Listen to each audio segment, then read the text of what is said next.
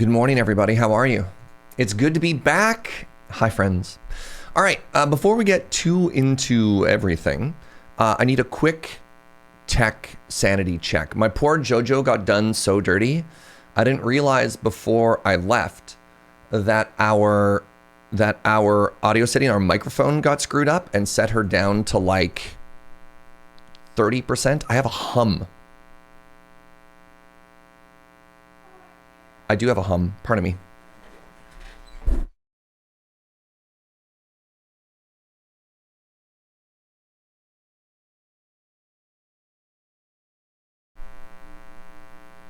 It made it worse. Please hold.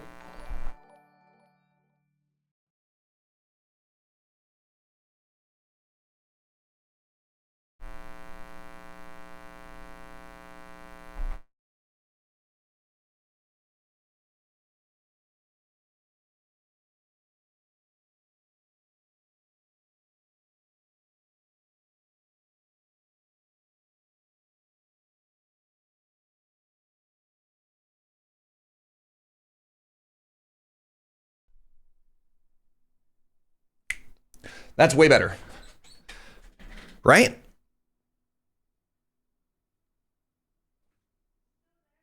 I fix it?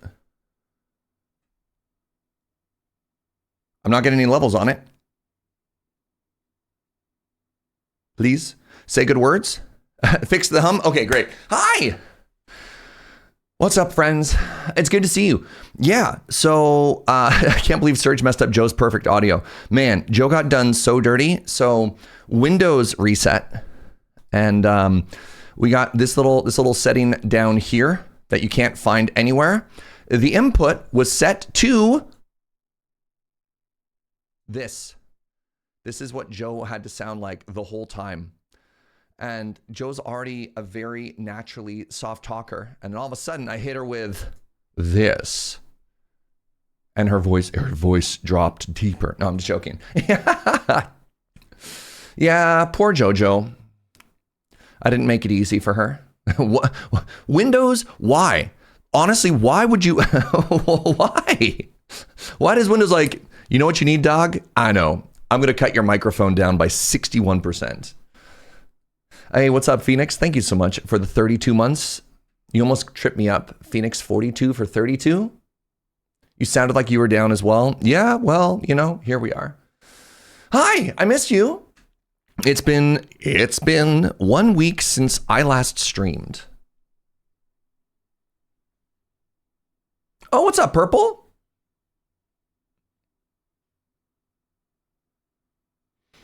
Sent me a DM on Insta. RK Post had some sick 40k tokens for my fourth. So when we finish the best of 3, I'll equip. Right on, friend. Right on. I appreciate that. I didn't even know RK Post was there.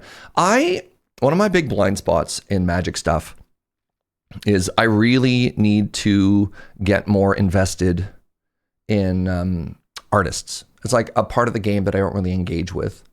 So maybe I'll spend all my money in getting my cards signed. We'll see. How was Toronto? Toronto was incredible, honestly. I'm going to put it in like some of the top Magic conventions I've ever been to.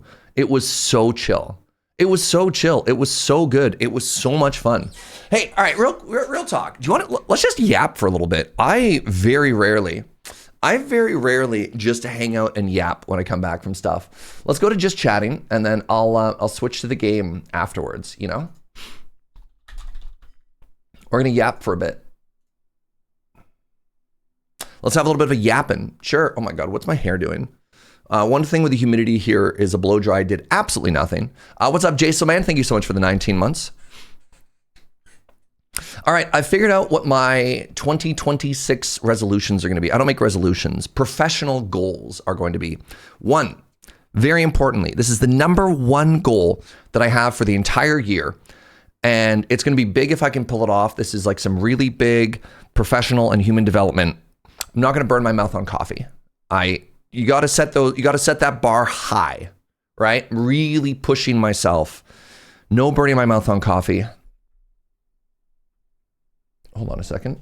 Oh, my slider's broken. Oh, that's exciting. The slider is broken.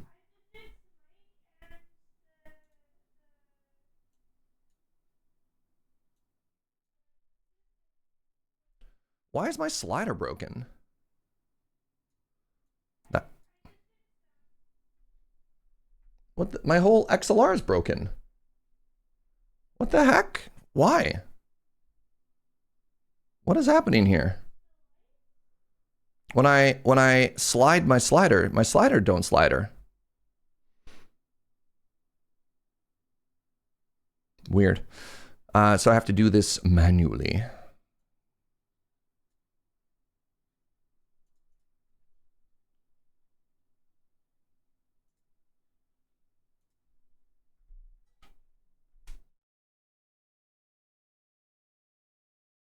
Why am I muted now? What the?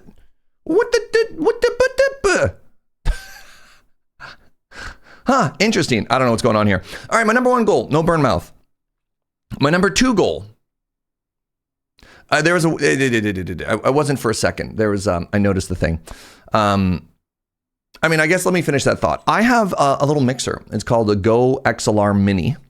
It's great. I've used it for, oh God, I want to say like 6 or 7 years now.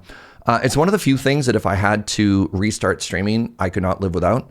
Like the Stream Deck's kind of nice. You can work around it, but like the audio mixer to be able to easily change my microphone to my game and balance all that, I couldn't do without. And now it's not, and it literally looks like, you look in the sound studio, you see the people and they have those like those sliders that they move up and they move down. I don't know what I'd do without it. And now for whatever reason, it's not working. And I hate that. I honestly hate that. And I don't know what I'm going to do about that. I'll probably just turn my computer on and off and it'll work. Okay, number 2. My number 2 goal, and this is the one that's going to be very challenging because it's something that I'm really bad at. I clear my throat a lot. And I got a lot of vocal strain because I talk constantly, like for my job. And I don't like it. I don't think it sounds good. And one of the things I worked really hard to do in previous years is I worked hard to remove the ums from my presentation. I'm not an ummer as much. And so if I can also get rid of the throat clears, I think I'll sound more professional. And B, I think it'll actually do long-term good for my throat. Yeah, no mouth burn, no throat wreck. Exactly. So, goals. Hashtag goals. I'm going to drink some honey and lemon tea while we're at it, So yeah, hire a vocal coach. This is less a vocal coach thing and more I just have to consciously remove. It's just like the ums, right? Like the vocal coach is going to say, don't do that. A vocal coach would be handy. Honestly, the other thing that I'd be interested in doing rather than a vocal coach is taking improv lessons, which is something I probably should have done like 7 years ago. But yeah, no, less throat strain. All right, let's talk about Magic the Gathering. I picked up a couple of spicy singles. Where are they? Did I put them all away already? Are they in this pile? Hold on. I want to show you Magic cards. Where did I put them all? I have 2 of them. Oh, there's number 3. See? Just cleared my throat. Cleared my throat, that's bad. I should drink water instead.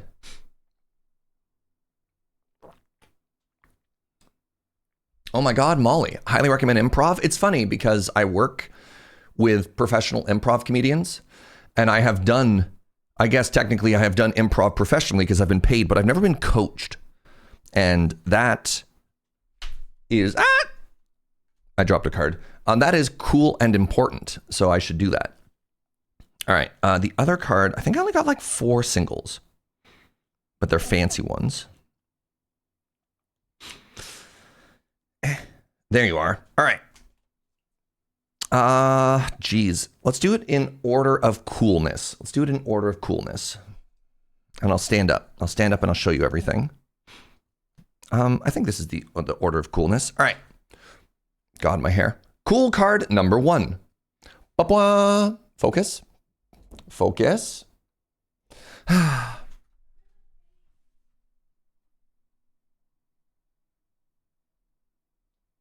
Ooh. I'm Surge. It's a Verge. Can I make it any more obvious? That's the Verge that I didn't have. Number 2. Ooh. Surge picked up a moon shadow. Moon shadow, moon shadow.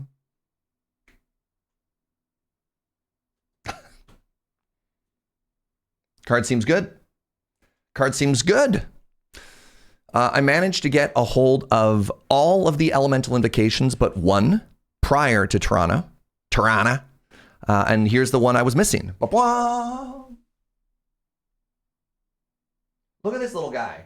Look at him.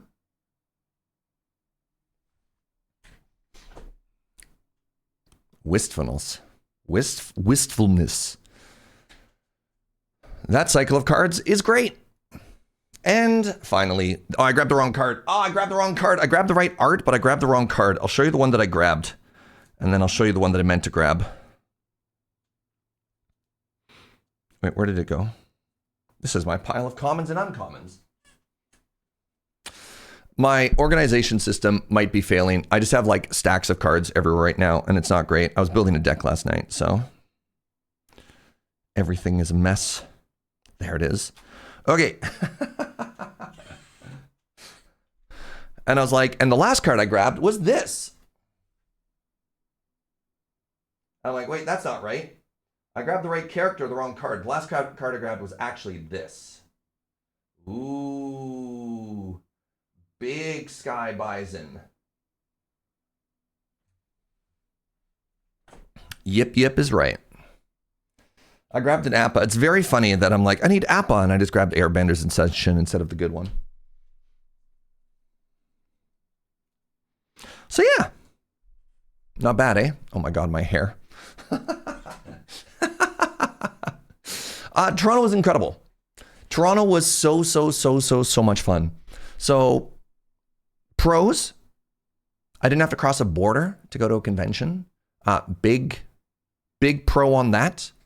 I love, we have a tradition whenever we go to the airport for these conventions.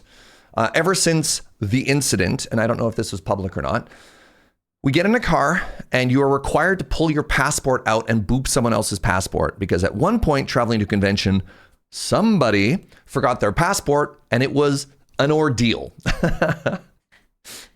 And so I get into the car and Kathleen is like, passport? I'm like, yo, we don't need a passport. We're staying in Canada. I just have my driver's license. And that felt really good. So yeah, not having to cross the border. A+, highly recommend. The size of the convention was actually kind of perfect. I don't know what final attendance is going to be. I want to say it was about 3,000 to 4,000 people, which puts it at the single largest Magic the Gathering convention in Canada ever, which is kind of cool. The main event capped, and then they bumped up the attendance, I want to say 3 times. So it ended at 1,800 for the main event, which was Saturday, Sunday. And then the rest was just side events. But like on Friday, I was talking to some of my judge friends. On Friday, they ran more side events just on Friday than they were expecting they would run the entire weekend. They were slammed. The vibes were excellent. Let's talk about, I think there's only 3 bad things. And these are all minor bad things. Number 1, this event took place in Toronto in the middle of winter. And on 2 of the days that we were there, it was minus 28 degrees Celsius. I don't know what that is in freedom units. Very chilly. They didn't have a coat check. So you showed up, right? You showed up in your long johns. You showed up in a big jacket, scarf, toque, mittens, right? And then what do you do with all of that crap? Honestly, they could have paid somebody. Even if you had like a toonie coat check, if you had like a $2 coat check, they would have made so much money. And it would have made everybody so much happy to not have to carry everything. Yeah, I know they line up at 40, but I know that 0 for us is like 32 for you or something weird like that. And so I don't know at what point they start to converge, but it's big chili. It's big chili. So yeah, they should have a code check. Number 2, they didn't have enough toilets. When the main event was between rounds, the queue to pee was dire. It was dire. Like 40 people lined up outside the washroom trying to get in. It's rough. You'd have paid like $5 to $10 for a code check. Yeah, right? Sounds like a classic Magic Con. Magic Cons are in convention halls, which have way more washrooms. This was in like an exhibition hall. So it was even worse than a Magic event. Like the washroom situation was dire. Same problem at PAX East, just a massive snaking line to the toilets. Yeah. I mean, I guess if every convention has a toilet issue, I don't know. I'm just thinking about like sports stadiums and concert halls. They seem to have figured it out. I don't know. Maybe not. There are some venues that know how to handle bladders. This was not one of them. And number 3, and this is extremely minor, they could have had like one more food truck. Because they had 2 food trucks and like 1 small concession stand. And it still felt like it took about 30 minutes to get food, which was kind of tough. I don't remember Atlanta having a bathroom issue. I don't either, but that's fine. Yeah. PAX East is way too big for the number of toilets. And that's also an immense space. Interesting. Yeah, I could have used 1 more food truck. But like, apparently all the events fired really well, right? Like attendance was good. Vibes were good. The main event was good. There were magic artists. The creator area was adorable. I got to hang out with like a bajillion Highlander players. That part was great. It was pretty fast on Sunday. I mean, yeah, the final day, we grabbed lunch at like 3 or whatever in off hours. But I mean, I tried to get food I ate in the convention hall on Friday and Sunday, and both times. I don't know. I feel if the lineup, if they had 1 more truck, it'd have been even smoother. But so it goes, so it goes. Oh, pardon me. Yeah, there you go. That's the Serge Jaeger face-to-face Spotlight Eclipsed series rundown. Hey, what's up, Learzel? You will see more of this when the VOD comes out. When the VOD's the wrong word. I was in charge of the camera blog this time for Loading Ready Run stuff. So be kind. It was my first time ever doing a like video blog style vlog, or the Surge vlog, the Svlog. It just rolls off the tongue. And I'm not sure if I tell a good story, right? Because, a story, you don't just want like a series of completely unconnected, like 15-second clips, right? You really want it to tell a story from start to finish. And I don't know how well I did on that. So I'm curious to see your feedback. The Svlog. Yeah, right? You're great at B-roll though. I mean, there's going to be a lot of B-roll. I don't know if there's going to be a lot of S-roll though is the issue. The part where I actually yap about stuff. What is my hair doing this morning? Whatever. We're growing it out. Did I film my shoes while walking? You'll have to watch and find out. You'll have to watch and find out. I also like that Joe spelt it Brol.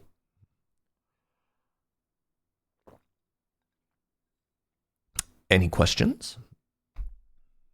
Any curiosities about the whole thing? How did I survive the cold? I grew up in Alberta, minus 28. It's cold, but it's not bad. I wore long johns. I had a scarf. I had a toque. I had a big hoodie. The answer is layers. So t-shirt, hoodie. I had a down vest and then a windbreaker. Did I have fun? Incredible. Favorite event of the weekend, free jamming Canlander games the whole time. I had so much fun. Yo, actually, all right. So bit of a brag, not even a humble brag, bit of a brag. I was running pretty hot the whole weekend. Like I won a lot of games of Magic the Gathering, which is kind of fun. And on the final day, I'm playing this girl, and she's like, "Hey, I'm pretty new to Magic. I've only been playing Magic period for like 18 months." And my friends really got me into Highlander, and I'm pretty stoked on this. And I'm on Gruul Monsters, and like, let me know if I make any mistakes. I'm like, yeah, that's cool. And the game gets into like a bit of a stall. And then she's like, so just as a heads up, I have like another event we need to go to. Is it okay if we just play a best of one instead of a best of three? I'm like, yeah, that's fine. She's like, okay, great. Price of progress kill you? And then just like, just like evaporates afterwards. Oh man. I was like, all right, you know what? You did ask if we could play a best of one before you just annihilated me. So that's one of like 2 matches of Magic I lost the whole weekend. I love it so much. I'm like, let's go. Bravo, right? Right? So we didn't get any Dan. I've only ever played a single Dan once in my life. And that's okay. I don't know. I only have so much time for so much Magic. And that time is focused on good old Canadian Highlander. Brutal. No. Look, it's fair. It's fair. She asked, right? She asked, and then she murdered me. Like, what do you do? I don't know what physical action better represents what she did to me. I don't know if it was one of these or one of these, like the goodbye, the fadeaway.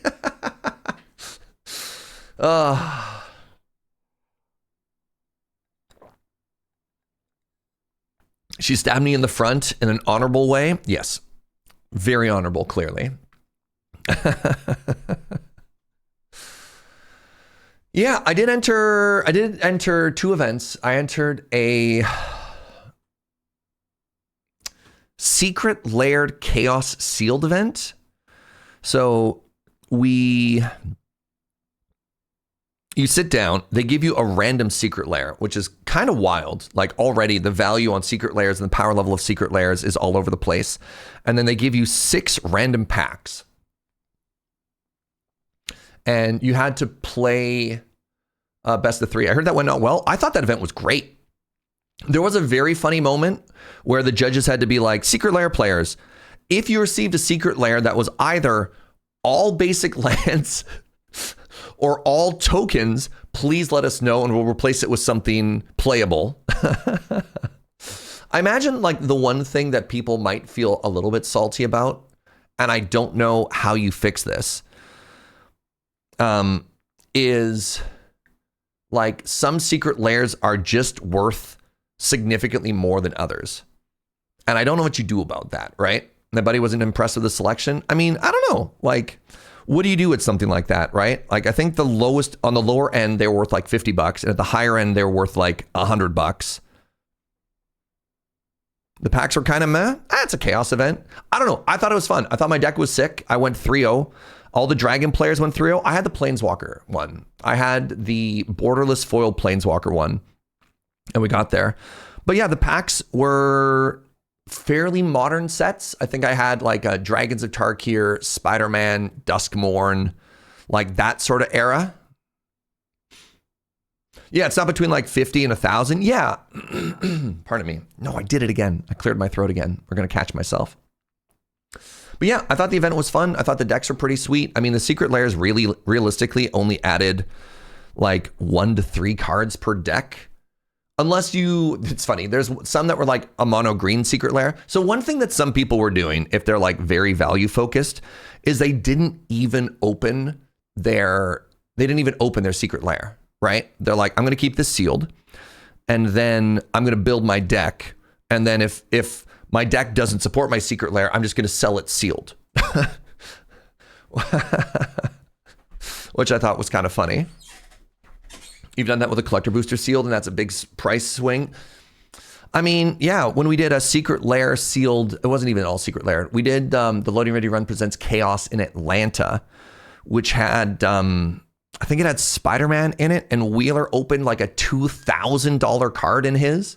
Like, Magic the Gathering in 2026, y'all. I don't know. What do you do, right? That's just sort of what's there. But yeah, I thought that event was fun. Maybe I also thought it was fun because I won, but you know, that event was fun. Awesome. So yeah, that secret lair event, I went 3-0 and I think I ranked like 4th out of, I don't know, about 100 people. And then I did a event on Saturday, which was, Mystery Booster.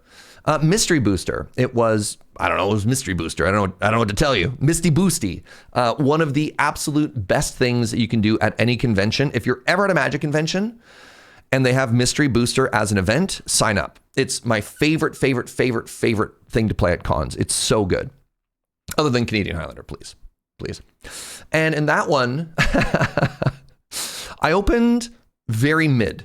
Like you can really high roll. You can get like, Uro. You can get a dog, like 3 fairy, Minsk and Boo, like Comet. Like there's so many bombs in that. And I did not hit any bombs. And I went 3-0-6-0 and I had the best. I literally came first. When they did like win percentage and opponent win percentage, out of 100 people, I went first. Like I'm saying, I cleaned up this weekend. And my deck, I think I posted a photo of it on Blue Sky. My deck was, obviously my deck was good because I won with it. It was really funny. Cameron looked at my deck. And was like, you didn't really open anything that exciting. Congratulations on the 3-0. But yeah, like my rares that I'm playing were, can you see this? Did I switch the scene properly? I did. Archivist of Ogba, which nobody searches in this format. I'm playing Iona, which I should not be playing. Iona is not good. I don't think I ever cast it. I had Vindicate, and I was splashing green for Pernicious Deed off of, I had a City of Brass and a Shimmering Veil. Someone needs to clean their phone lens. Look, all right? Everyone's a critic, okay? But yeah, I just grinded people out with value, right? Cleric's Class was incredible. Ill-Gotten Gains was incredible. Every time I cast Supply Runners, honestly, the card that performed the best was Savage Gorger. This is a 3-mana 1/1 flyer that every end step, if your opponent lost life, put a +1/+1 counter on it. That's all you got to do. Never actually cast Pernicious Deed. I never saw this. I never resolved this. Have a good one, Purple. Thanks for stopping by, friend. Yeah, sometimes you don't need the spice. You just need like a really solid midsection of your deck, and I just grinded everybody out. Yeah, 3-0-6-0. Didn't drop a game with that pile. Pile, comma, affectionate. So, one sec.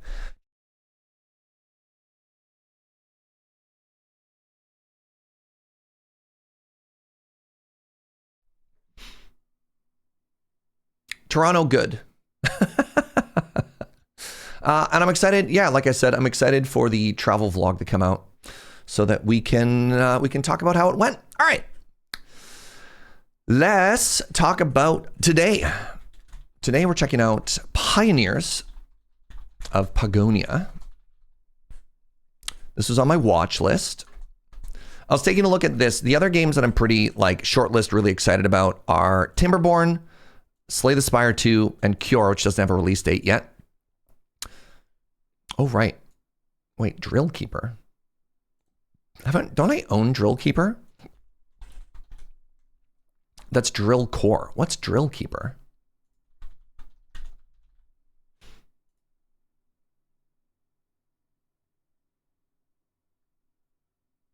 A drill-powered roguelike deck builder. Oh, right. Yes. I remember now. Timberborn now has a release date. Yes. Yeah. It's March 3rd? Question mark? It's around there. So I'm excited about that. A new March 5th. Thank you. A new game. Oh my God. A new game just came out as well that some people in Discord are recommending to me called Rogue Factory, I think. Which a lot of people are kind of excited about. It's like, what if a factory game hit a Vampire Survivor? And it's a little bit interesting. Oh, neat. It got more positive. The reviews were mixed on it so far. A lot of people just being like, this has really good bones. So maybe something to check out, but You tried to play Gnorp, couldn't make it click for you. That's fair. Sounds like it'd just be kind of like a one-off day for me, so it goes. Your brain likes vampire survivors, but your eyes don't. You know what? That's okay. That's okay. Not every game needs to be for every person, right? Let's fire this up. Now give me a second here, because apparently with my soundboard being broken, it's going to take me an extra second to like make sure everything sound good. I'm so annoyed. Okay, the mute buttons work. That's good. Why does nothing else? Why don't you work? Sorry, I'm okay. He was in fact not okay.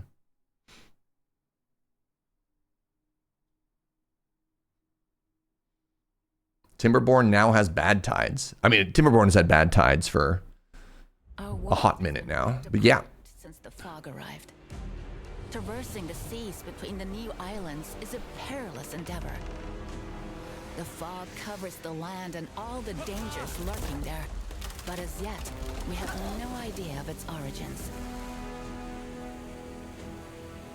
No one knows if our leaders are still alive. But if anyone can find them, we can. We will track down our lost tribes and face the dangers that lie in wait for us. After all, we're pioneers.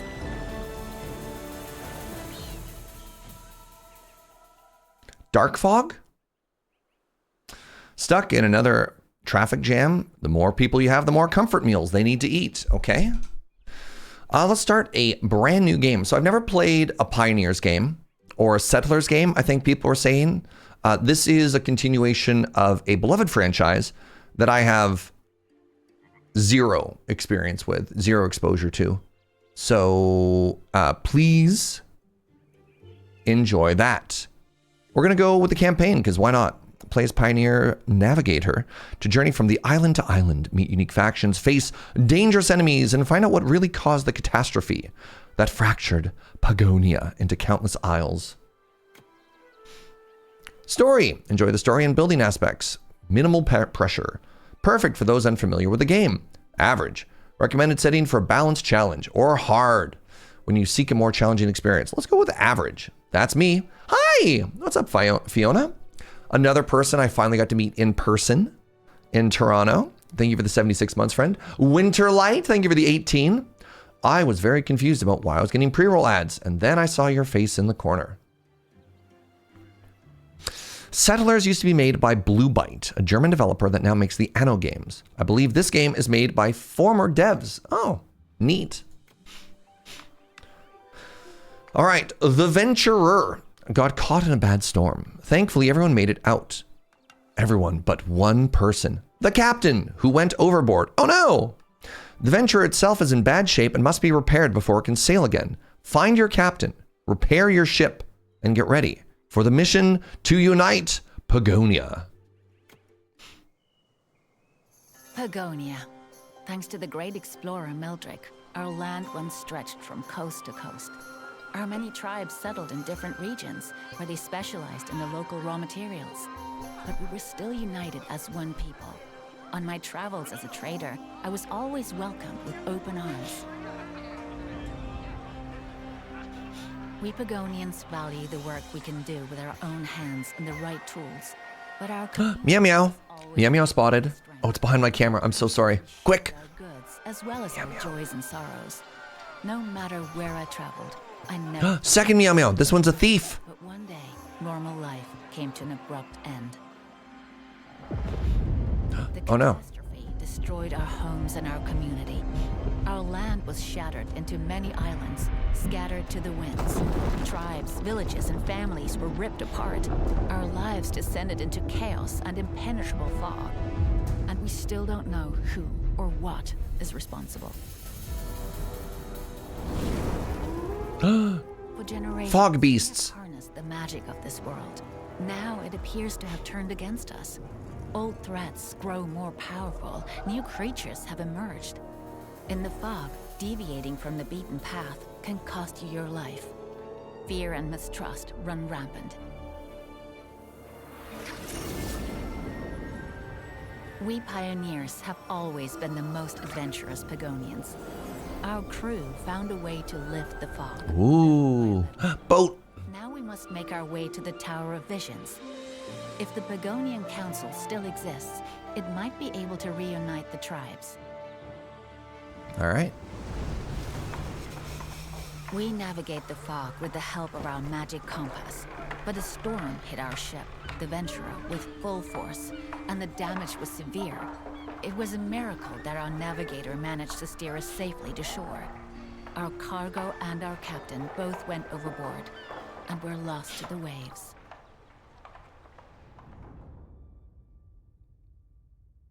Morning, Fry. Yeah, this is the campaign. This isn't like a free play map or whatever. By the ancestors, what a storm! We're lucky to have made it ashore. Is everyone all right? Is anyone hurt? I believe we've overcome it. But oh, no, look at the Venturer. Any tree trunk would fare better on an ocean than our beautiful ship. Wait a moment. Our captain! Not since the storm tore our sails apart, Captain. Captain! No! He's not here! One of the dinghies is missing too. Maybe he went overboard but was able to release the boat on the way. Oh, convenient. By the ancestors.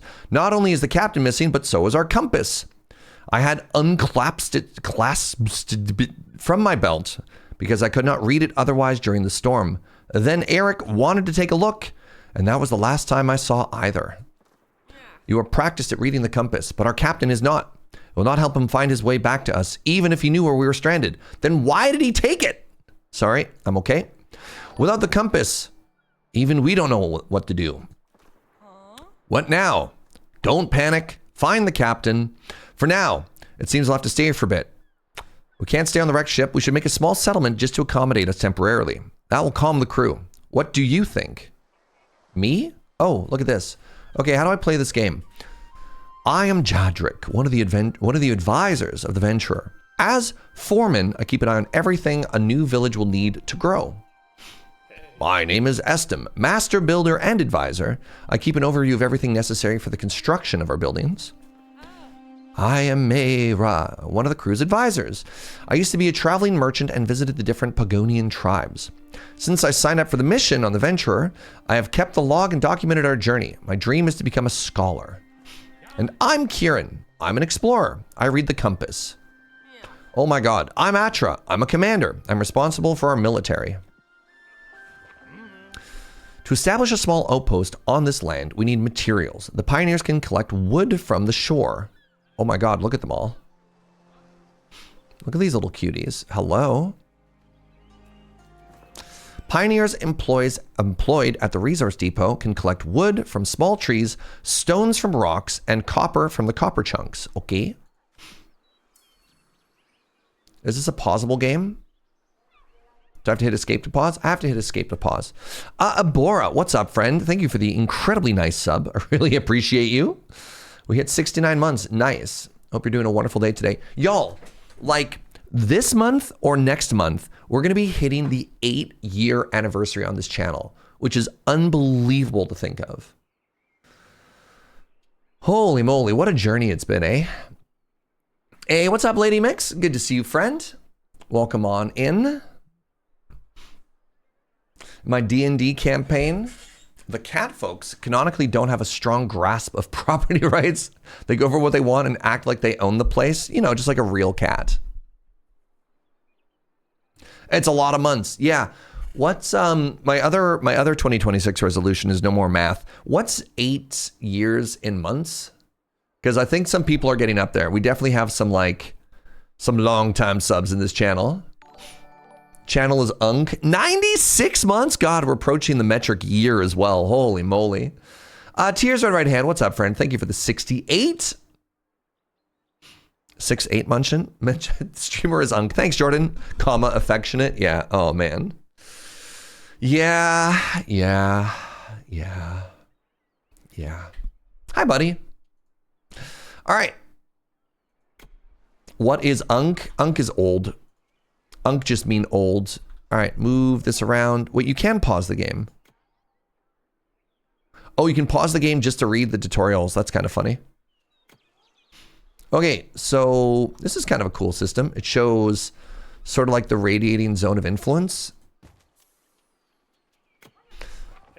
The carriers can transport all materials and goods for us, but they need to pay the buildings to be connected to the road. So just be like, hello, fellow kid. I'm trying to remember, there was like an interview with Steve Buscemi, and somebody was like, how does it feel that despite all the roles you've played in your entire career, that the most memorable one, or the one that makes the most traction, is like a 3-second clip of you holding a skateboard saying, hello, fellow kids? And apparently in the interview, Steve Buscemi immediately fired back and said, excuse me, I was holding 2 skateboards. And that's kind of incredible.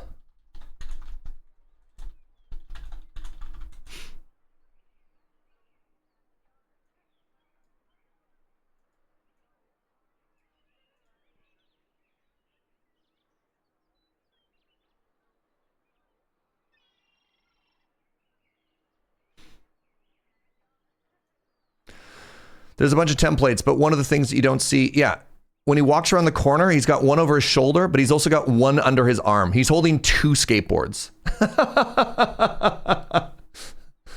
So, you know, love that.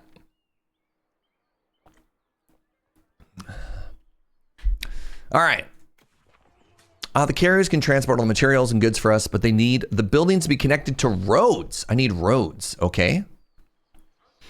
To where and from where? All right, what do we do here? Oh, I mean, it's got to be a grid, right? It's got to, oh, wait a second, hold on. So I go here. All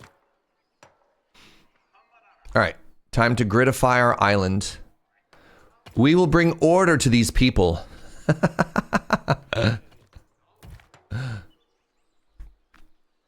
We'll require more tools and the new construction materials soon. There are stones and copper deposits nearby. That should be enough for now, but we should build a few resource depots, a few more, so we can collect more stuff and bring it back. Interesting. I like that the roads are free.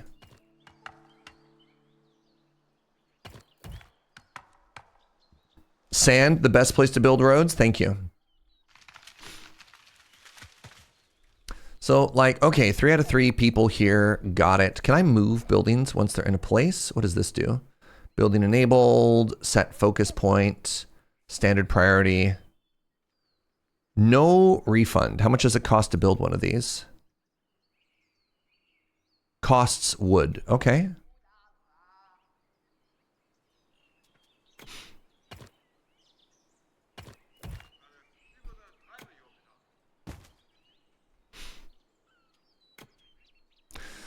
On the right side of your screen, you'll find objectives, which inform you about the next steps. Great. Gather stone. Has nobody gathered any stone yet? That's fine. We'll get there in a second. Let's keep this grid going here. Just slap another one of these bad boys down. Up at the top, we can see our resources. Oh yeah, we are wood rich. Wait, what the? Copper. There's all big shiny over there.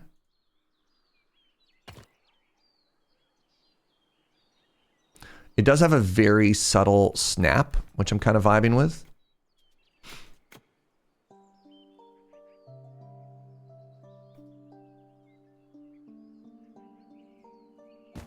Oh God, no. Our people need a roof over their heads. Yeah. Once we build them huts, they can move from the venture and begin their tasks. We should start construction immediately. Okay. So how many people? This houses up to 8 people, and I have a total unhoused population of 39. Oh Lord. So that means I need like 5 of these. I'm gonna need food as well. Goodness. This one's facing the wrong way. There we go.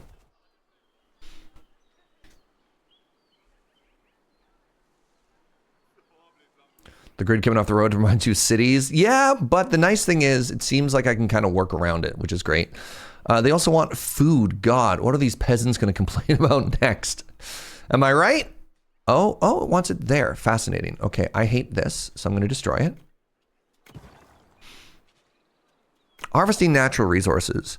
Construct buildings that harvest natural resources close to the suitable resource to optimize walking distance. Yeah. Resources in range of the building are highlighted. Use the focus point to move it. That's kind of cool. It's got a focus point somewhat similar to, goodness, what was that game called? I'm a big fan of Farthest Frontier, right? You can both build the building and then also just like have it end up wherever. All right, so we got a food supply. Seems like it wants to be built right here. The node is a little bit janky, but you know what? Who amongst us isn't a little bit janky, right?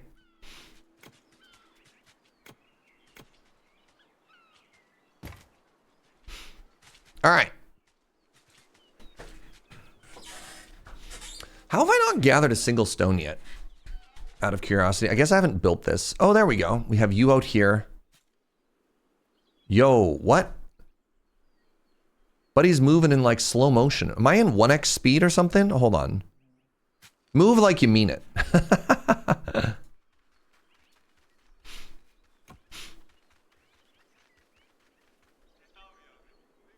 Little highlighted circles only for this mission. I mean, I don't even think that's the optimal place to put it, right? If this is where the berries are, I would think it'd be better here. I think they made it bad, personally. This little border is kind of neat. Now that we have a rudimentary settlement, that is reason to come together and celebrate. Even in dark times, it's important that we stand together. Heck yeah. Our carriers have moved into huts where they will prepare their own meals as long as there are empty beds in their home and ingredients for their meals. They will provide offspring. Okay. Love that band. We should expand our territory into the direction where our foragers can gather more food. Sure. Land does not claim itself, and the borders must be secured. We need guards, and for that we need spears. No problem. We need a basic tool workshop, okay? Build huts or other residential buildings until they offer more space than your population requires.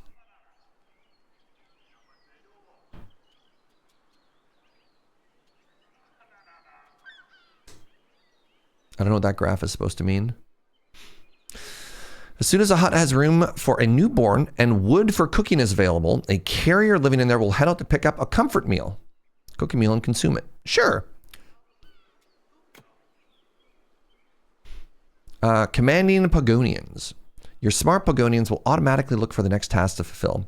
Pioneers will raise buildings you requested, okay, in the order you built them, so priority is order, okay, that's fair. Carriers look for the most urgent missing supply and transport them from one building to another. Workers man buildings and gather enabled resource types to craft thingies. Sure. So I have 30 carriers. Build more huts and make sure your carriers have enough living space. Okay. Can I fit 2 more in here? So although it shows the grid, it actually looks like there's a lot of space to move stuff around, and I think that's kind of cool. Pioneers craft basic tools here. Oh, did I nail the size? No. No! Oh my goodness, this road is off by some uncountable number. Now, can I destroy roads is a very important question. And if I can't, why not? There we go, I can. Sick, okay.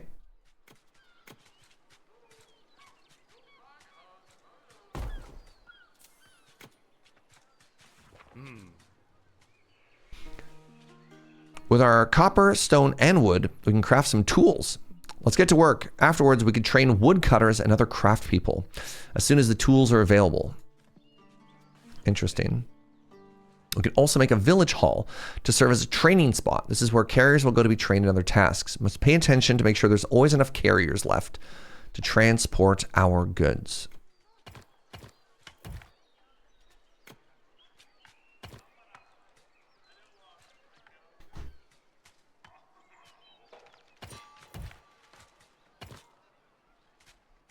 What do you mean obstructed by road? I hate this node. Get out of here. Get out of here, you hoser.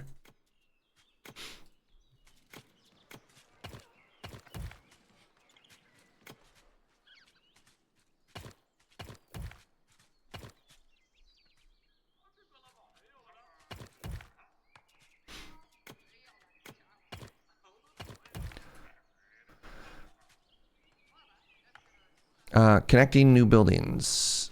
Click the construction site road marker, confirm. What?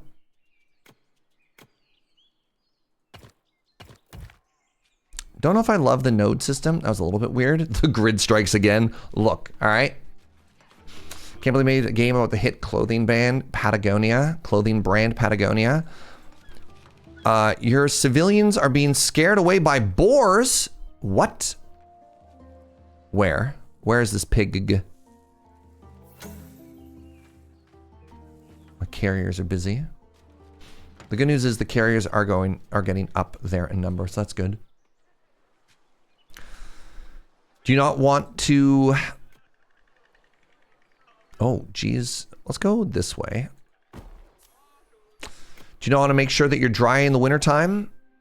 More time will pass until we can find out what the fog harbors. First, we must get the Venture seaworthy again. Okay. I feel like I'm getting interrupted a lot by the tutorial so far, but that's okay. It is the first mission. After the storm, I also discovered this strange rock on the ship. Is it resin? Either way, the fog draws back when we go ashore with it. Study it closely. Could it help us lift the fog on the island? Maybe. But we must be careful. The rock's effect seems to unfold when it's warmed, but it could be magical. And magic becomes unstable and dangerous when under too much pressure. The rock is large enough to grind some of it into a powder to give to our guards. They'll be careful with it. If they scatter small amounts of powder while placed near the border stones, we can test our assumption to see if it makes the fog go away. Oh. Interesting.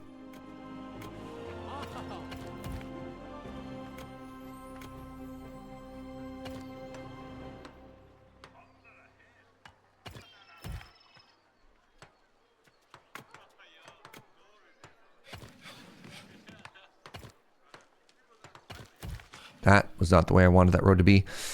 That is not a 90-degree angle, my friends.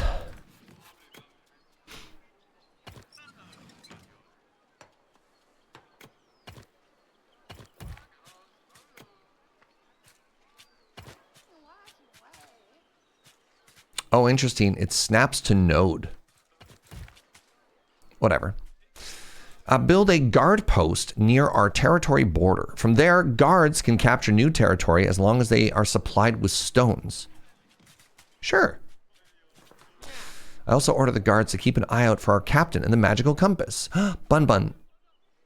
Wow, it's magical.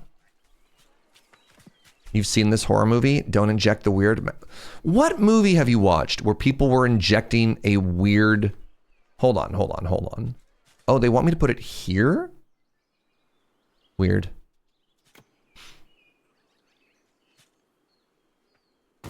Oh God, I do not want two of these. You have to double click to confirm a road placement. So I also did that for the guard tower, and then it built a second guard tower.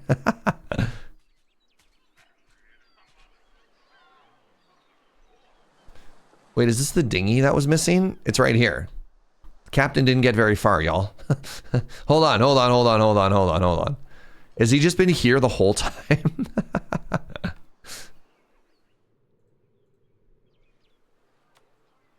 Boar. 1 attack power. Scare civilians. Okay.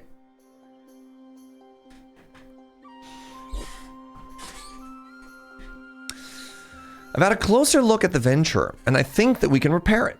I sketched the plans. We need materials. Soft wood, trunk, cloth, and rope. I'll work out the exact numbers. Okay.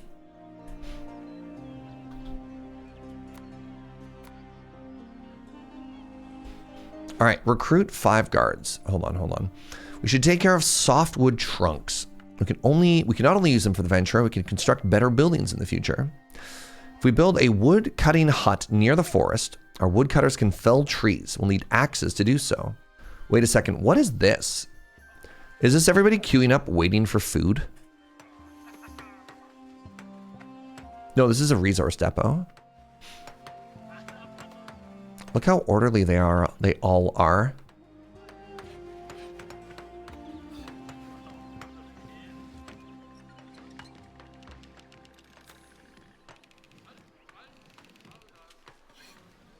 Are we only like picking up branches or something? Like, what are we... Apparently I wasn't even chopping trees this whole time.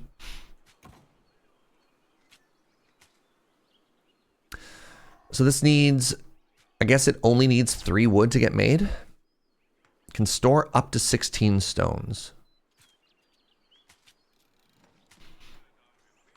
Used by guards to mark the expansion of controlled territory. Wait, so like, we literally just take stones and... Oh no, the bun bun! Is it just sleeping or did we kill it? Died. Habitat overpopulated. Oh. Too many bun buns. That was so sad.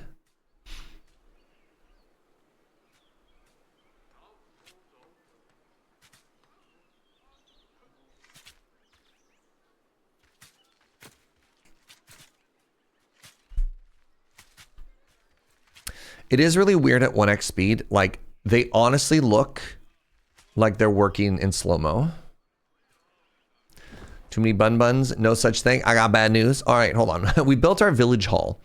Guards, additional pioneers, and other basic military and construction units can be manually ordered at the village hall. Economy buildings that require new staff with equipment will automatically order workers to be trained at the village hall. The village hall displays all requested workers and the required equipment. Okay. Oh. We built into the hill and this is what happened. Interesting. So I guess we should learn in the future which way for roads to be oriented so they don't... maybe I don't care that much. All right. So, recruitment. Okay. A bunch of carriers. So it wants me to have 5 guards, right? That was one of the golds that we had. Recruit 5 guards. Wants me to build a second one of these as well, eh?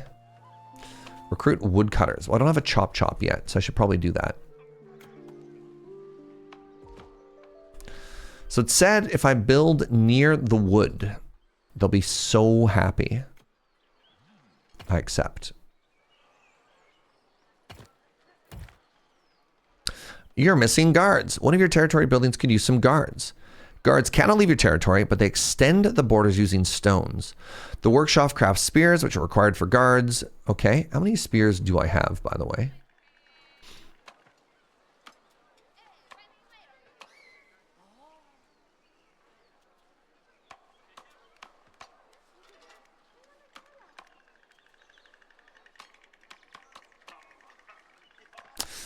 Produce on demand. So we're at a deficit of 5 spears. Interesting. Okay.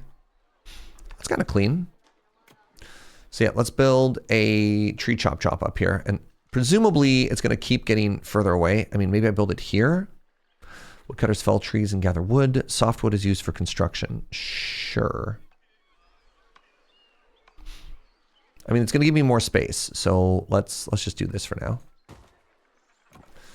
And then what I want to do, I want to zero the focus like there, I think.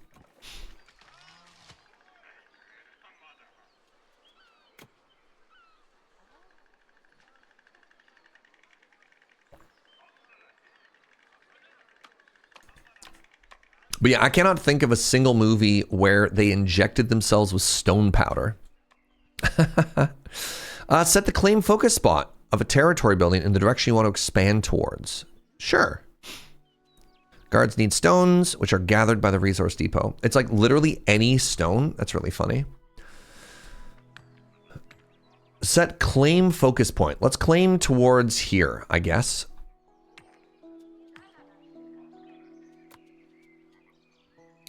Enable claiming. Attack. I think this is good. I'm going to assume that this is good. You disabled claiming. Okay, well look, in my defense, if I click on it, it says enable.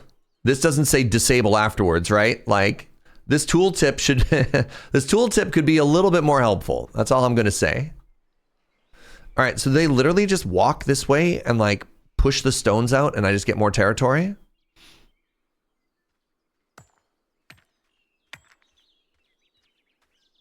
Bun bun.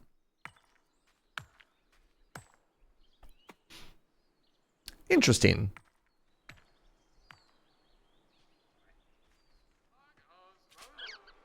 I'm trying not to do too much at once here. So I have like a more controlled understanding of like what the game wants us to do. The game does want woodcutters. The game also wants a second expansion thingy. Oh, well, that's unfortunate. You know what? That's good enough. Let's put those side by side. They can be besties. Are we stealing the Bun Bun's territory? There's no reason to believe that we cannot both live there. The storm destroyed almost all rope. If we craft enough rope, we can replace them, but we need flax. Okay. Discover flax. Would love to. So I need to recruit 3 chop chops.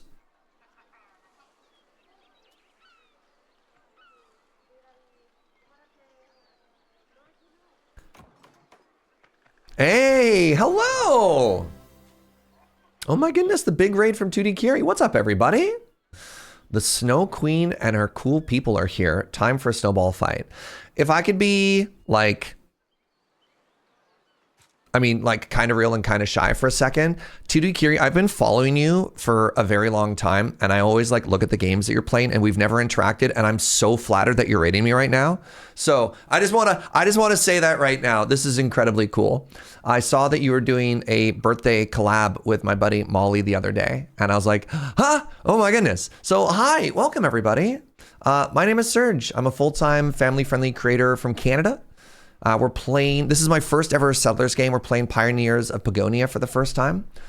So welcome on in. We've got a really friendly community. You know, feel free to say hi and see how it's all going. And yeah, welcome on in. I play a lot of like city builders. I play some strategy games. I play some roguelikes. Basically the intersection between like, is it cozy and does it need a spreadsheet? Which is a very odd intersection, but there it goes. Someone in my community mentioned to me recently saying that a lot of our content aligns. I like what you do. Yo! Super flattering. Super, super duper flattering. Yeah. So welcome. Cozy spreadsheets, right? Why not? Right? Like that's a vibe, isn't it? I just got back from a Magic the Gathering convention. My voice is a little bit shot. I mean, I typically sound a little bit raspy, but you know, there it goes. But yeah, go check out 2D Kiri. I mean, honestly, the Venn diagram of games that we play is pretty close to just being a circle, which is kind of fun. So yeah, highly, highly, highly recommend. Like, legit, I think I've been following her channel for like years. Just lurking, just hanging out. I wonder if it shows. Following, oh no, this is, no, the other way around. That's my side. Did I enjoy Toronto? I had a very good time. I had a very, very good time. I did like a 30-minute just yapping about the whole con at the start of the stream. It was great. It was great. So yeah, welcome on in. If you have any questions about like our vibe or what we're doing, don't hesitate to ask. Like I said, we tend to be pretty chill here. So yeah, this is Pioneers of Pagonia. This is a brand new sort of like successor to the Settler franchise. Oh, there we go. Serge has been following since September of 2022. Oh my God. Like 3.5 years? Holy moly. You enjoyed this a lot? Awesome. Yeah, I've never played a Settlers game, and which is really funny because people will be like, oh yeah, the expansion system, that's exactly like Settlers 2. And I'm like, sure, you know? All right, we've expanded that way. Let's backfill now. This is really odd that I've missed this though, because this definitely feels like one of these games. That's the thing, I don't know how I missed Settlers, right? Like I was jamming this sort of genre of game the whole time. So I don't know what's up with that, right? But you know, so it goes. All right, our guards worked hard on expanding our territory. We can construct more guard posts if we want to go even further. Neat. I discovered new forageable plants. A mushroom. This game reminds me of Farthest Frontier. This one looks way cozier than Farthest Frontier. So far, nobody's contracted dysentery. Nobody has been mauled by a bear, you know? I understand the vibe. Now, what I really want to find out is, can I fish? That's how you know we'll be hanging out. So far, no. Raspberries, mushrooms, and flax. Okay.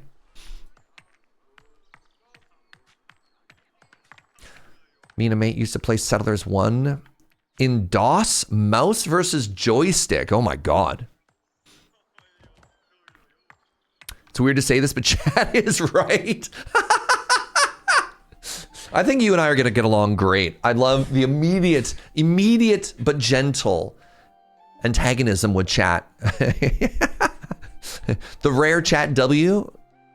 All right, so apparently I have a deficit of homes, so I should fix this. I should give my people somewhere to live.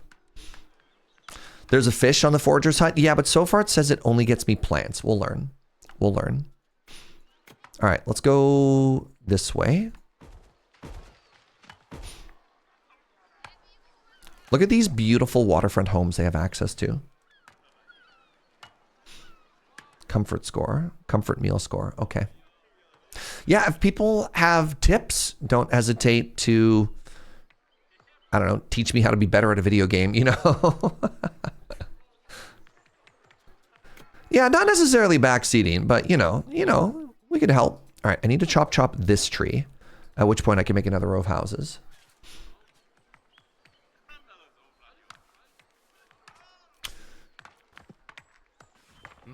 We found flax. Where? Oh, that seems so far. And there's big angry pigs in the way. Spooky. Let's engage in combat with the pigs. No, not another bun. Oh. This is very painful. Look at them. This bun did nothing wrong. Why is it dead? Died of habitat overpopulation. Can I at least do something with it? Like food? So heartbreaking. It's so cute. Oh, I could get more food up here. I think we should do that.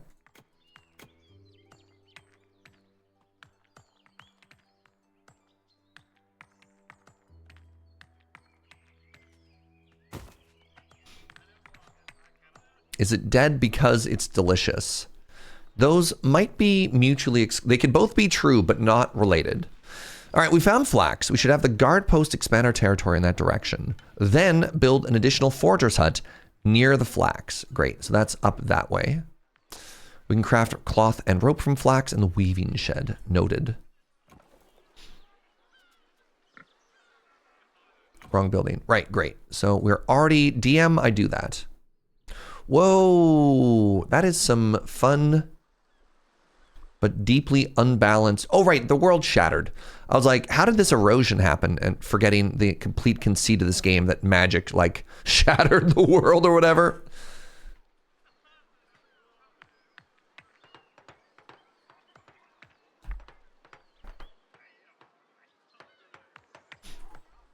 What's that, my love? I'm doing my best. So my 2026 professional goal for myself is I want to start clearing my throat less. Wait, no, they got scared by boars. Wait, my units are being attacked by boars. Victory! Oh my God, no! But at what cost? Oh, geez. Oh. Huh. That's awkward.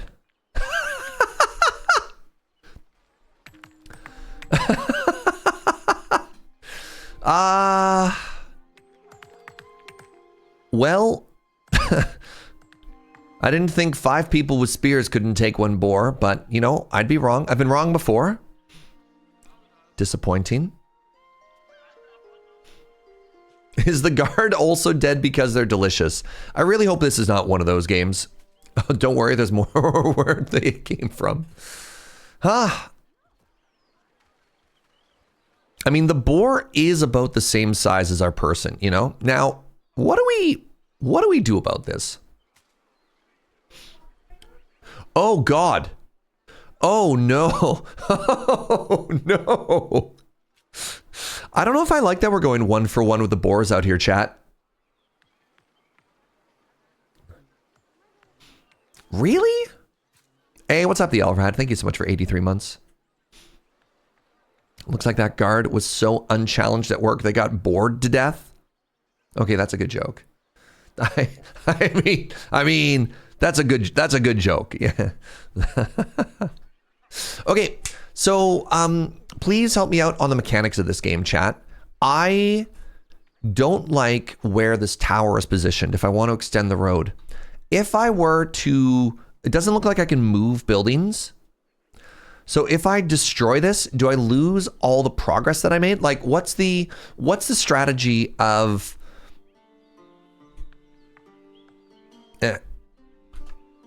I don't have good words for this right now. What is the strategy for, right? Like I build the tower, right? This is the tower. And then the border expand. And then I want to push out and I want to build another tower. You can move the radius of the building. So you don't even bother leaving it. You just keep it where it is and just interesting. I kind of figured there'd be this movement where you like, you know, you just keep pushing them further out. Like you either move them or you destroy them, but you don't. You just, I also just realized I drew a smiley face.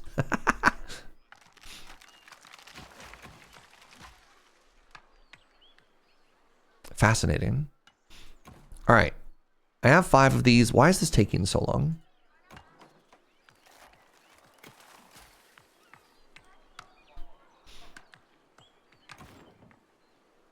Oh, did I not challenge? Challenge is the wrong word. I should have, there should be 10 of these.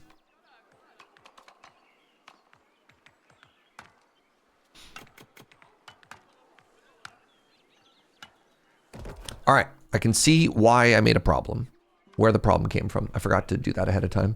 You want to keep the towers inside of your territory in later missions. That's good to know. All right, the Venture's repairs are doing good progress. These runways really make me long to be at sea again. Sure. Oh, it's cute. What are these? That seems impractical. But you know what? Here we are. That's fine. Oh no, the trees are regrowing. Okay, well, this is fascinating. Can I build over top of this or no? Huh.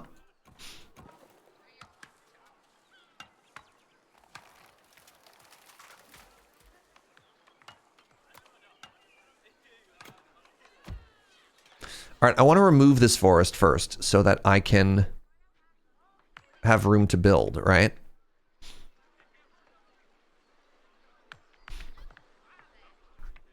All right, we have second food. That's good. What is this? Softwood trunk, sure.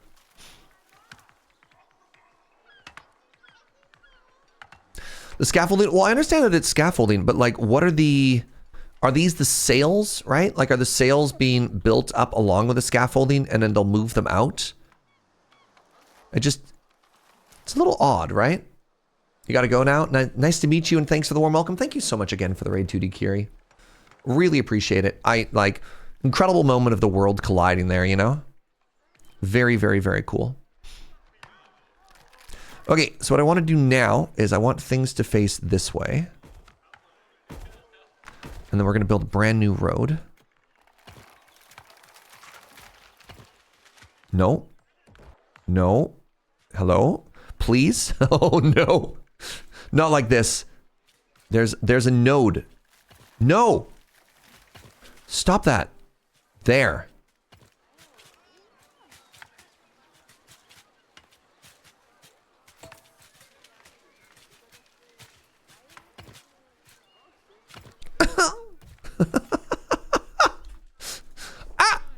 We found our magic compass. If we claim the area around there, one of our carriers will take it back. Okay.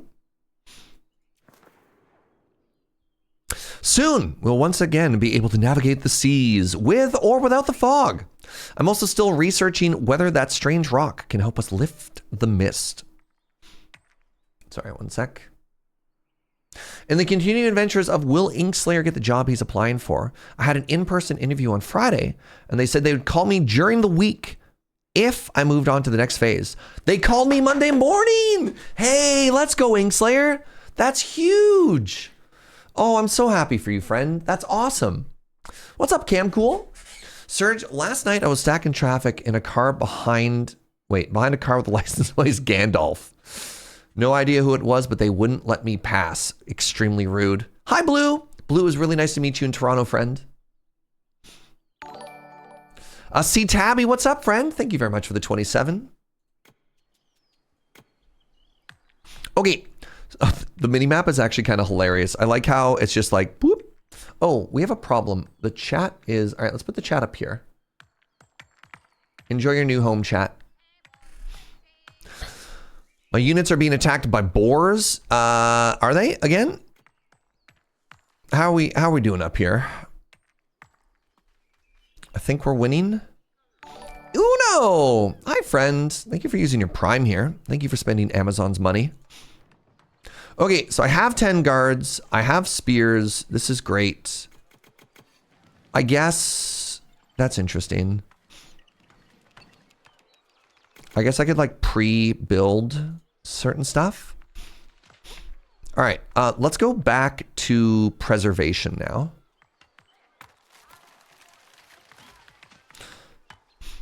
And let's move that focus point to up here.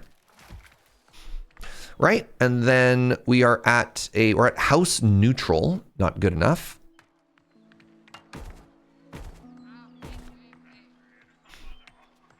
Love me a good grid.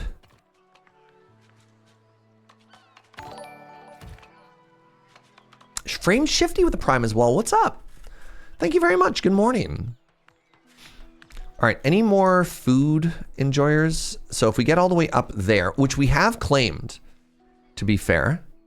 If I get all the way up there. Point of interest, a piece of wreckage. Right. So build a forager's hut near the flax. Now flax could also, oh, right. I understand everything. They want me to build right in it, huh? Isn't that bad? Doesn't that mean I'm going to cover some of the resources?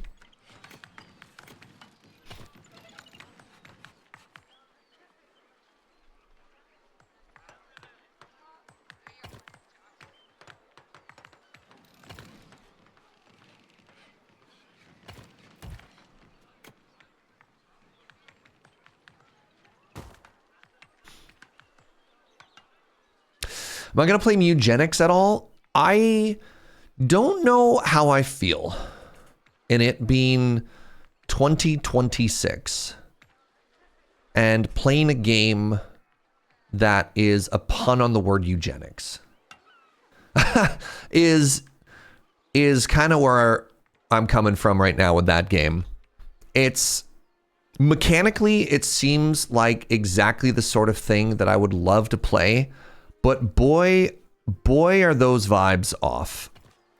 I don't know. That's my current mood on that one.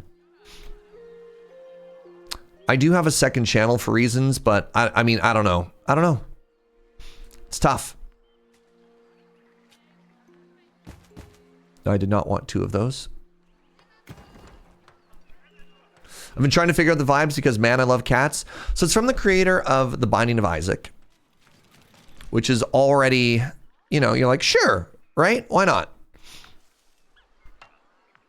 Kind of feels like I'm going to have to move my food production out a little bit further here. You know, I can just do that right now, right? Let's just do this here. And then assume that once these are built, I'm going to get rid of both of those. Yeah, good night, Measure of Hope. Like, that game could be named literally anything else. How are we doing? Did we win against the boars this time?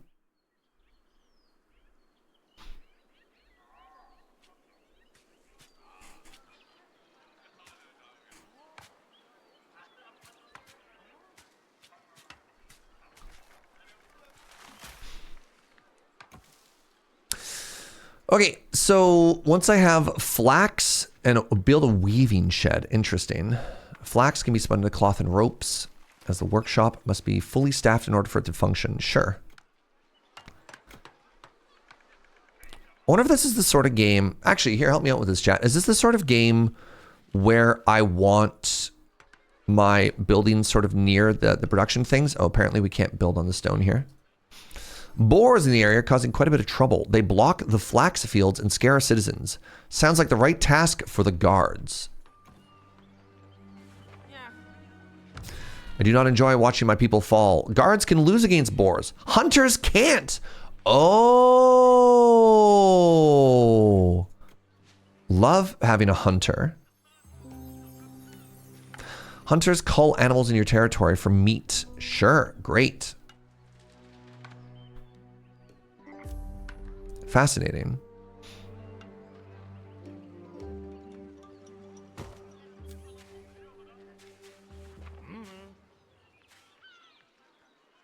Yeah, mechanically, I keep hearing people say that eugenics is like possibly kind of like the Binding of Isaac, possibly another like all-time genre-defining strategy game, right? Like it seems really, really, really mechanically good, and I just don't know, you know.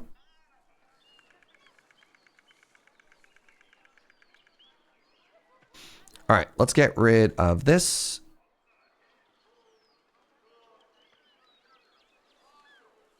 Yes. Let's get rid of this.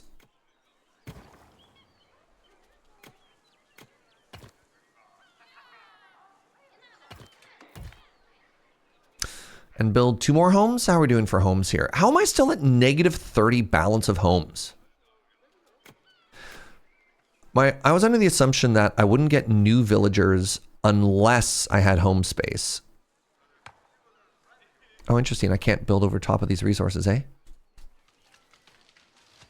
Fascinating.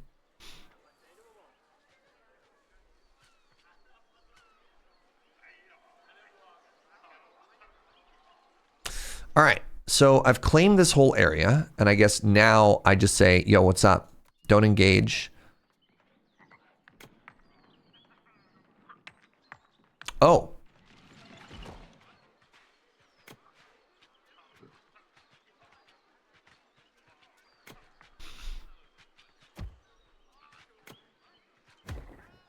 Interesting. Okay, so this does have to sort of stay on the inside now. I don't think I can claim anymore here.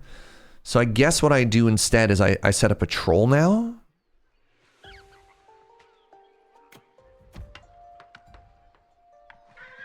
I guess I could claim up in this direction, right? Set claim point there.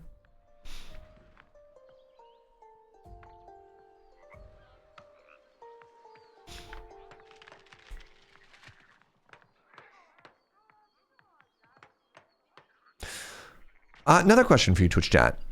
Am I always going to be in a housing deficit? Like it feels like the goalposts keep moving on me here.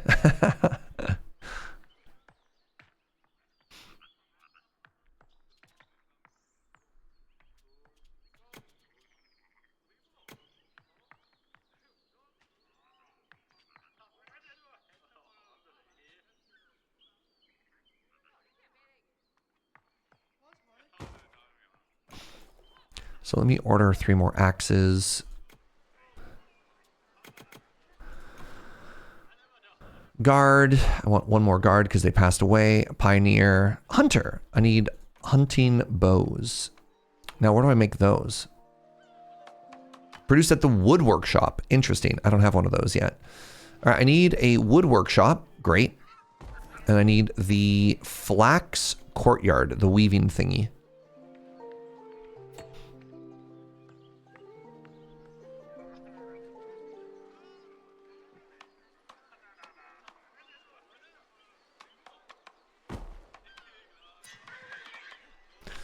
You're being scared away by a boar. All right. Eventually we won't be. So now that I've told them not to engage with the boars, that's great. I'm not dying. However, I'm getting a little bit bullied.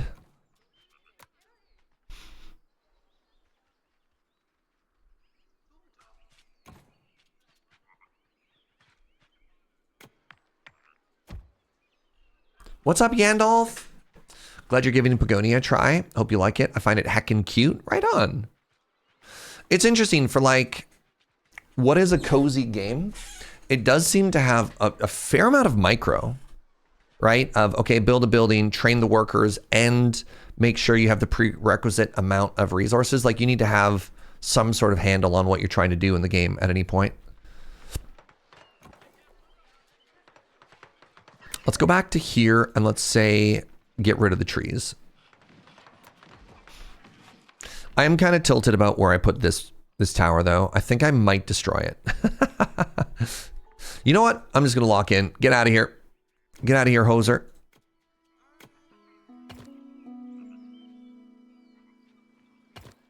I know you told me earlier that I could keep it, but like, what if instead I put it there? Doesn't that just look better? Right?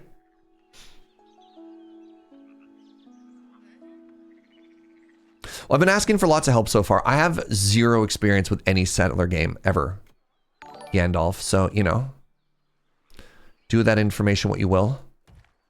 Hey, mop. Thank you so much for the prime. I really appreciate it.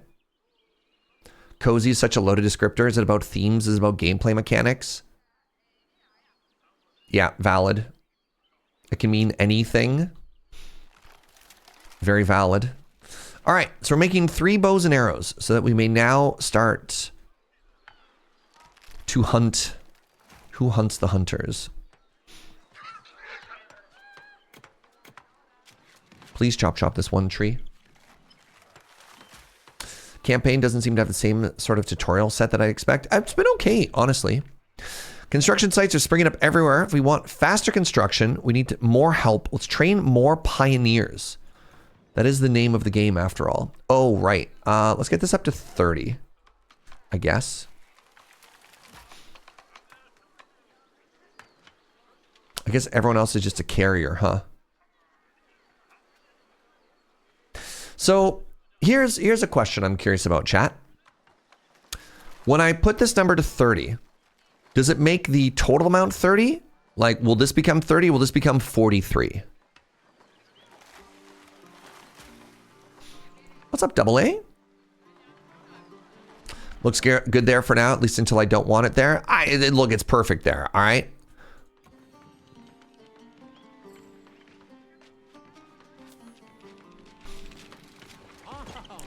By Meldrick, finally the compass is back. Now I'm no longer lost in the fog.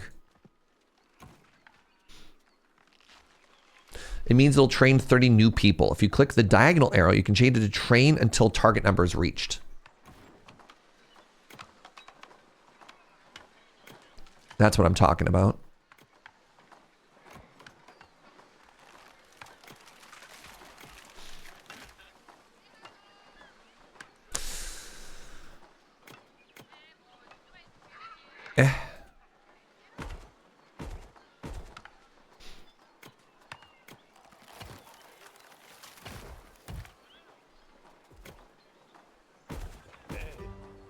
Uh-oh. No! Please hold. My grid! My perfect grid! No! I will destroy this road and I will rebuild it such that we can get a third house in there.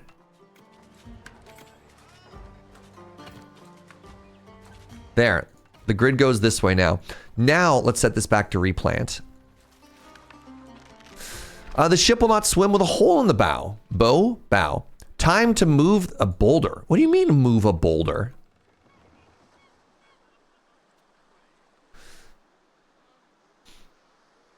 Recruit 5 pioneers. Explore the island.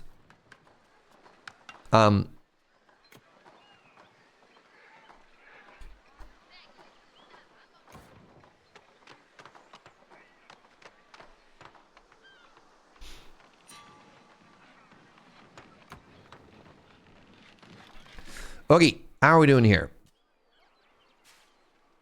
Hunt the boars. Get rid of all these boars. My people are being scared. No bully.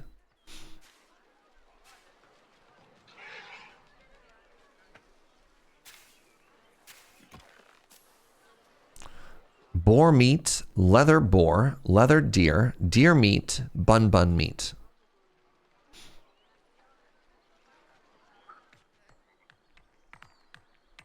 So, how are we doing up here? Cloth is a little bit low. We got the flax. Our food seems to be okay.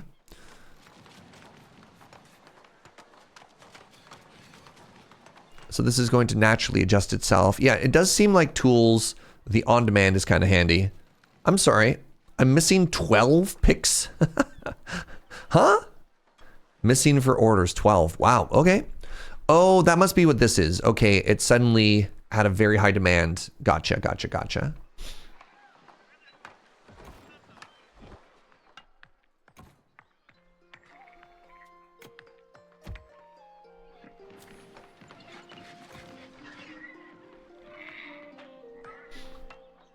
I can't wait until I can fish, chat.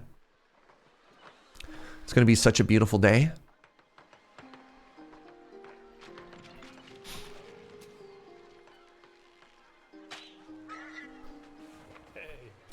Once the masts are renewed, the venture will look better. Okay. Sure.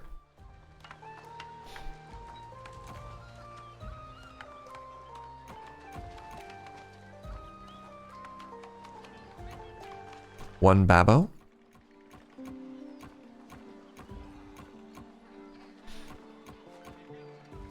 Babies everywhere.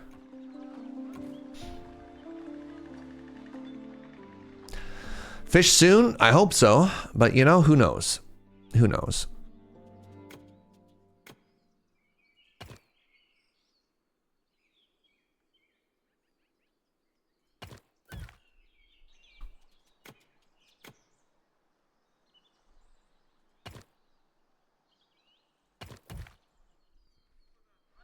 I don't know if the roads are actually helping or not, but you know what? Here we are.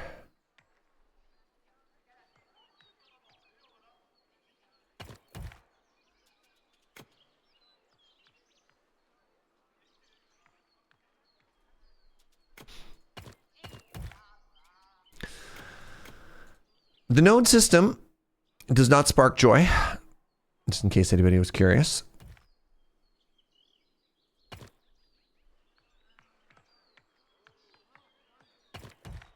All right, let's get some more resources in here. We want a basic collector, right? And we probably want some more food out here. That's a wood gathering hut.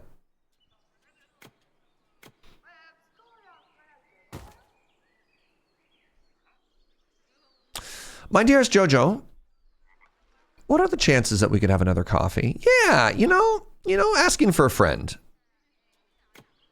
And that friend is me. All right, were there any more big angry boars anywhere? These are all bun-buns. It would appear that we have dealt with all of the boars. Let's get another scout up here. Right? I mean, honestly, it would probably look best if we put it on top of this hill. You know what? Yeah. Yeah. Let's put it up here. So we're going to want 5 more guards. So let's train until we hit 15.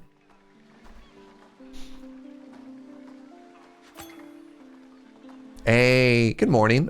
What's this? The guards have found Captain Elric's hat. This may seem like a bad sign at first, but I won't give up hope. All is not lost. Next to the captain's hat, we saw a paddle. And during the storm, one of our diggies disappeared. Perhaps the captain was able to save himself. I'm certain he survived. Before the magic compass went overboard, I saw the needle jump in several directions. The compass reacts to places with strong magic. This could mean that there's another island nearby. Maybe the captain washed ashore there. Oh. Because, yeah, we have explored the majority of this island, eh?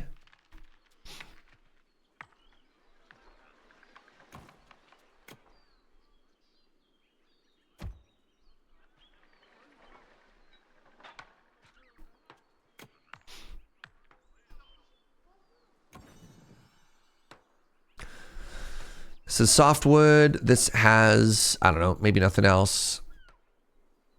Was the captain washed off the ship, or did he abandon us? We don't know. It could be anything. But we'll find out. Yeah, all of a sudden, hold on. Total space and residences, yes. occupied by workers without homes. What? Balance of homes. How? Where do these deficits keep coming from?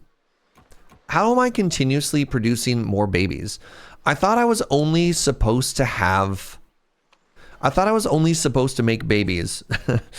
I thought I was only supposed to make babies if I had room in the home. How am I continuously at a... Like, am I reading this wrong? Your people currently lack homes. They will not eat comfort meals and no newborns will be born. Like, isn't that bad? Like, why do I keep having homeless people?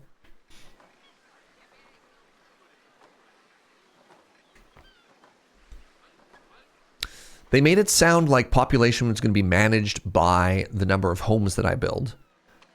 There's no immigration. This just seems like really poor planning on their part, you know? What are they doing? Can the homes be upgraded? Maybe later on in the playthrough, but currently it doesn't look like it. This is only the first mission. Like, I'm sure later on they'll give us more mechanics. But I'm a little bit frustrated by this, right? I would hope that we would reach an equilibrium. Especially with no immigration.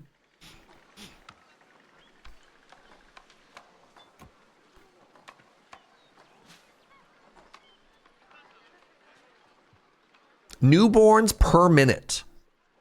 Oh. I mean, I can build more houses, but it feels like the trend will be that I will always have homeless people, which is not good. Which is not good at all, right?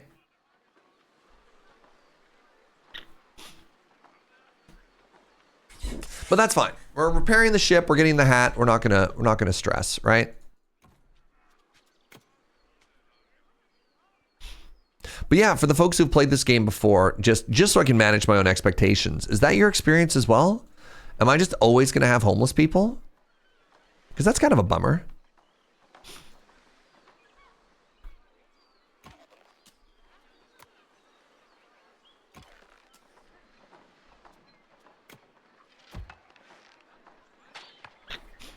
That was your experience, yes. Is that not frustrating?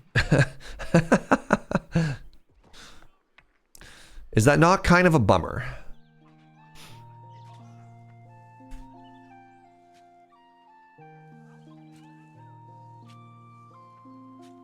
The tooltip said they shouldn't have babies when they're homeless. I mean, I would hope so, but right? I don't know.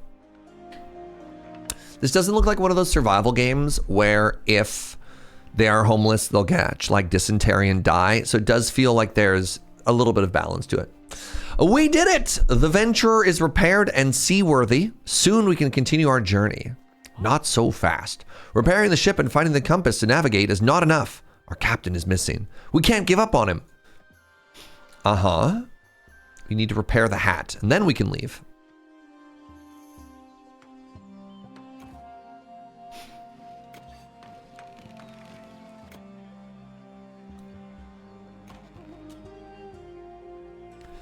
Where are the boars that keep scaring my people? Because according to this graph, there are no boars.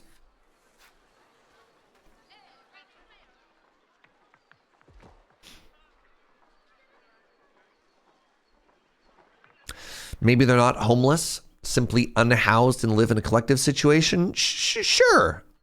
Sure. Let's ignore the big word right there that says homeless.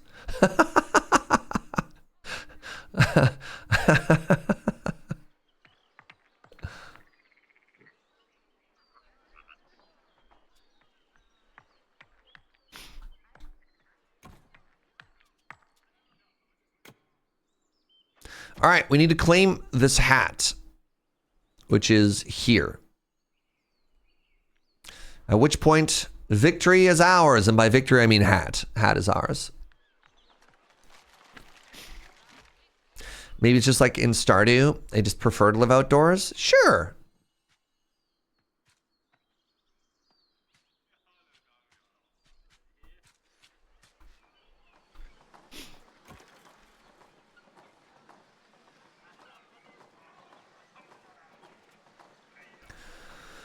Feels like we're kind of just big chilling right now. We're just waiting for the hat, and then that's probably GG. Oh, interesting. The boars came back. Huh.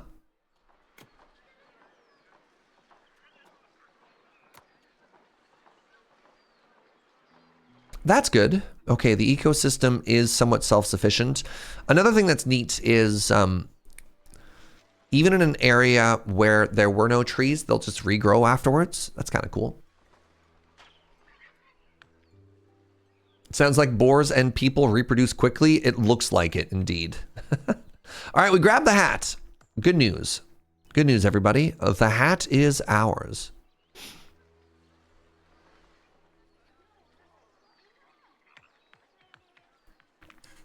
They're talking about different homeless people? Oh, thank goodness. Okay.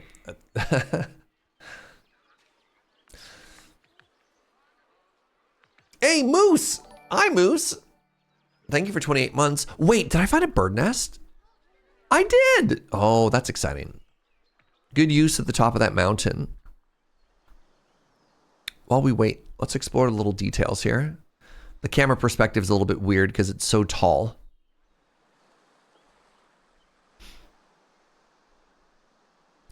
What's this? Oh, lore. Hello, seagull.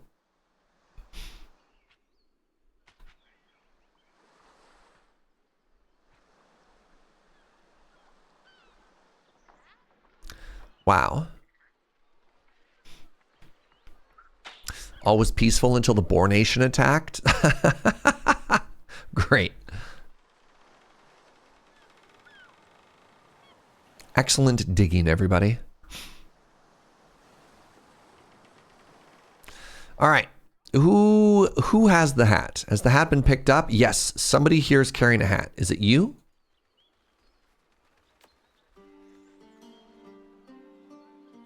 That's a guard. Panics when encountering specters. Interesting. We'll learn what that means later.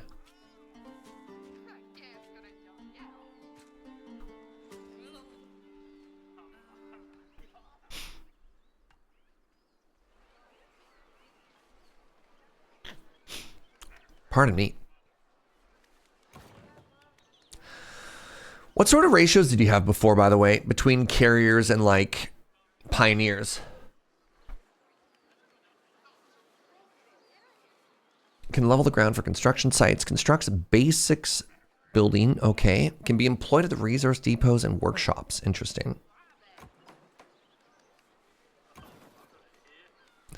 Requires a woodworker.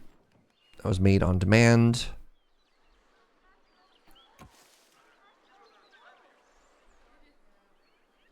All right, where has this hat gone? Hello?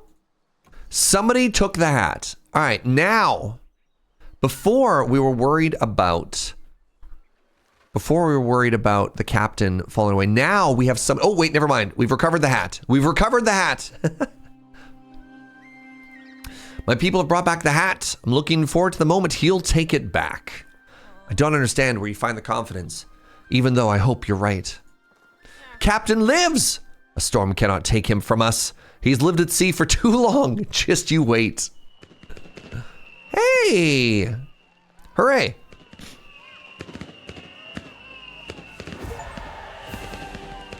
The adventurer is seaworthy again. The magic compass is back in our hands, and we know where to continue searching for the captain. Leave the island. Some people have decided to stay in our new settlement. Regarding our crew, Jadric found the perfect words. Hoist the sail, pioneers. We have a new goal. Cool. All right, give me a second, friends. We've been live for about 2 hours. I'm going to take a very quick bio break. Get up, have a stretch, have a bend. I don't know, cycle your fluids. I'll see you shortly. BRB.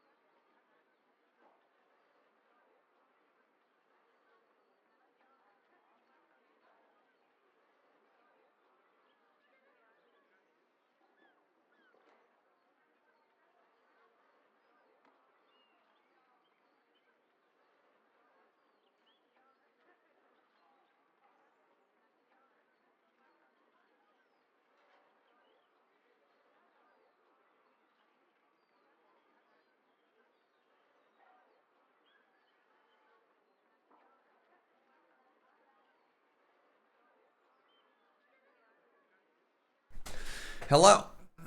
Hello, hello, hello. We got a hat. We all had fireworks. Everything is great. Hi, Hosk. Have I played the new Hobbit City Builder yet? I don't even know what style it is. There's a Hobbit City Builder? Interesting. That is news to me. I mean, honestly, it's not. It's impossible to keep track of every video game in 2026. They come out so frequently. An island! And close, just as I suspected. Then we will also find Captain Eric on the island. He has to be here. Now slow down. I want to continue the search too, but it won't do our captain any good if we starve on the way to him. We have a mission that involves all of Pagonia. Never forget that. I know. But we're this crew's advisors for a reason, and the pioneers aboard are brave and determined. Together we can achieve anything. That's the attitude. So then, let's build a simple settlement, just like before. As soon as we've taken root, then we search for Eric. By the way, I think from now on, we should raise a settlement whenever we land on a new shore. We already know more about how to deal with the fog and the broken islands than we did before. If we spread this knowledge to as many islands as possible, we can help Pagonians and set Pagonia's reconstruction in motion. You don't know anything about the game, just that it's a Hobbit city builder. I don't know any more than you do, no? There is a city builder coming out that's like, it's like a Tree of Life game. I'm pretty hyped for that one. I don't remember what it's called. I hope it's not really sad like Frostpunk, but it kind of looks like Frostpunk, but in a tree.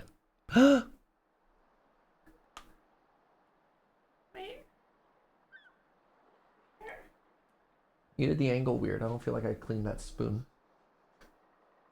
Thank you, my love. I got good. Tree Punk. Well, Timberborn is the lumber punk game, but we'll see. All right. Yeah, keep going. That sounds like a good plan. I will also continue writing down everything that we experience. Okay. Great idea, Mayra. So then, pioneers, to the tools! There's work to do. Okie dokie. We already have experience with building a rudimentary settlement. First, basic chain of supplies, and then homes. Let's get started right now.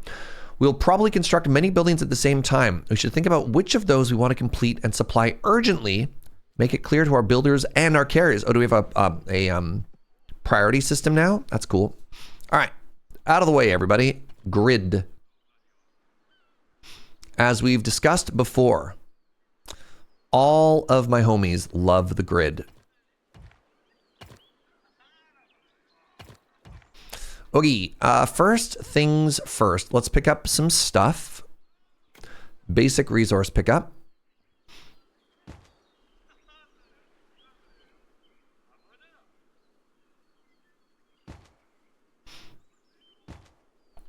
A 1, a 2, and a 3. Hi, Terratan. I just took delivery of tools myself, most notably a gallon bottle of Frank's Red Hot. Wow. All right, I want this grid to be perfect, and the way to do that is we do this.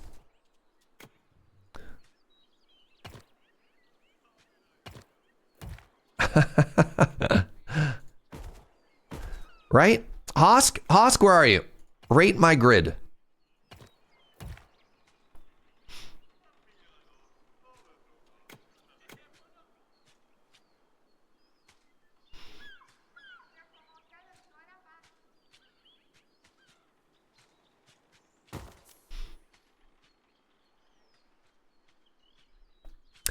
So we want our resource collection to go first here. I mean, it says it's going to build in order. I think the only thing I want to bump up in priority is this one. There, get them food. It's not off by 1, 0 out of 10. What? Hold on. Hey, what's up, Emma? Canadian Highlander. The land is making your grid a B-. It's not your fault. No. We are thriving despite the land, Hosk. That's got to bump us up to at least a B+. Right? Right?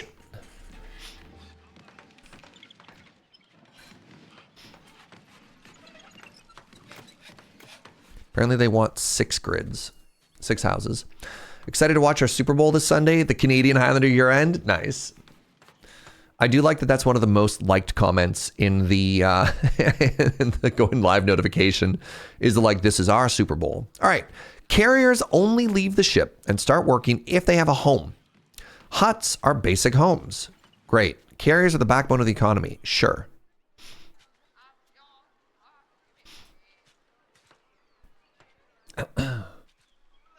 Respect the topography. I am respecting the topography by turning it into a grid. Nothing is more respectful to a topography than a grid. Ooh, this looks like iron. It is iron. Wow. All my homies love iron.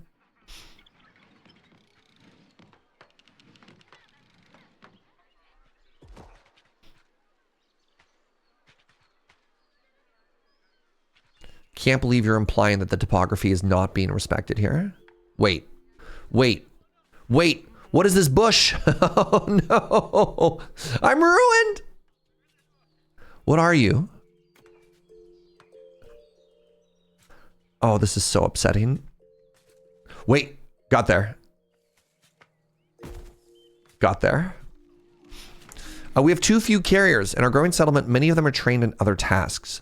There are more and more goods to transport. To gain more carriers, we must create more living space. Okay. I understand.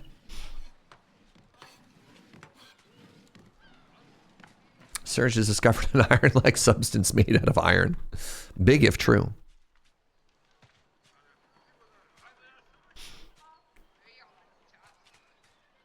Grid snapping, one of the most requested features in early access that makes the game so much better.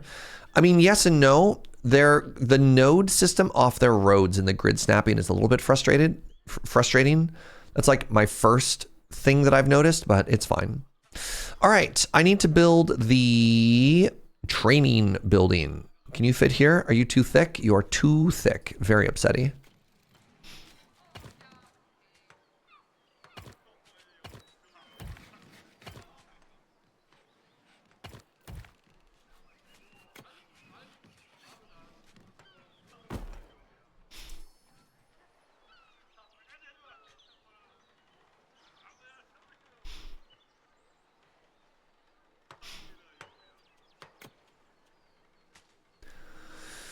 We're going to workshop. That's not English. We're going to want a workshop pretty quick here. Now, the workshop wants the stone and the wood and the stuff. You know what? This is fine. This is a good enough location. I'm going to put another berry gatherer up here. Eventually, this is going to be our tree chop.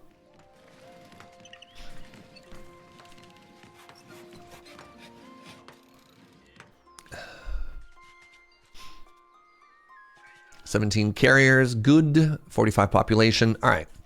So how long does it take to get a baby in this game?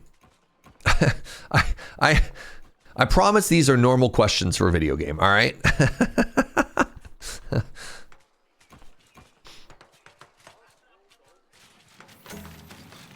My carriers are very busy. Oh no.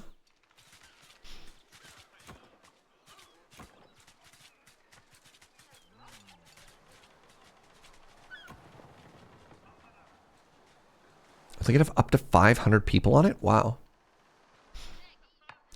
Is this the same captain? We did not find the captain previously. We found the captain's trail.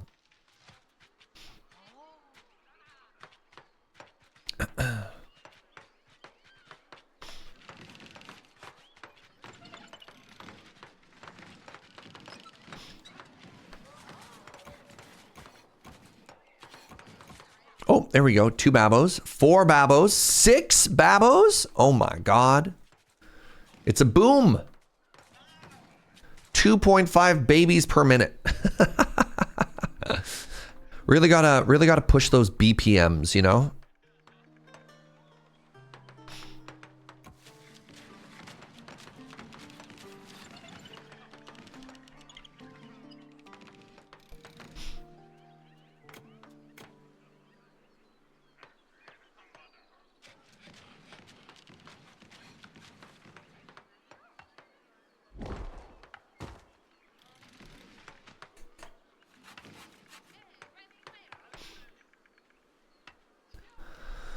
Trucking right along.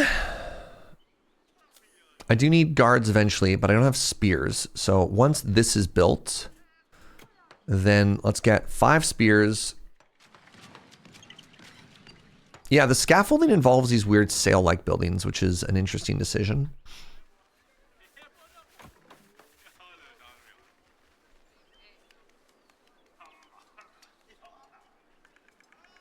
Are they just baking the babies? Food goes in, baby comes out. I mean, when you're right, you're right. All right, give me a second here. Let's, if I build 2 more of these, it looks like I can do 2 and then maybe there's room for 1 more at the edge here. I'm not sure. They call it bun in the oven for a reason. Oh, geez. Uh-huh.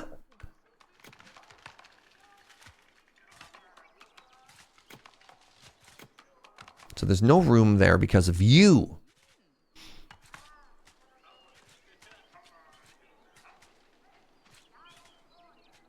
That's dark. It doesn't need to be.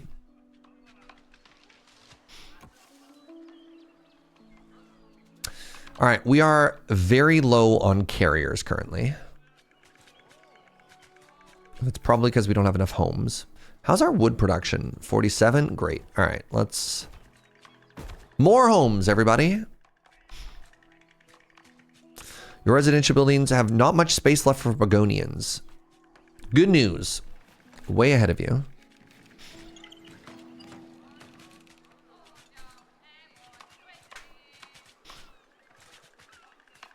I'm now at negative. We're at 6 babies per minute. You know, just over here baby maxing as one does, you know?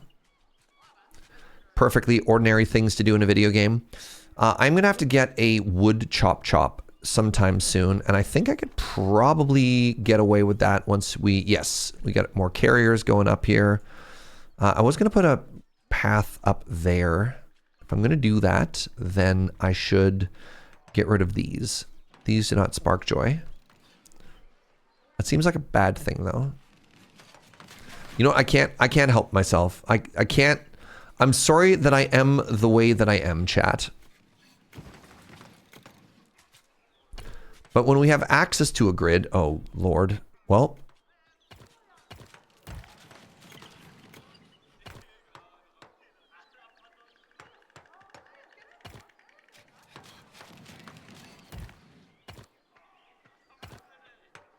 I hate this. I hate this.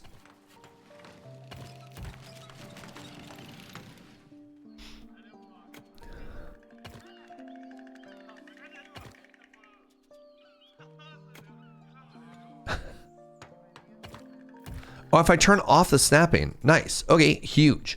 Great. Anyways, I need to put these back now.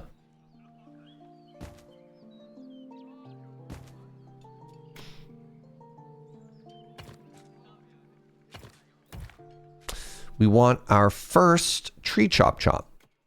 I can't make the tree chop yet. Why can I not make the tree chop yet? The weaving shed, the workshop.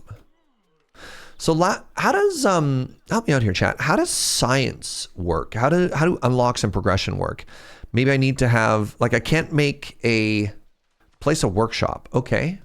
Place a weaving shed. Do I even have access to flax?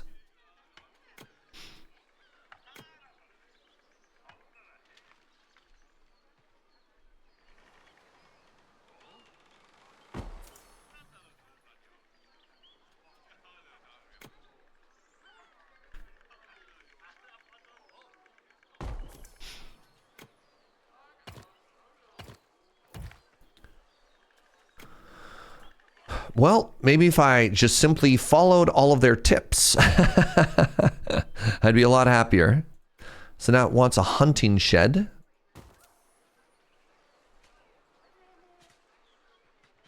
Unlocks happen as you acquire resources. Okay, that's good to know.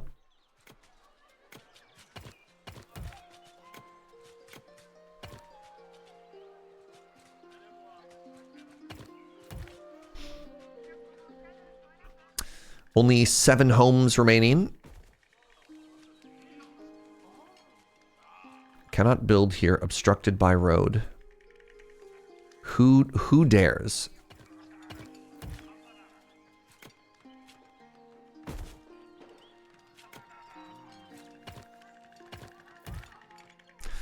Missing tools. Okay. Make sure to order the required tools at your blacksmith. Great. So now it wants me to have guards. Okay. It's probably complaining that I don't have bows and arrows, which I make here. Order on demand, order on demand. So now I can make guards. That's kind of a weird order.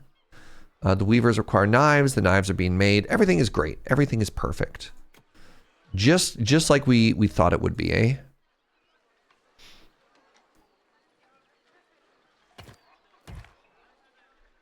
All right, time for our first guard tower. Nope. I guess I need guards first. Interesting.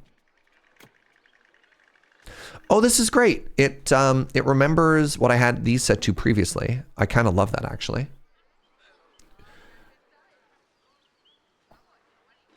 The thing that's weird is my unlocks are just in a different direction this time, right? It wants two workshops this time, which is odd because that wasn't what we had last time. I'm curious as to why that is.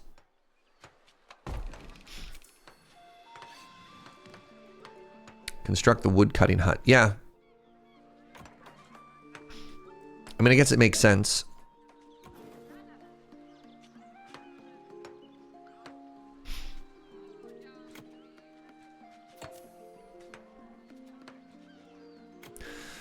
Minus 16 babies. Great.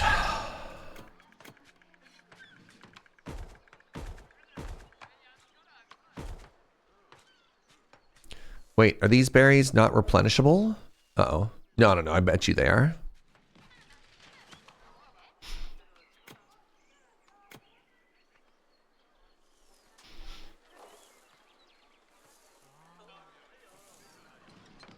I made a berry over there. That's fine. All right, we got guards. Now we should be able to make the guard hut. Okay, we got flax. We got deer.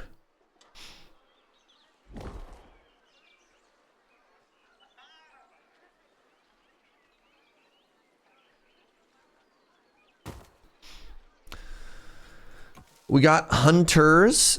Let's set your focus up to here. And then remind ourselves that we are happy to kill boars.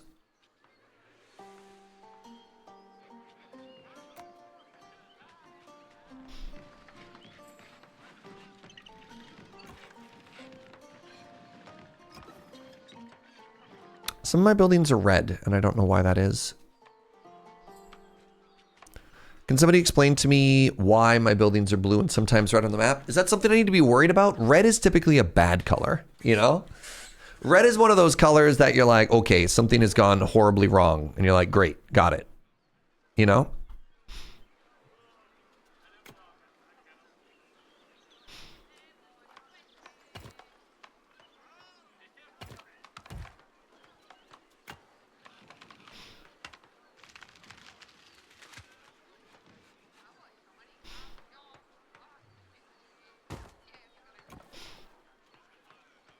Preserve forest. Good.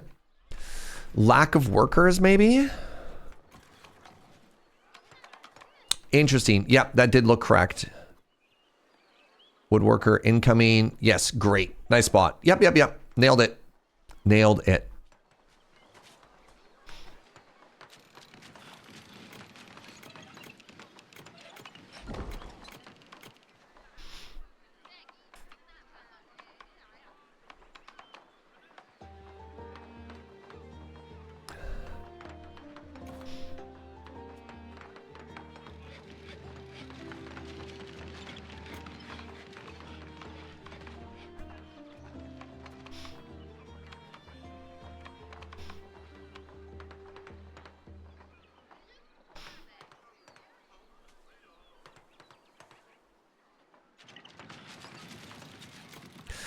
Are there any like proximity things I'm gonna have to think about later in this game?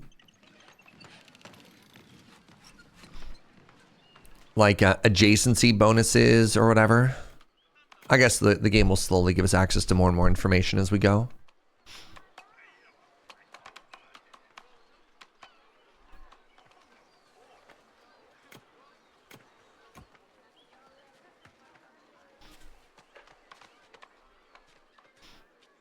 All right, we got stone, we got wood. We're kind of killing it.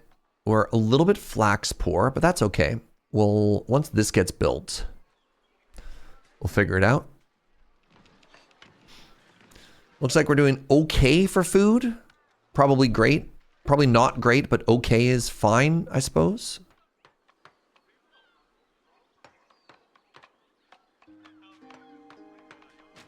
I do feel like our starting area is very defensible, though. That being said, I don't really know what combat looks like. Yes, we've had this before. Harvesting the lumber is okay.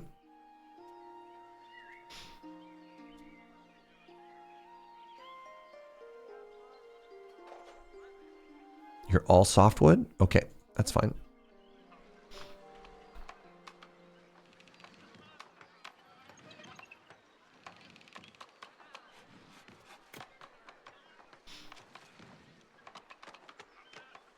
Based off last time, combat is all about 1-to-1 losses.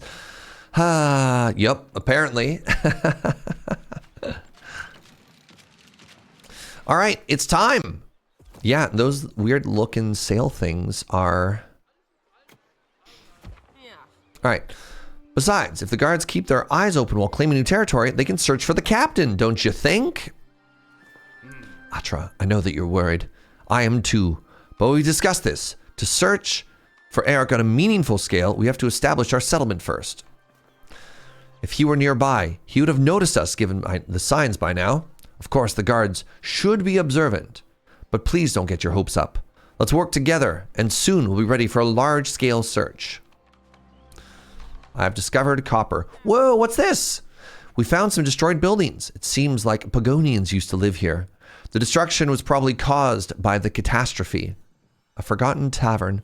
This forgotten tavern bears witness to the good old days before the calamity.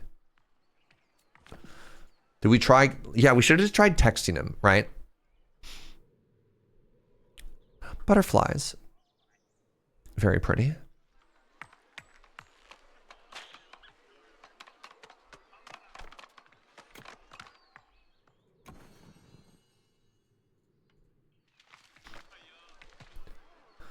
Find Captain Eric.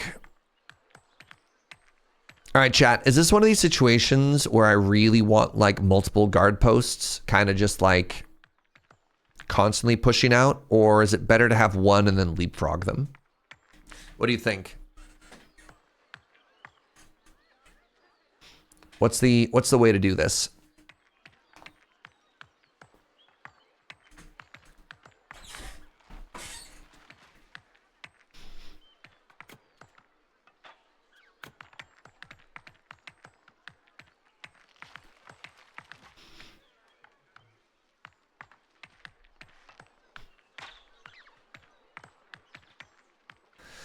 Unless you need a lot of troops in one spot, leapfrogging is the way to go. Even if it's slow, I guess then you don't have them stuck in one particular area. All right, this is good for me because this is the flax and stuff that I need.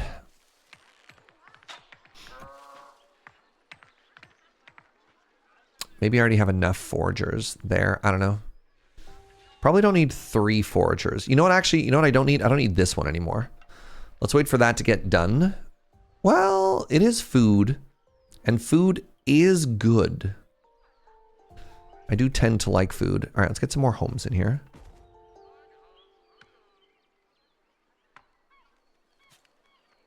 Wait, I just built over where all the berries were. Lamau. All right, never mind. I'm very smart.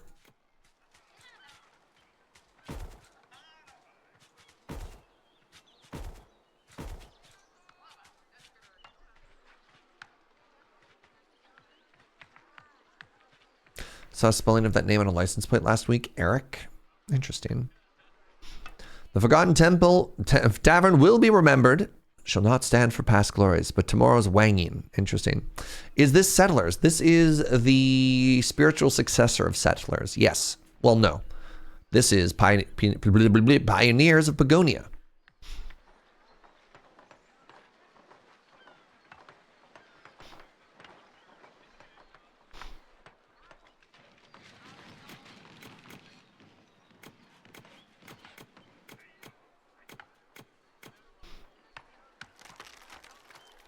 Certainly hits the old settlers vibes.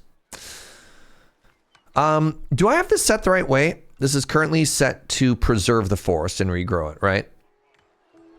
Yeah, somebody was mentioning at the top of the stream that the company that used to make settlers now makes another game that we've played, that the name escapes me, and that some of the former devs left and made this company, and they're making this game. Anno, they make the Anno series. Yes, thank you. And then yeah, now we have new game.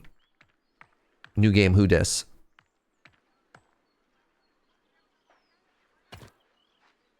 Do I want that road there? I don't want to build over the flax, is the thing.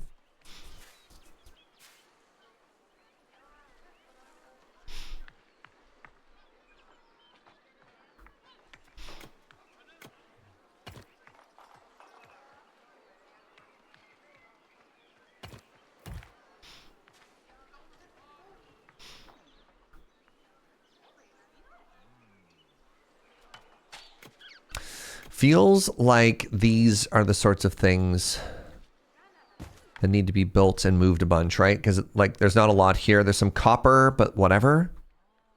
You know? So like why do I have these workers here, right? And then the copper just sits on the floor.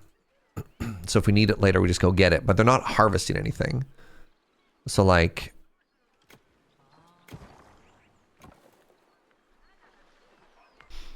I don't know if that's correct or not. I'm trying to think of weird optimizations with 2 hours of playtime in this game, but here we are.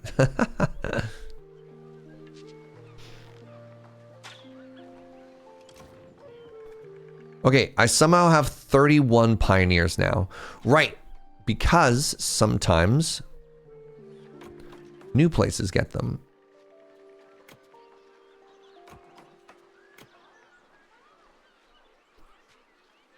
Is this a restart? We're playing the campaign.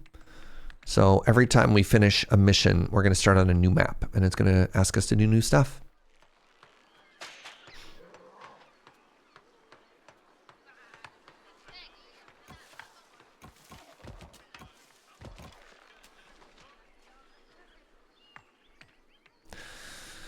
That is so many animals.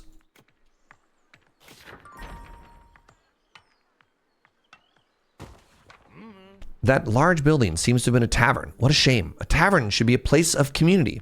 Pagonians are meant to come together and have a good time. Instead, it's all broken. Hopefully nothing happened to the people. They must be somewhere.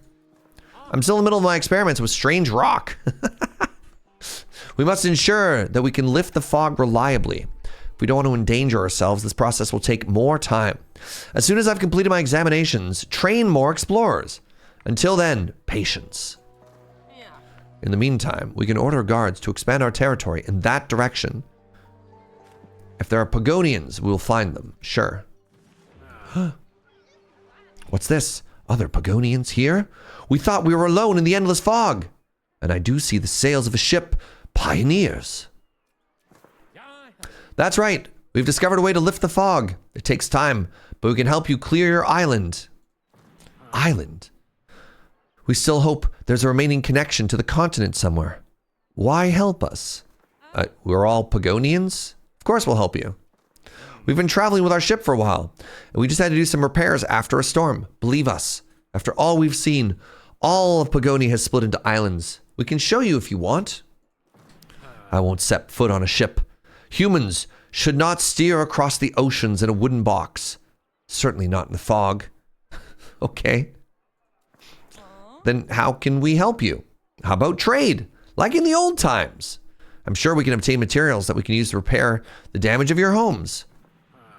Trade's okay. I will order our trade couriers to open the gates to you. Okay. Trade. Whoa. Oh, that's cool. I was just walking through our settlement to get an idea of our progress. On the way, I noticed that our Pagonians don't have a place to call home. Our huts are full. We don't have enough room for everyone. Build more huts. Ugh, but every time I build more huts, more people just get born. I can't win. If only you'd asked me beforehand. Your idea is good, but we can't build a trading post yet. What? Wait, I don't understand why Madram is acting so skeptical. Us Pagonians have always worked together. And when has ever been more important than now? I thought if we took up trade relations, he'd remember. That's a good idea, but first we must remember our own settlement. Come on, let's do this. The sooner we expand, the sooner we can build a trading post and convince them of our good intentions. Sure. If we want to progress our settlements, we need builders. They can't just do the same construction tasks as pioneers. They can also make more complex buildings. We should always make sure to train enough builders. Okay, how do I make builders? They're new. Great. I'm going to make 5 builders.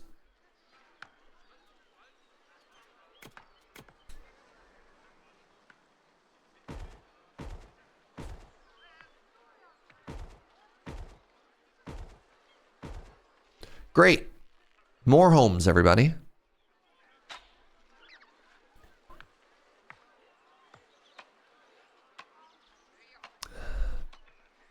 So this takes wood. Does this make me wood or does it only get me soft wood? It does seem to get us some wood as well. Okay, that's good.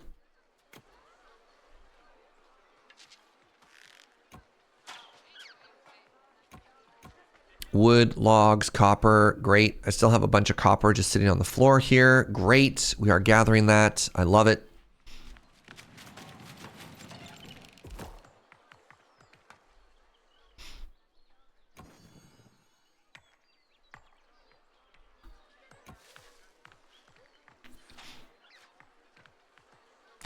Oh, I see herring. That's very exciting. Can I make a fish gang now?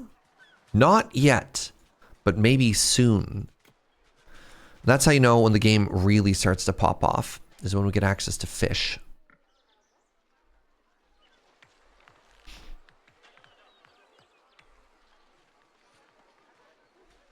I'm like kind of tempted to make another wood chop over here, but I don't know if I need it, but maybe I do. I have no idea. It seems like there's no reason not to make another chop over here.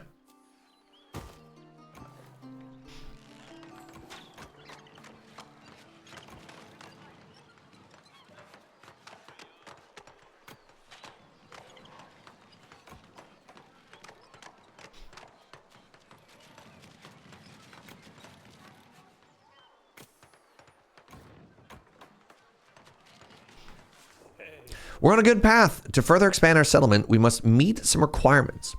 We should follow a rough plan to build more and more complex buildings while always having the necessary materials to construct and operate them. I understand what you mean, but I don't have as much knowledge as you in that area. The others don't either, since their areas of expertise lie elsewhere and do not include building a village. We must create an overview. I'll draft a parchment that illustrates the possible growth of a Pagonian settlement. I'll sketch all buildings that I can construct. Should I design further buildings in the future, I'll add them. Sure. We should gather stone blocks. We need quarries. The work of a quarrier is hard. They'll need nutritious meals. And for that, we need a provisioner. Okay. Surface mines. Build a quarry and a mining hut to harvest surface stone. Some buildings like a quarry let you select which resource type to mine. Quarries need better food. Great. Let's start with the food. Settlement progression. Aha. Produce rations for exploring Pagonians and as food for quarries and miners. Sure. How big is it? This is another just like weird little guy here. I don't like that it doesn't perfectly fit within my beautiful grid, chat.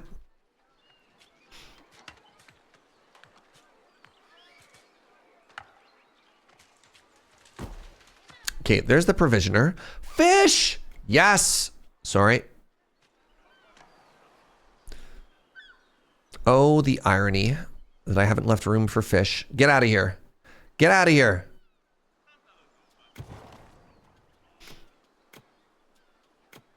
fish.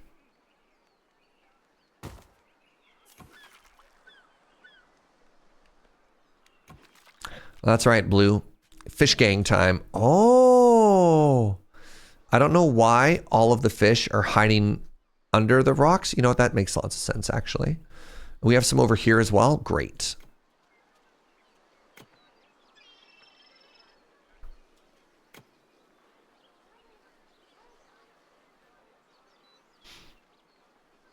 I can't go any further, eh?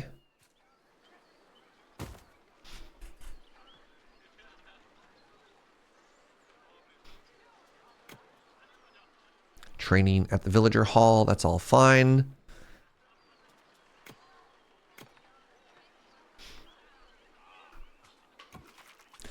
So is this one that builders need to be a part of? It's got a pioneer and a digger. No.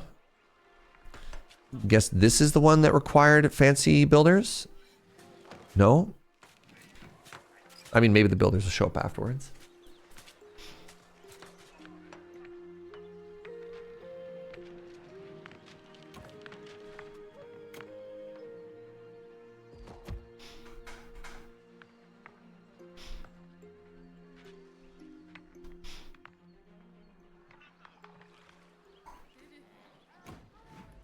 What's this? Guard tower, guard tower. Iron hut, interesting. Hunting lodge, quarry. Coal hut. Oh, they have a lot of guards. Okay, maybe I should have some more guards too.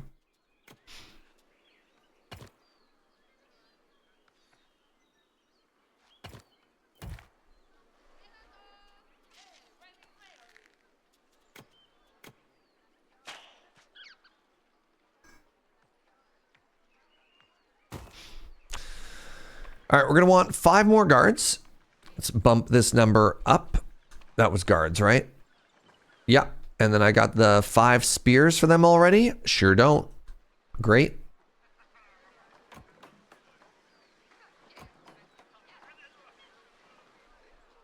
Gain access to the stone block. Stone block's usable. All right. Recruit 15 guards optional. Make 3 foragers huts. Oh, geez. I guess there's a lot to forage up here, eh? I did replace some of that with fish for what it's worth. Yeah, if I got the provisioner right there, let's do this.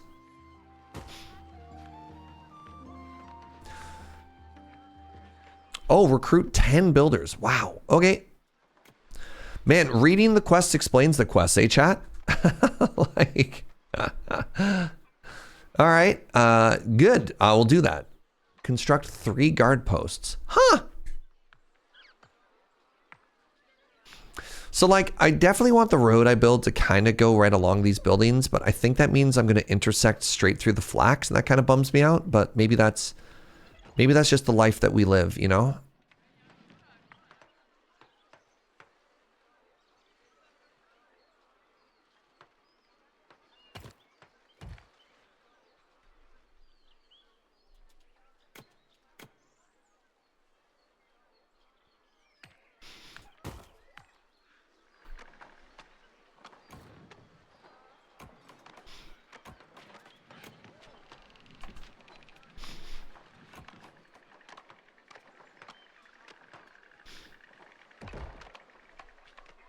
Aha!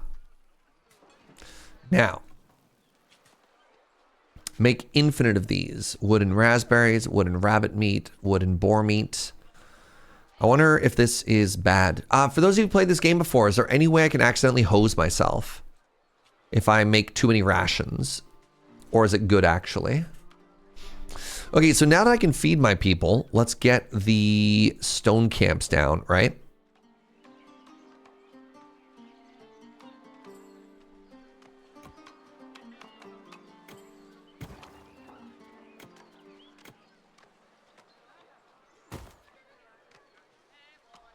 Wants me to have 2 quarries. I don't think I left a lot of room over here. I mean, I guess I did. Did I?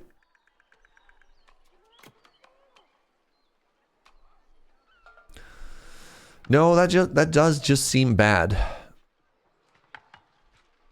I guess I can make a second quarry up here.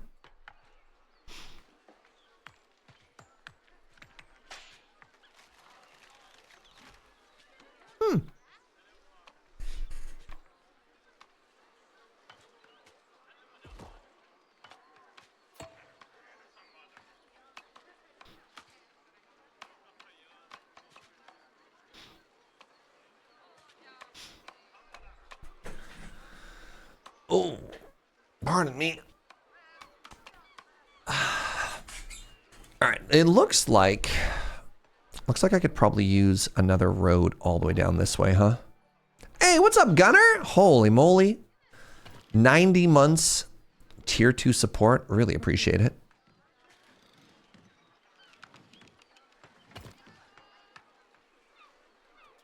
Turn off snap there. In 90 months, we've played one match of Magic. Maybe in the next 90, I'll win the next one. It was incredibly funny to get paired against each other in, it was Vegas. Was it Vegas or Atlanta? Oh God, they're all blending together. That was Atlanta. It was Atlanta. Okay, good, good, good. I didn't completely make that up. Perfect. All right, I wonder if I want to explore towards our new friends. You know what? Let's do that. Let's do that.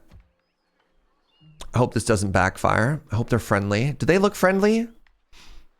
It is really cute. Oh, wow. Look at how fractured this area is, eh? Very cute, though.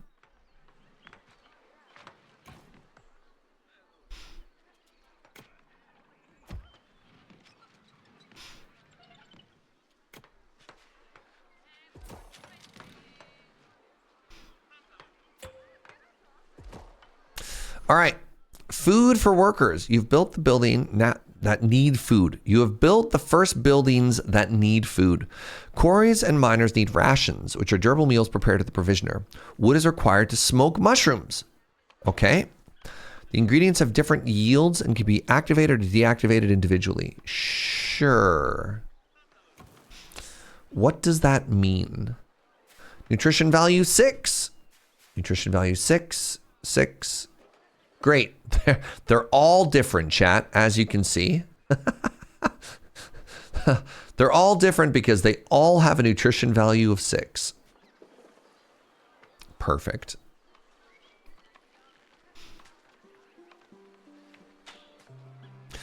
Used by pioneers in simple construction materials to craft basic tools and weapons. It also serves as firewood. Will only be stored in storages and warehouses if explicitly configured. Okay, so I do need another, it looks like I do need a second wood chop.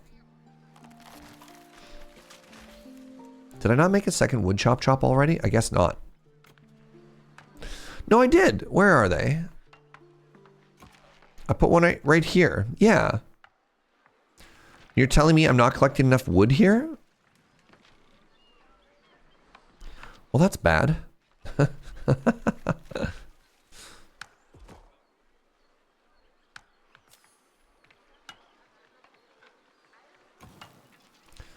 I guess I don't really care about hardwood right now, right?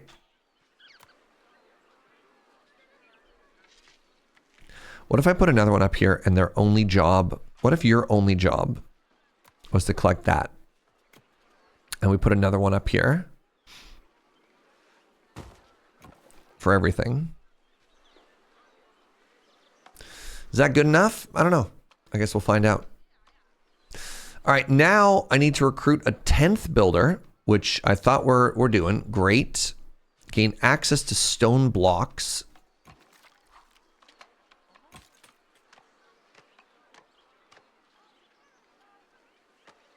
Oh, we're only just now. Great. Okay, quarrier. Building hammers on demand. Great.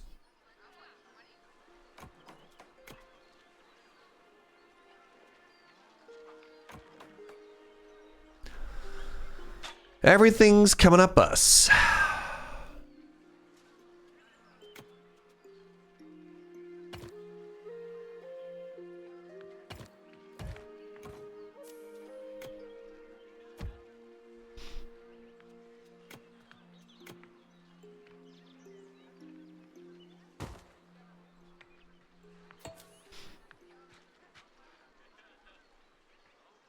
Produce 1 stone block. I'm doing my best. I'm doing my best. All right. Also, it feels like their town is much bigger than ours, but we'll get there. Can we all take a second to appreciate that we do have fish, though? That's the real W. Gone fishing. Wow. They're perfect.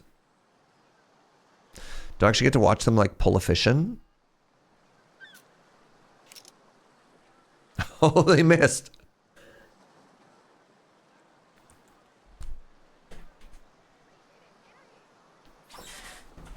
This is what I'm here for, right? Oh, you're not very good at this. Oh, no. Well, I guess that's why they call it fishing. Oh, yeah. Oh, they're so happy. All right, our quarries have mined stone blocks. This opens up a realm of possibilities for our builders. I've designed plans for new builds. By now, I'm certain that our contact with the Strange Rock's powder is more or less safe. Great. That means I can finally take care of training more explorers and instruct them with the search for Captain Eric. The construction plan for an explorer's hut is ready for you. I also sketched a guild hall. Okay. I can also instruct trade carriers there. Good time to build a trade post. Somehow it feels strange to teach people about trade when I myself am doing something else these days. But I truly believe it's important to document our journey, and I can't wait to learn more about our past and discover the cause of the catastrophe. Speaking of knowledge, our specialized workers can also be trained in the guild hall. Whenever I finish a new building sketch, I will highlight it with a star in our construction plans. We're making progress, but many tasks are waiting us. No time to lose. Whoa. Oh. So we have cloth here. Stores a surplus commodity type as soon as output piles become full and stores individually selected ones. Okay.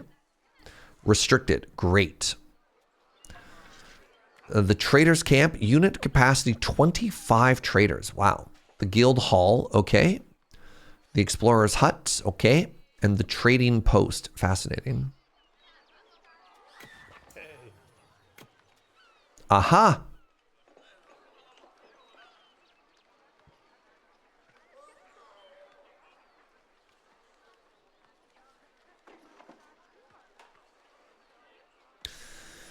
We can't train all our people in the village hall. We need a guild hall. Sure. Oh, we have access to mining, the copper hut. Quarries mine nearby surface copper and deposits in your territory.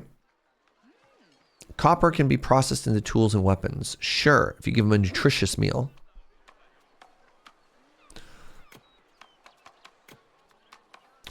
The explorer's hut. Home to explorers who use rations to explore.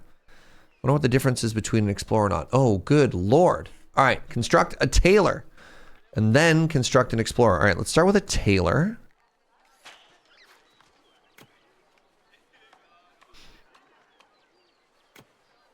It's big.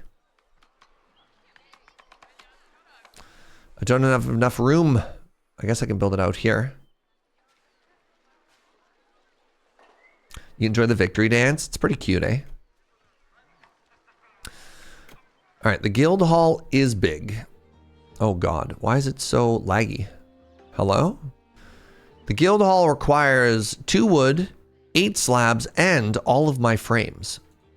Great. Just what we ordered. And then we could build, hopefully this fits very nicely here, very elegantly here.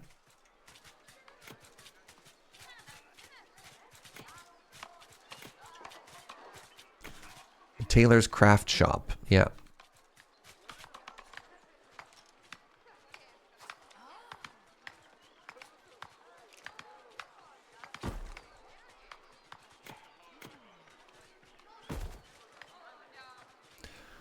Let's try and fill all this additional space with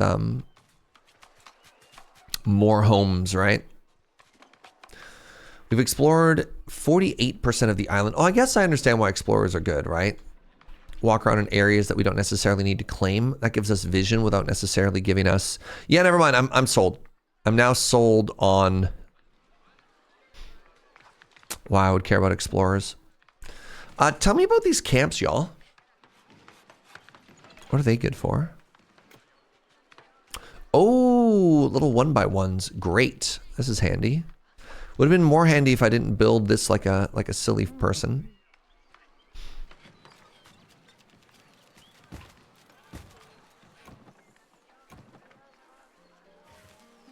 Build 3 storages. Got you.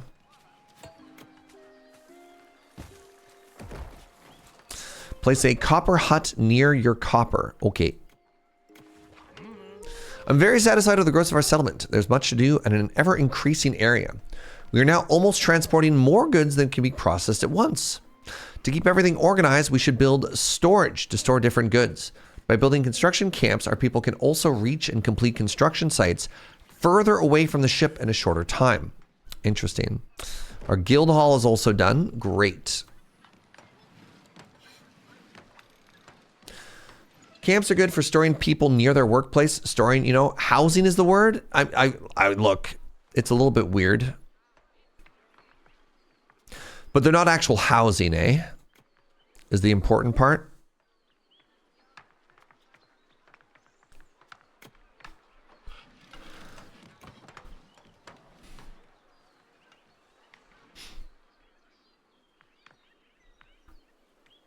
What are you? Big old copper rock.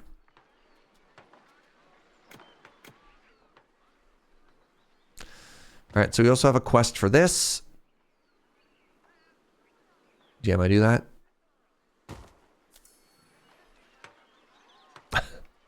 No babies at the camps? Fair.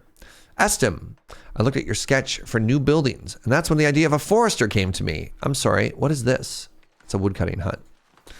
A logical addition with our demand for wood, don't you think? Until now, we've had to rely on always finding enough forest and expanding in order to do so. With a forester, we can plant trees. Yes. Let's build construction immediately. What? What? Forester plants hardwood or softwood and gathers wood. But doesn't this already do that? Like, huh? Construct a well. Well.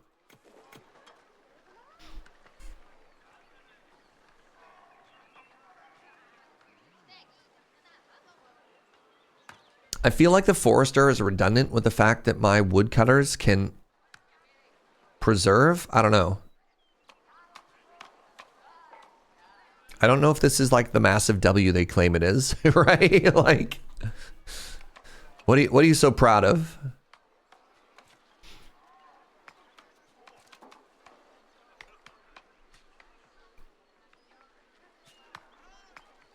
You don't think they can plant new trees? I don't think they need to plant new trees though. Like the trees automatically repopulate themselves, right?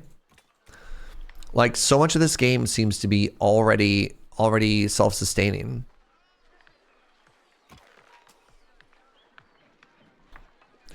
Like, look at this. Buns still just naturally come back in here. It's kind of wild, actually. The natural growth is limited? Is it? Like, probably, but it's, I don't know. All right, let's get a explorer's hut going here for the quest line. I'll plop it over here. They can be besties. I need to train 3 explorers in the new building here.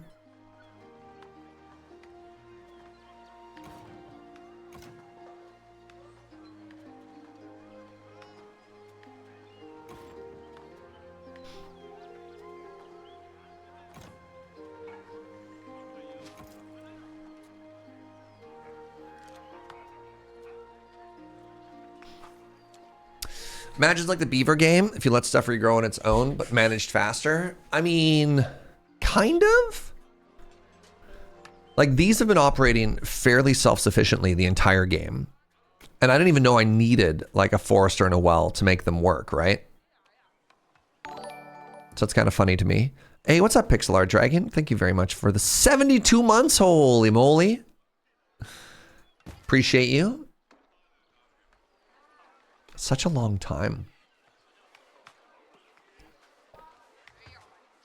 They want me to have 43 huts.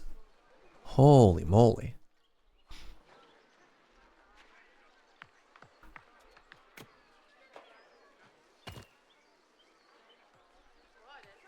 Okay, I think I also need somebody over here to just pick up like rocks and junk, you know?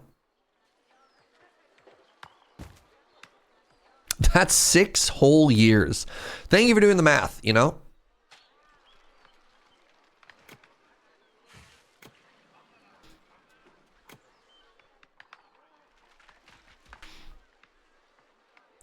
Do I want to build a whole new community up here? I guess people are having to commute back and forth. Make a construction camp. All right, fine. I'll give you your construction camp. We'll put it right here at the crossroads. There's a tree in the way.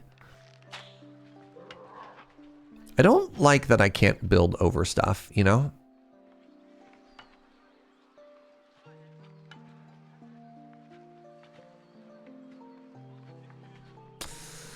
You have a math degree for a reason. I appreciate you.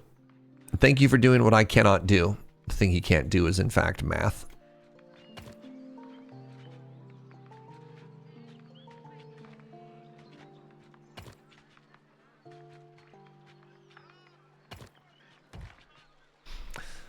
All right, it wants me to have more homes. I think this area is full. I think it's time for a new community up here, my friends.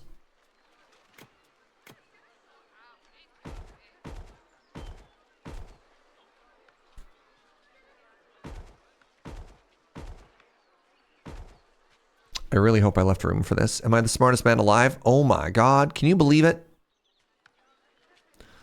I know I can't.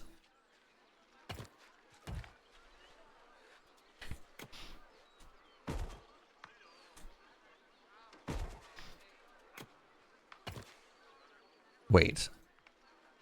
What are you obstructed by here? Devastating.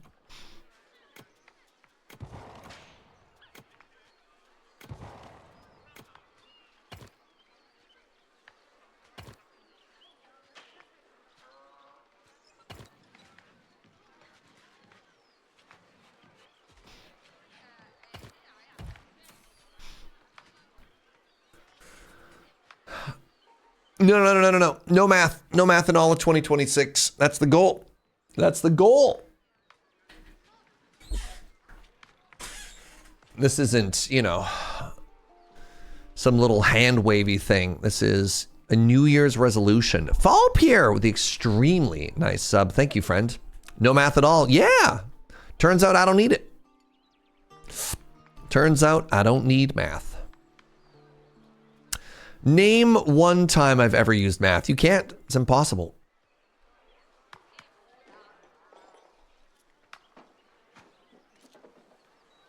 Math, not even once.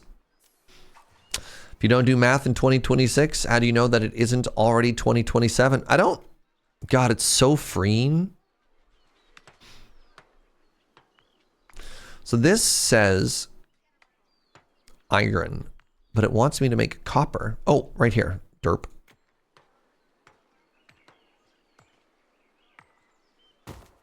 Great.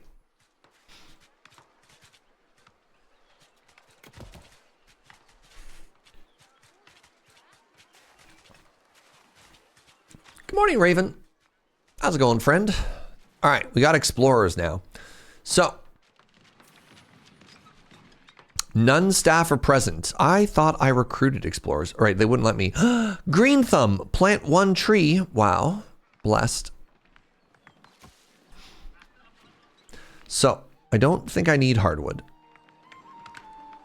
And I want it to originate there, or whatever. Our population is growing. I have designated larger homes so we can accommodate all of our people. We should also build market stalls. Our residents can fetch their meal ingredients there. Okay.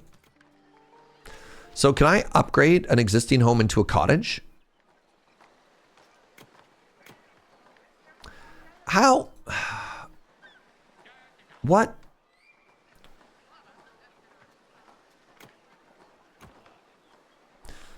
Chat.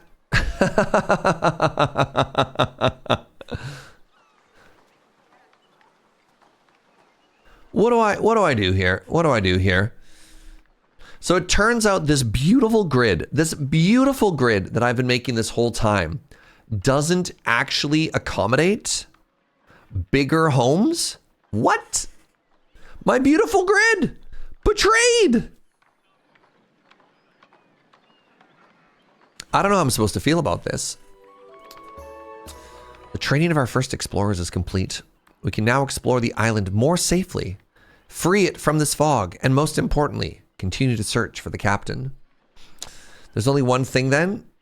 What's that, Gunner? Wait, hold on. Set the explorers focus point, explore direction one explore. Explorers are sent to uncover territory. Give them rations. Yes. I can blame Tron for this. God. They will pay.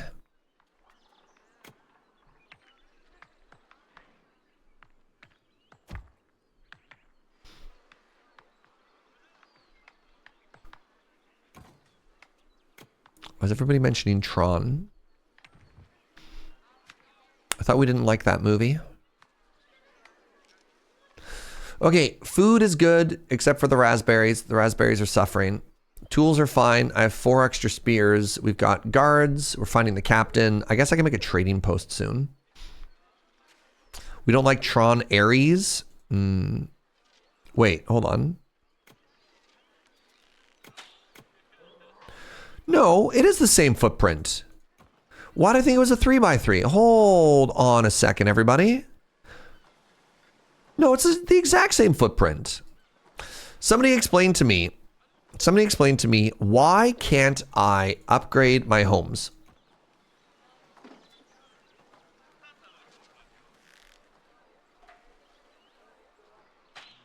Why can't I upgrade?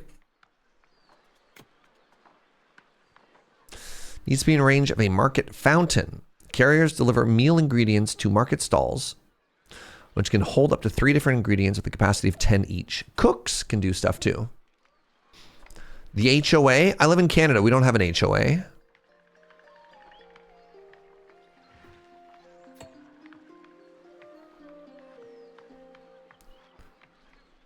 Oh, the logistics of this are starting to break my brain a little bit. Center of a marketplace area, associated stalls must be within range, provides drinking water and a pleasurable meal. So if I do this, and then I do this,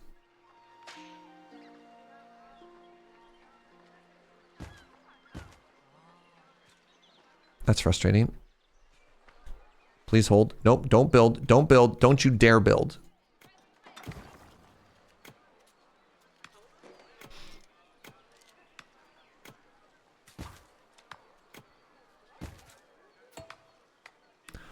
Very sad. Okay, so we're exploring over this way. Good job, explorers. Proud of y'all.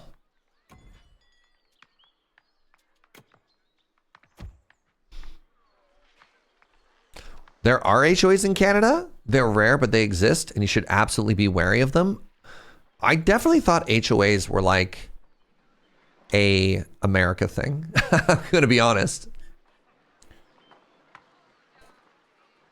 You've heard that Tron Ares is better than Legacy. I thought I heard that Tron Ares was just like forgettably bad. Just like not enjoyable in any sort of way. I saw Legacy. I also thought it was kind of meh, but you know, maybe that's just me. So it wants 5 of these, huh? I also need a trader's camp and a trading post. I want to put these. Let's put these right over here next to our new friends. Let's build the road right up to their way.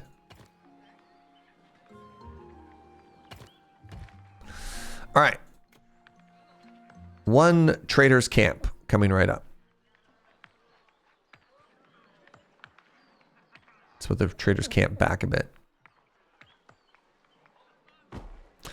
1 trading post coming right up.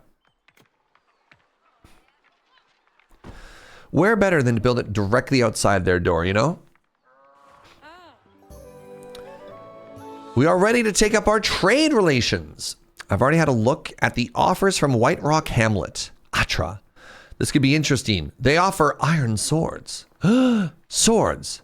Send out the traders immediately. Trade. A Pagonian village has trade offers for you. Train trade carriers which require backpacks in your guild hall.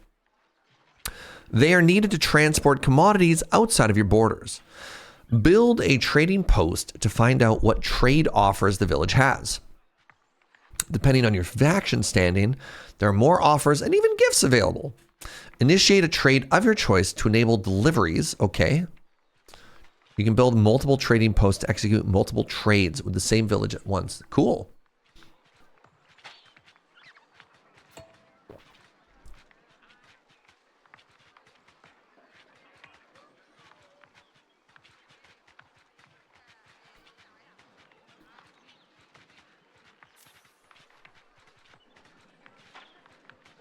Sorry, we're having two conversations now. I've got some people talking about Tron Legacy and some people talking about the HOA.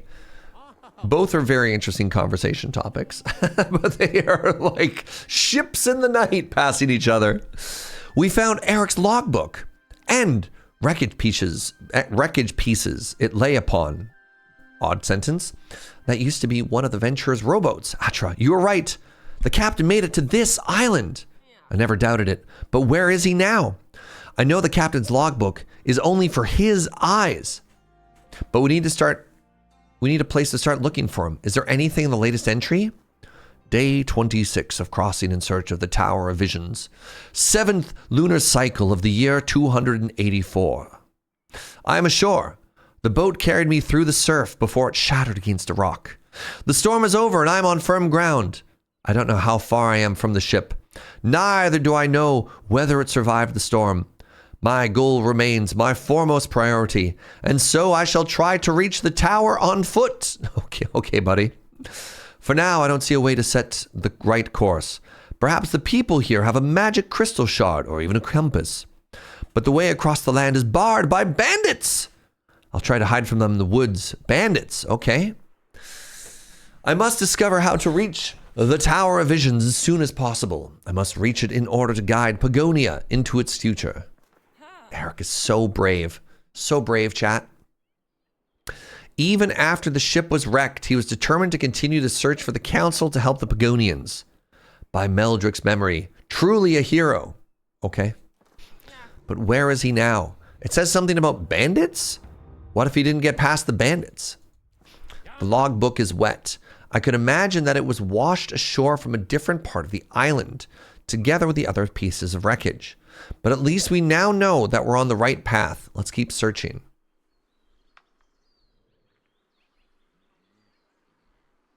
That was down here. What if we're the bandits? What if we were the bad guys all along?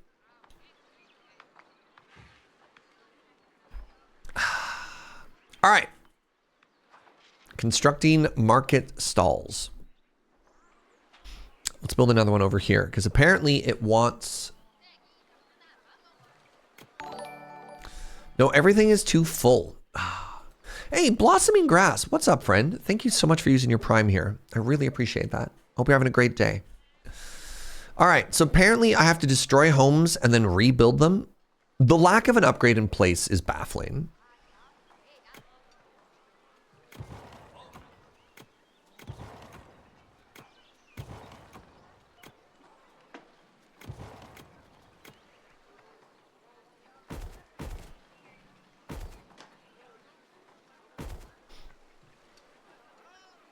That's a wild one to me.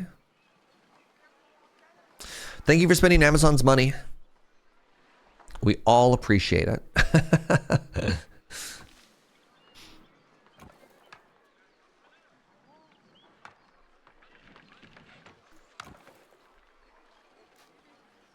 That is so many dead deer. Oh my God. Oh my goodness. I feel kind of... I don't feel good about that. Oh no. Jeez. Hi, TQ. Awkward. Nobody tell TQ what just happened.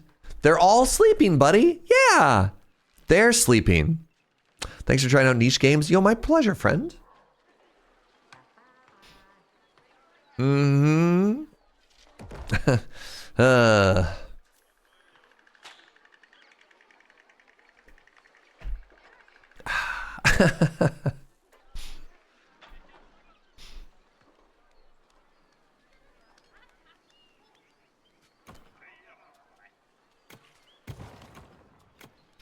All right, I need to make another little marketplace over here.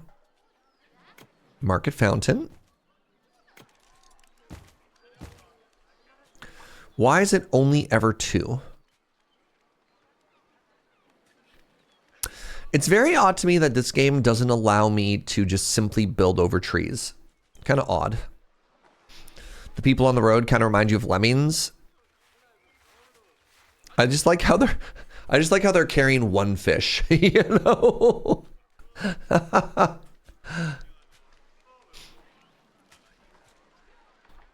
All right, recruit 10 trade carriers.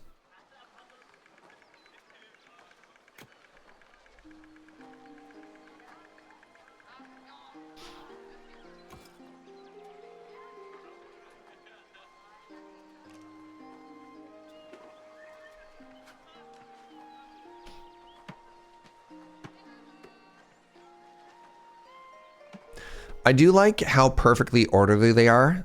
Like, this is my kind of town, chat, right? Okay, if you're walking north, you're on the right side of the road. If you're walking south, you're on the left side of the road, right? Be respectful.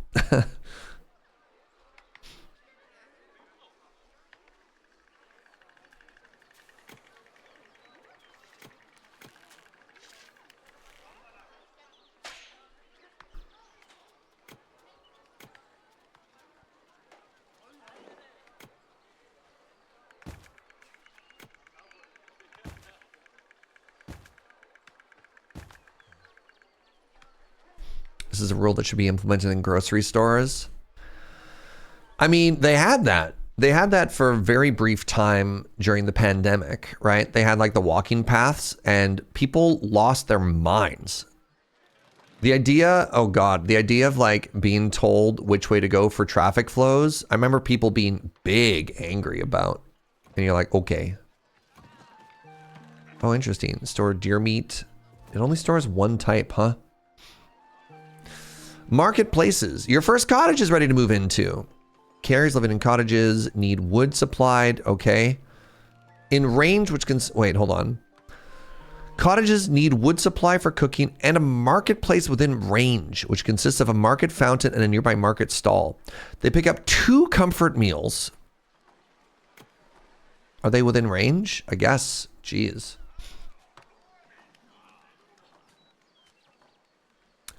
As a rule follower, I thrived. Well. Yep.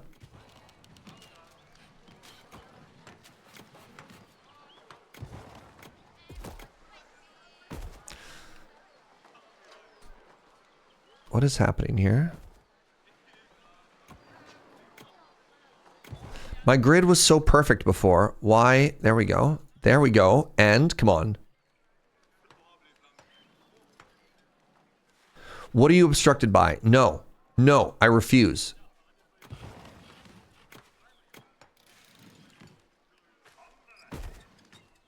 What are you obstructed by? I will destroy everything until you get your home. I will do it. This road? Is this road in the way? Are you the problem?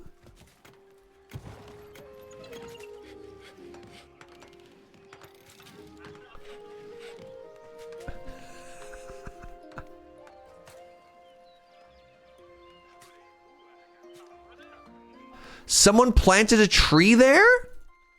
What?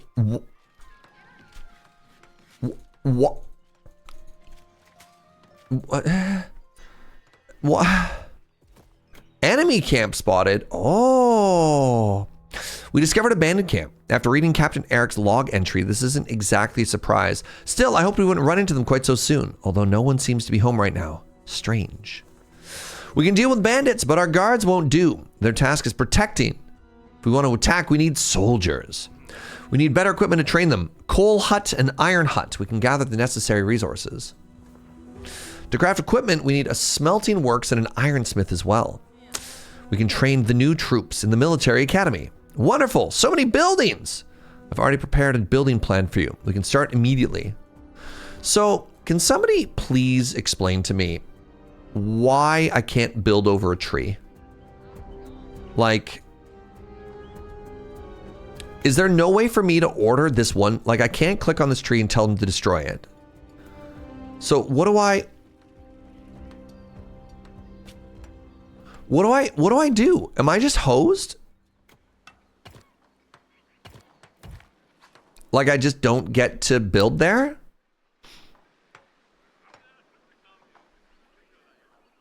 Because I can't even give like specific orders for anything.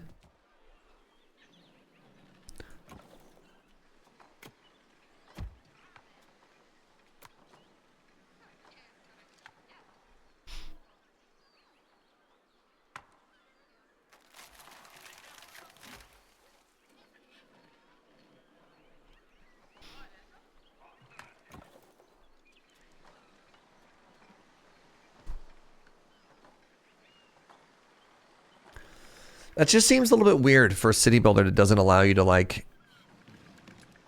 you know, like what's going on here now?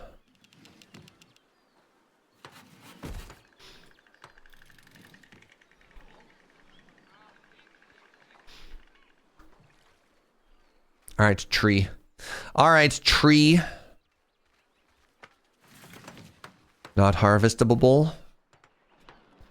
You'll pay. So, there we go. Bandits. Who are you? Are you my explorers? What are you? You're my explorer. That's a bun bun. Population is increased by stealing goods. Bandits call this camp their home and store looted goods nearby. Destroyed once there are no more units belonging to the camp nearby. Fascinating.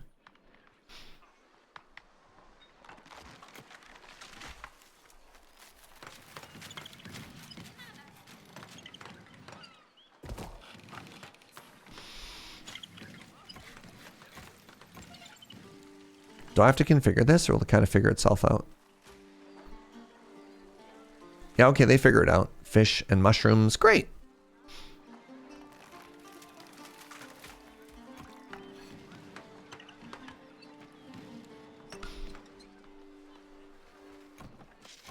Meat, copper, meat. Who's the town surge in this village? Is that like the town fool, but like better? Hold on. So I still can't build here, and I don't know why that is. I'm going to destroy this one. Because maybe that's what happened. Obstructed by the road. All right, give me a second. Give me a second. Yes.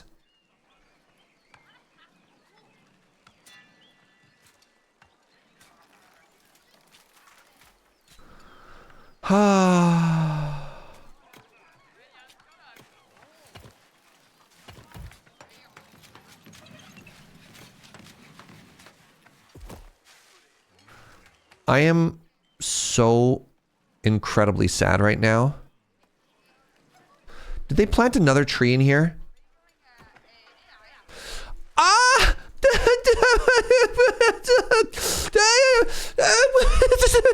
Come on, man. Come on. Make a tree planter, they said. It'll be good for your city, they said. Oh my God, I'm about to lose my mind. I set it up there.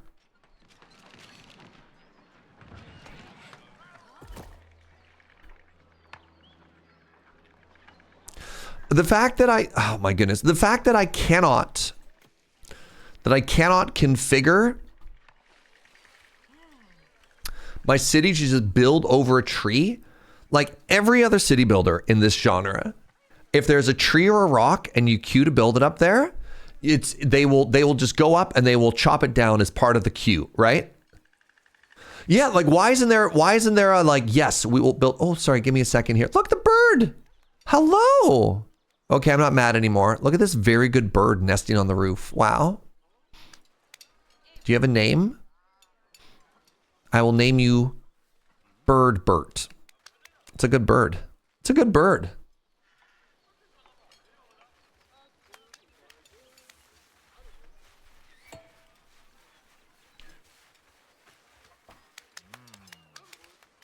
Wait, hold on. Where'd its nest go?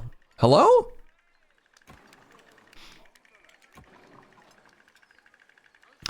Oh, maybe when you have a baby, it literally shows a stork on the roof. That's so funny.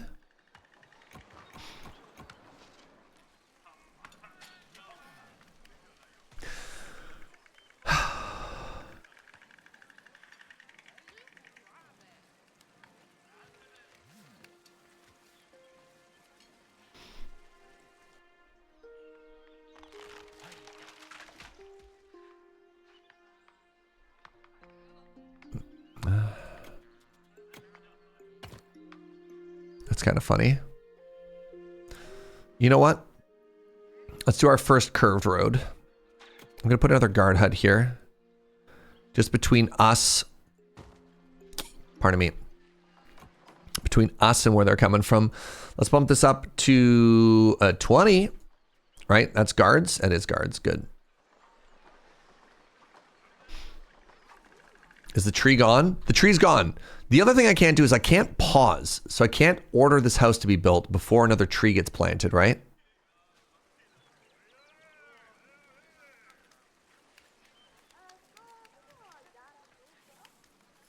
I can't even begin to tell you how devastated I am by the fact that I can't put a house here.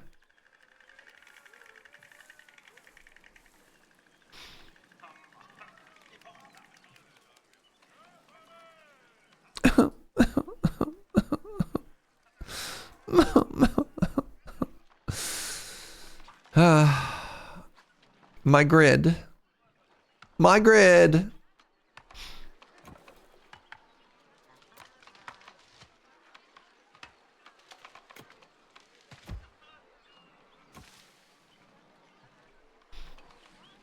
No, the tree's gone.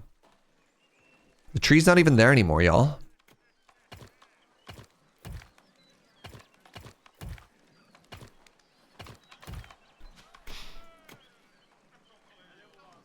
Wait. Were the roads the problem all along? You know what? We got there.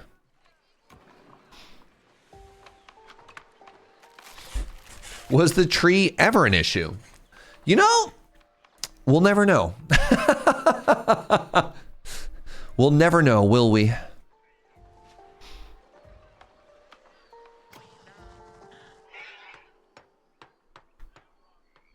It's not even that the roads aren't straight. It feels like the issue here is that the... Let's make another hunter all the way down here. It feels more so that the... Give me a second. How do I snap this to the road? That's odd. We'll set you to kill boars. It feels more so that the issue is... the road nodes are wider than the roads, right? So like these little lumpities, you can see there that it's like it's bigger, and so I think that's causing some issues with the snapping. The hills also seem to change it.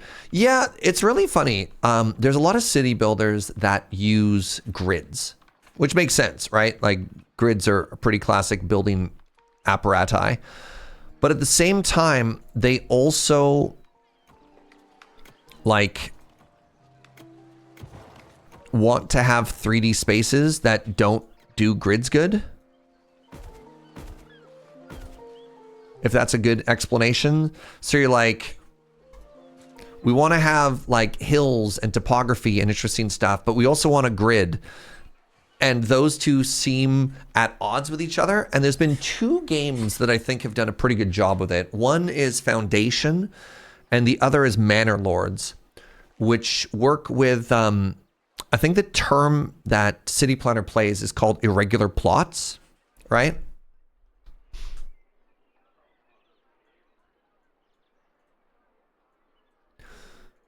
So, right, like in a city builder, if you have a grid, you know, it's extremely straightforward, right?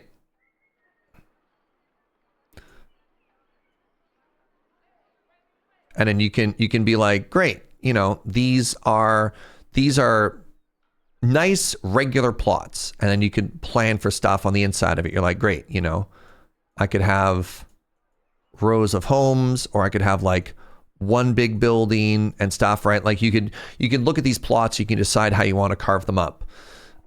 When you suddenly have something like this, right? Like an angle road that comes through these areas, you could think of all of them as being irregular plots. And then what do? Right? You're like, okay, well, maybe I can get one by one in here, but then these don't do anything. Not even hexes work, right? There's another city builder we played called, oh my goodness, Once We Were Here, Before the Journey, something like that, right? That had the hexagon-based system. And even them, they have a hard time understanding what you do with these irregular parcels, irregular plots. I can't remember what the word is. So Manor Lords is interesting, and so is Foundation, because what you do is you just like, you paint an area, and you're like, great, this whole area here, sorry, I did a bad job. You're like, this whole area here, this whole parcel, just like fill it with homes. And the game does a great job of filling in the space. You're like, awesome, I love that. Before We Leave was a hex-based game that was on the, didn't use the grid, but it used the hex system, and it had some weirdness too. It was closer. So, yeah, I don't know. It's always really interesting seeing how these games want to handle it. But when you have a grid system and then you add a 3D space to it, and then you start ending up with like all of these weirdo spots, like you could look at where it's suggesting that plots go, right? Like, look at these two right here. You're like, what are you? What are you? So anyways, I digress. All right. New friends, trade for 10 iron swords. You want my fish? You want my fish? Yeah, okay. Start.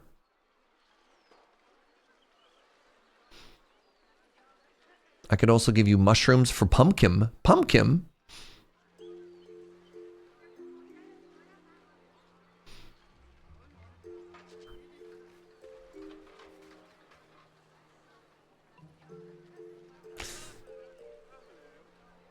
I'm of so many different minds about grids, whether hexes versus square or even gridless.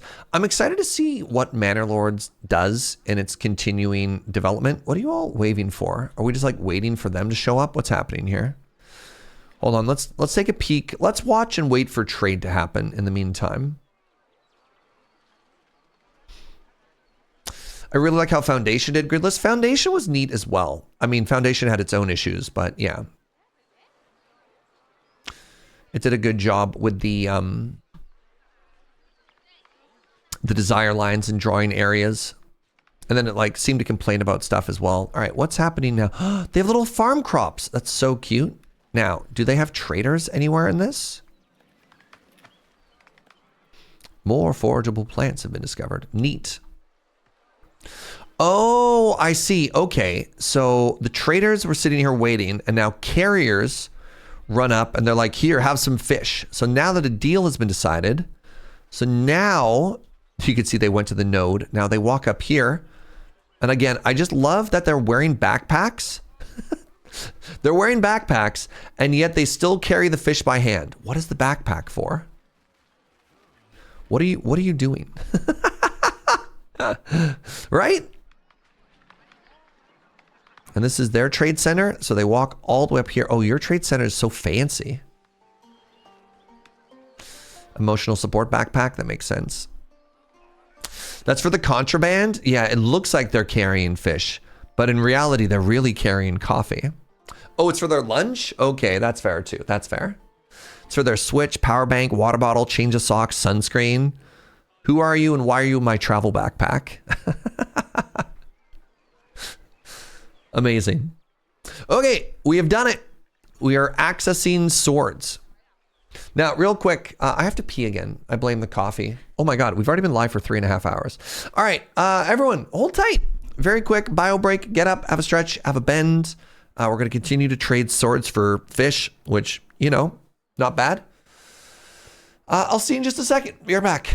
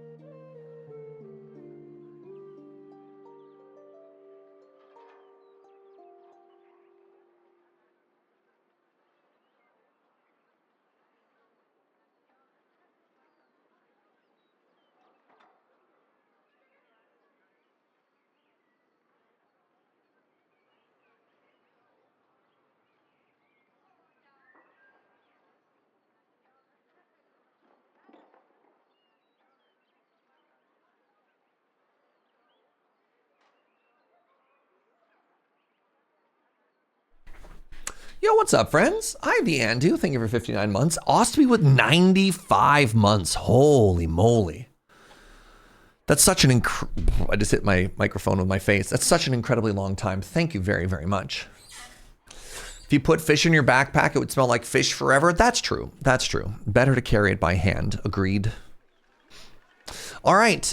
New enemies. Gain access to iron. Settlement progression. Gain access to iron. So we have iron here.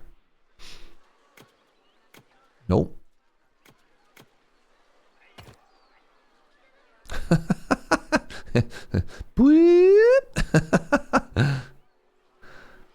You'll love to see it. All right.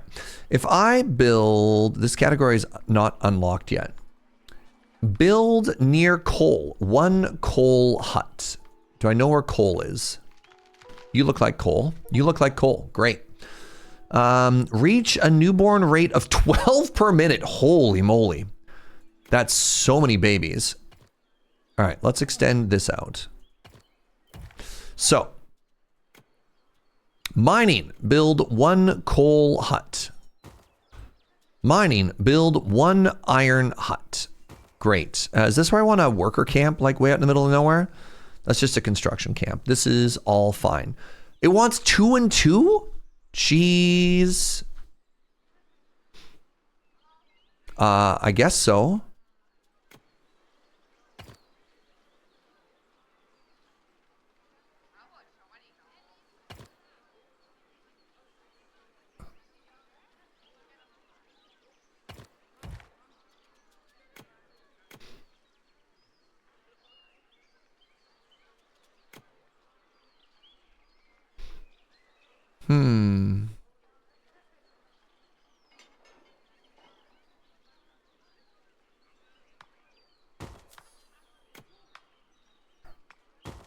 Okay.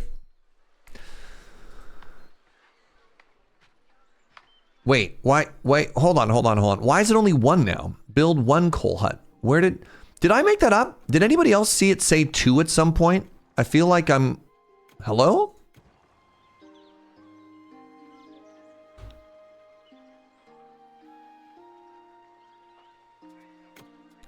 Did anybody else see that? Did I just completely make that up? Hi, Kits. Good to see you, friend. Fascinating. All right, we're trading for iron swords. Kits, welcome to our beautiful little island paradise. It's the happiest place on Earth. Whoa, that's so many animals. Goodness.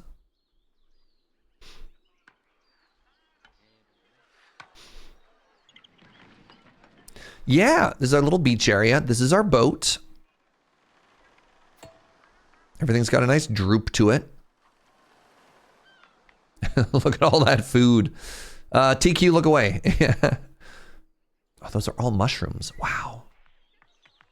That's good stuff. All right, we seem to be pretty happy and pretty full of food.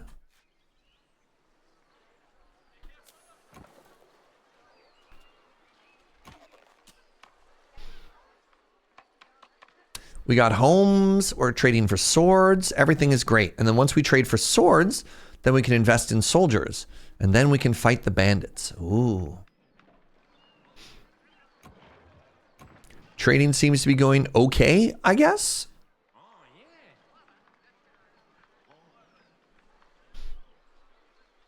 Is that lunchtime? Okay, well let's pause the game for a second. Let's eat some curry. Hi everybody. Welcome to the lunch break. I'm your host, Serge. There are bandits in paradise? Sure. Look, if you're going to be a soldier in paradise, you need somebody to fight, don't you? What should we yap about? So here's the plan. We're going to hang out for like, I don't know, 10 or 15 minutes. I'm going to eat this delicious curry, and we can chat about whatever.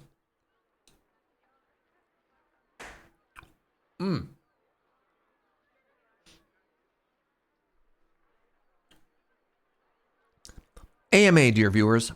AMA.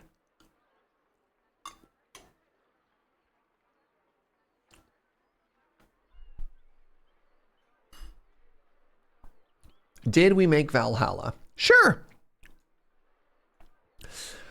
Right? If you're a warrior, your paradise includes a place to fight, doesn't it? Let's even go lunch booth. I feel like we haven't done lunch booth in a very long time. A new and exciting thing happened. My soundboard is sad and or dying. So that's exciting. I'm hoping a computer restart will fix it.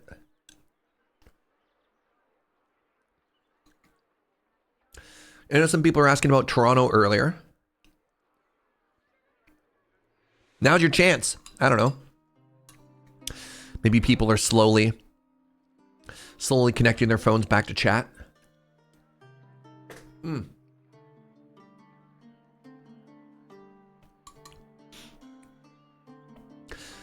Where is Toronto? It's in Canada.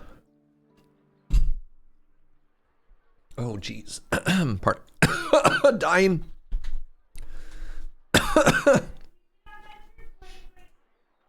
Joe says my 2026 goal is I should stop dying. Stop choking on food. All right. Where is Canada? Canada's on Earth. Okay. So,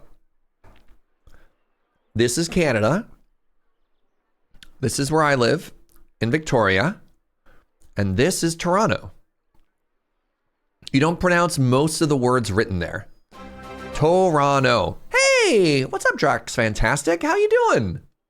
Thank you so much for the raid. I'm teaching chat where Canada is. I was just recently in Toronto. So yeah, really quickly, just as a heads up, we're on our lunch break. I'm just kind of hanging out. I'm chatting, I'm yapping. You always struggle to get an idea of the size of Canada. Well, the first thing to understand is that maps are really bad at turning something that's round and making it flat. So like a lot of these things that you see, there's a really cool map. What is it called? Is it called How Big Is It Actually map? The true size. Have you seen this before? This is really cool, right? So you're like, okay, right? The great one is Africa, right? Because nobody actually understands Africa. You think it's really small. And then you're like, no, man, like this is all of America, right? Which you think is pretty massive. And when you put it on the size of it there, it changes. Yeah, Canada big. Canada big.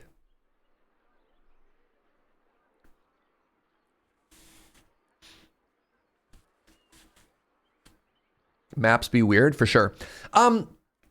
Really quickly, if I may for a second, Drax, thank you so much for that raid.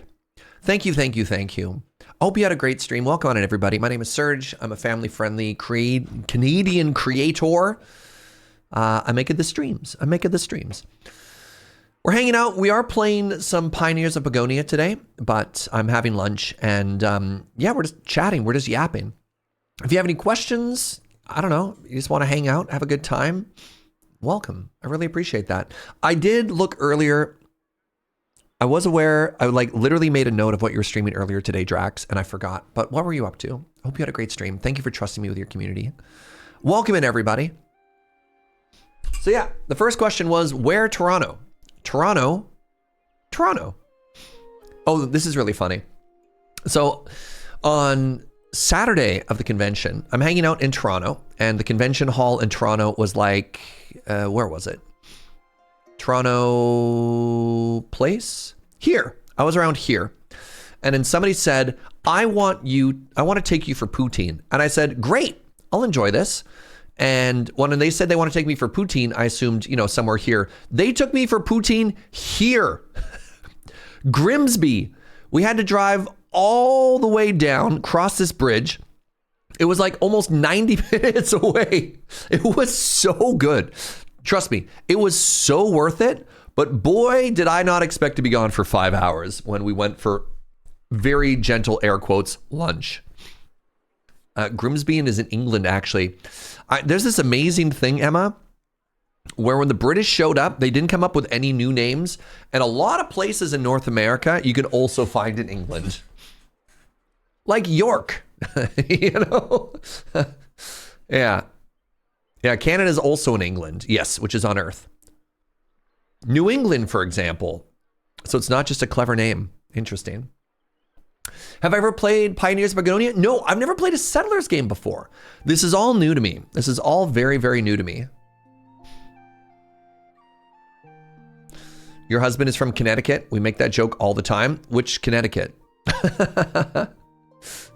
Yeah, there's also a London in here. Yeah, hey, look, London. I hear that might also be in England, but I'm not sure. Who knows? All right, right, this is me. Hi.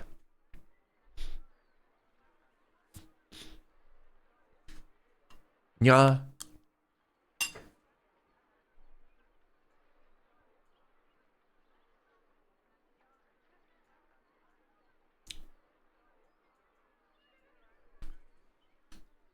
Settlers 2 was the game back in the day. Heck yeah. People are mentioning that the territory expansion mechanic in this game is very Settlers 2. But yeah, we'll get back to the game in like 10 minutes. For now, yapping and lunch.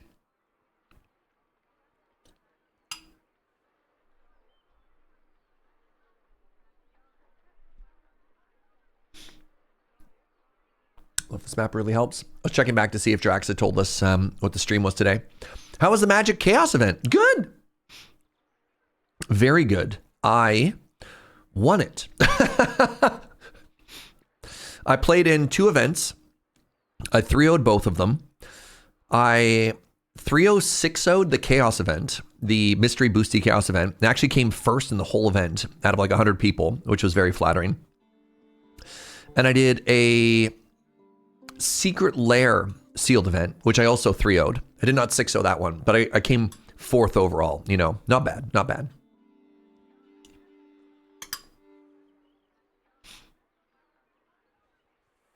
Right, you're playing Vintage Story. I did know that. I always confuse Vintage Story with, is Vintage Story the JRPG or is Vintage Story the extremely grindy Minecraft-like? Because there's like a really famous, beloved JRPG, which I think sounds very similar to Vintage Story. But I could be completely out to lunch.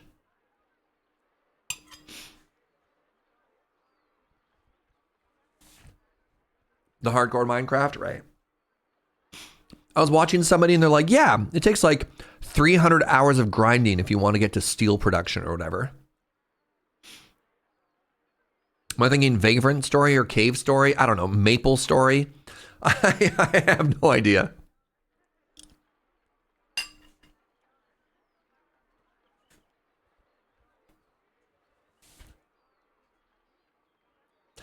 Grindy? Don't you mean gameplay? Yeah, man. I love survival RPGs, but boy, oh boy. Are they a commitment? Can be quicker to get to steel. You just need to know what to look for. That's valid. All right, all right.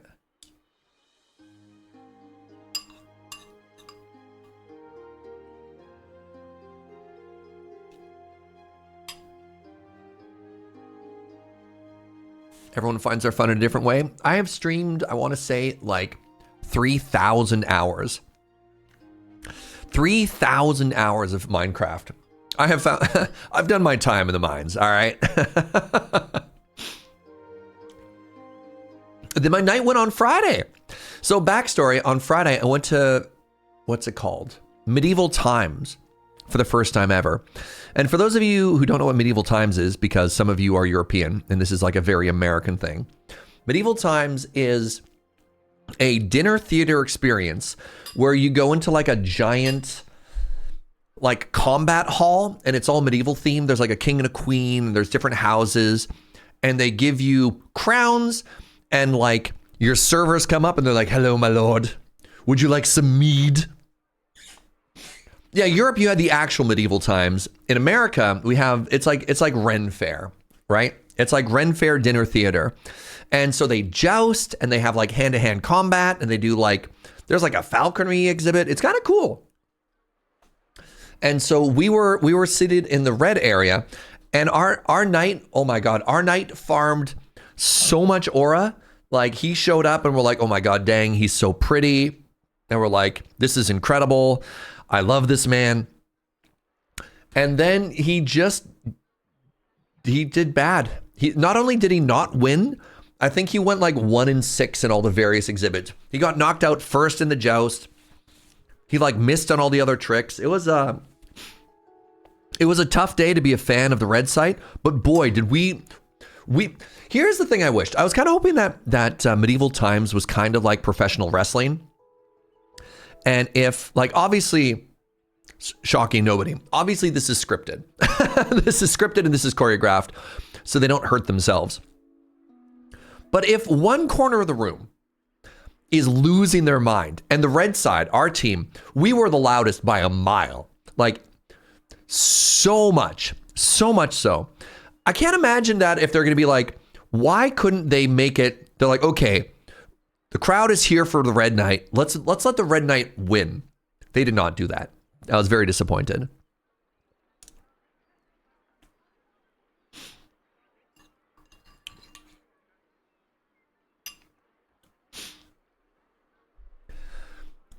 And how do you know it's scripted? There are definitely some times where somebody was going to swing the sword and the other person was already in position. Like a person would do like, they'd like do a back over roll and they'd come up and they'd be ready to block, but they'd be holding that well before the other person was even ready to strike. So they'd be like, I wonder how you know where to block, right? It was great though. It was great.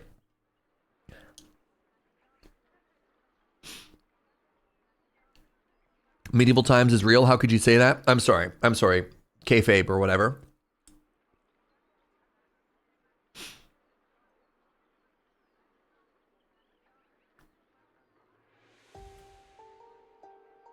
We actually had a different server, Fiona. So our group was 30 people and it was cut in half. And the lower area, there's this amazing woman. She walks up and she's like, good evening. I am your wench. Yes, call me wench or Ashley, or my favorite, call me Wenchly. And she'd walk up and she'd be like, chicken, yeah. And I hand it out and just like scream to everybody. She was amazing. She was charming.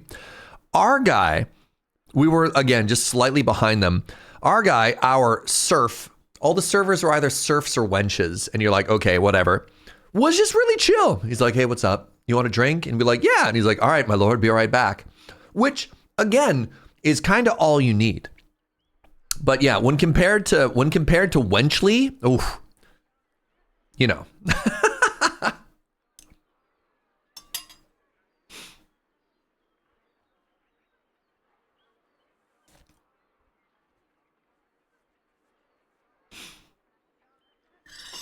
Saving his voice for the long haul.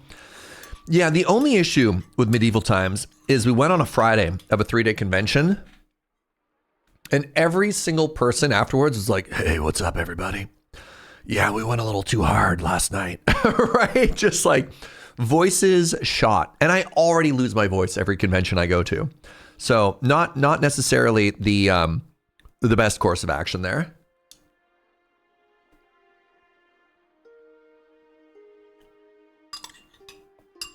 Oh my God, I'm so bad at this. I got rated by Drax and I'm just yapping and I haven't even done the part, like the shout out part. Go follow Drax. What am I doing? How am I so bad at this? Mods, can we get a shout out? In my defense, I have been gone for a week. I am just like getting back in the swing of everything. But yeah, this I believe is the second time Drax has rated us. Once again, an extension of like, I believe, and correct me if I'm mistaken, I believe Drax is Molly's partner. Be really awkward if I got that wrong, but I'm like 90% certain I'm right on that one.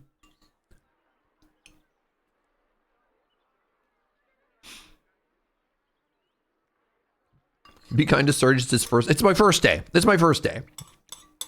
You can't get mad at me. It's my first day.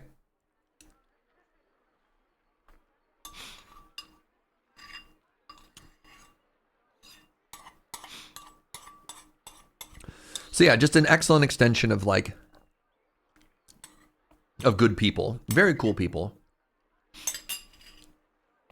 2025 was a year where I got to like meet and do a little bit of collab stuff with Molly and Ellie, and it's been great.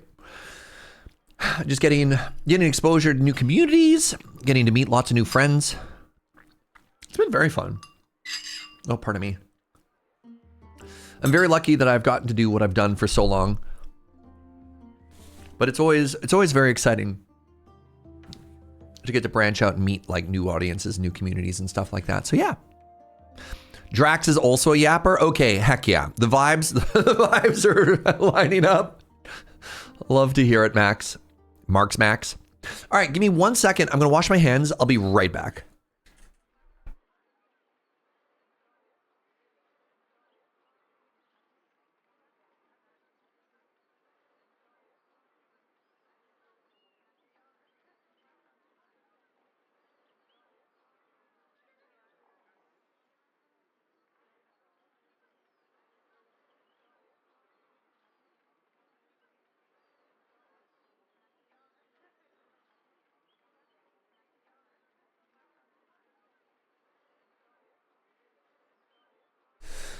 Hold on, I'm the first person to call you Marks Max? You have so many syllables in your name. So when I first started streaming, I was a full-time Minecraft streamer, and I've been doing this for 8 years now, which is kind of unreal to think about. And one of the things that was really popular to do, especially with like young viewers, aka children, aka the type of people that are going to watch a Minecraft stream, was to like hide a slur in your username. So you'd like, if you read it out loud, you'd be like, haha, you're going to get canceled now. You're just like, you can't eye roll any harder. So the self-defense mechanism, especially when it was new people, like people I'd never seen before, is I always shorten the name. I can't get caught if I only pick one particular small part of the name, or, you know, it's just like some chat usernames are impossible to pronounce. So I'd be like, hello, Joe, right? What's up, Kits? You know, there's so many letters in you know what, this is so embarrassing. She's been my mod for like 8 million years. Exact Kits, Kitsune. I don't know how to pronounce that first thing. I just say Kits. I just say Kits as a self-defense mechanism. So yeah, Mark's Max. Can't be my name. That's difficult to pronounce. Eon. Nailed it. All right. Great lunch, everybody. Shall we return to video games? Wow. What a flawless transition. Streamer's so professional. Maximum marks. Don't mind if I do. We talking about hard to pronounce usernames? I just call you Mogs. All right. Where are we at? What are we doing? I love watching people try to pronounce my name. It's really easy for some, and for others, it's a fumble forever. Gninth, tips hat. Gninth to you as well. That's what you say to somebody before they go to bed, right? Okay, so if you're just joining, this is Pioneers of Pagonia. We are playing the campaign. This is the second map in the campaign. I have never played this game before. I've also never played a Settlers game before, which is wild to me because this is like such a Surge coded game, right? It's like cute, there's building, there's a grid. We do hilarious terraforming crimes, you know? Surge and I have known each other IRL for decades and he doesn't even know my real name. I do. Do I have to say it out loud and dox you? How dare you? I thought this was just your preferred name, Hosk.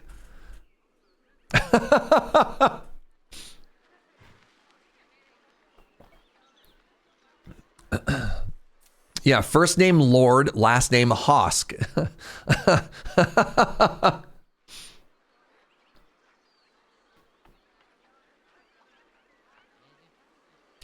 All right, we are in the industry of making iron happen. So we're gathering coal now, we're gathering ore, produce 3 pliers. I need to build a smelting works first. There you go. So produces iron, silver, nickel, and gold. Interesting. All of which gets turned into pliers. Fascinating. Does this fit here somewhere? It fits here. You know what? I'll put it right next to these old homes. Your legal name is not James, in case people were wondering. Really?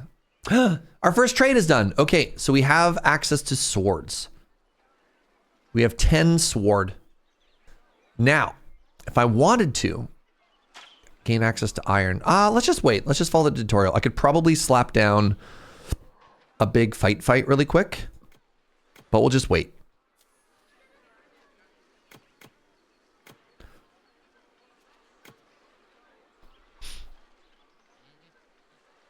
What a coincidence. Your legal name is also not James. All right, show of hands. How many people are also not legally named James? Like, yeah. God, I mean, this is big news. I just assumed everybody in chat was James, to be honest. This is so weird to me.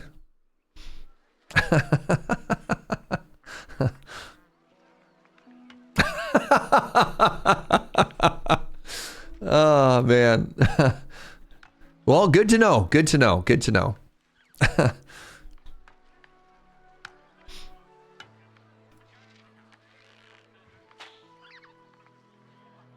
Wasn't there that James convention, or was that a Jeff? I think you're thinking of the Timothy Chalamet lookalike convention,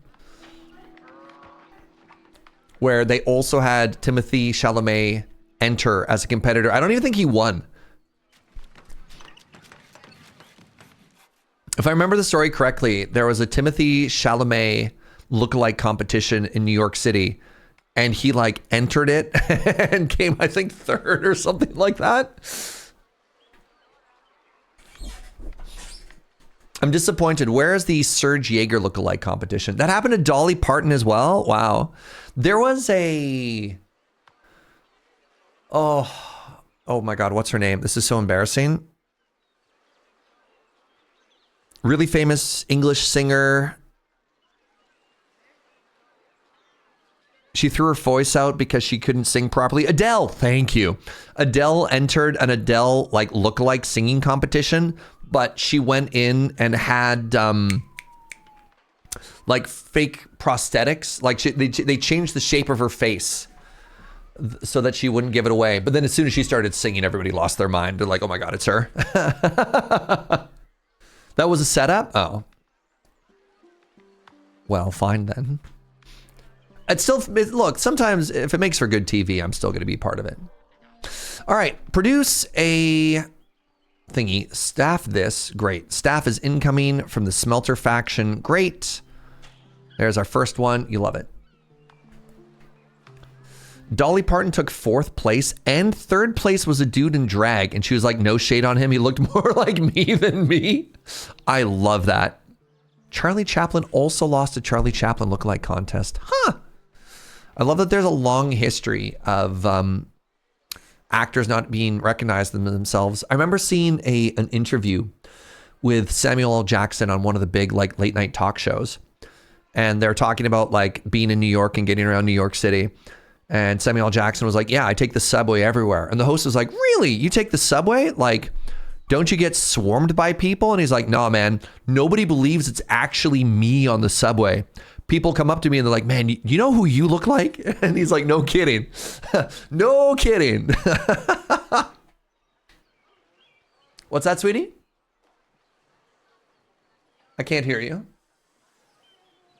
I love you. Right. Yeah, that's the classic Tony Hawk joke as well. Oh, no, I can't remember exactly what happened. But in one of the magic events, because I'm still masking at cons, one of the magic events, somebody came up to me and they're like, you look kind of familiar. And for whatever reason, instead of introducing myself, I was like, yo, I always get mistaken as Jim from the Spike Feeders. And they're like, okay, that must be it.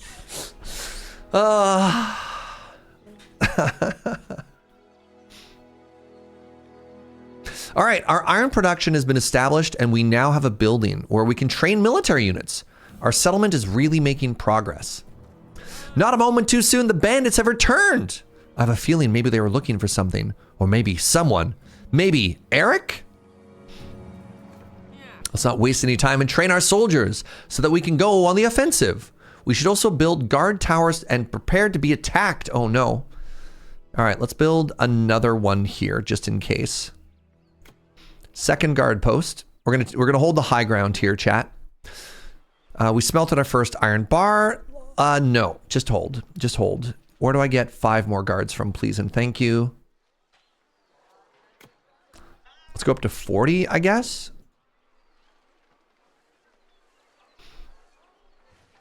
Oh, 2 more guard towers. Holy moly. You know what? I feel like I have enough of these, but that's fine. Now give me a second here. So it says I have 6, which means if I have 30 of these homies, I'm probably fine. Okay, I probably only need 35. Right? Because I have 1, 2, 3. It says I have 6, so I'm just not going to worry about it. Construct an ironsmith and a military academy. Oh, those aren't guard towers. What am I making here? These are guard posts. Hold on. Please hold. Guard tower. Are they bigger? What are you? Guards use stones to do stuff. Okay. Construct a military academy. I'm going to build it up here near the enemy, and I need to construct an ironsmith. Toolsmith? Ironsmith.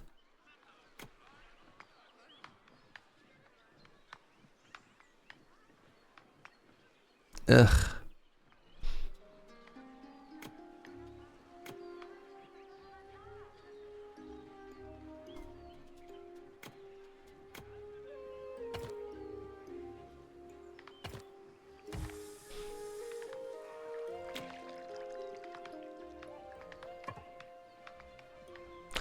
Well, goodbye all of that flax, I suppose.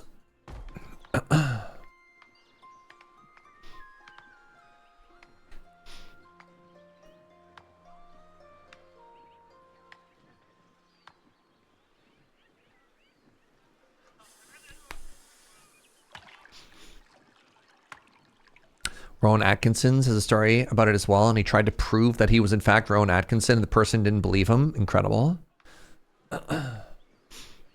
I had a drunk stop me on the street one time, positive that I was Willie Nelson. Nice. Oh, I love that. All right, recruit 20 soldiers. That's so many soldiers. All right, hold on. Your faction. We smelted our first iron bar. Look at all the new tools we can produce. Okay. I guess I did that, eh? Now, it looks like they want me to just keep expanding constantly, and there's no real reason not to. So, I guess, DM, I do that? Like...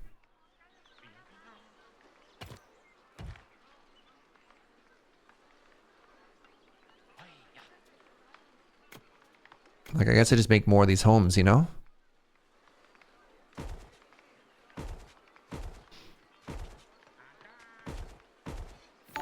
Yo!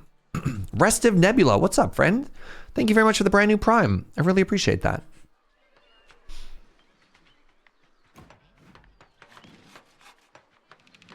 Advanced soldiers. All right, a regular soldier, I want 20. And then for 20, I need both the shield and the sword. So we'll get there. We'll get there. Thank you for spending Amazon's money. We'll put it to good use by getting Joe dessert. All right, give me a second here. Wood chop chop. Let's do this, and let's say burn it all down. Not, you know, not necessarily burn it all down, but burn it all down. And then maybe I can get 2 more homes in there as well, right? Look at this. The deers and our people live together in harmony. Wow, majestic.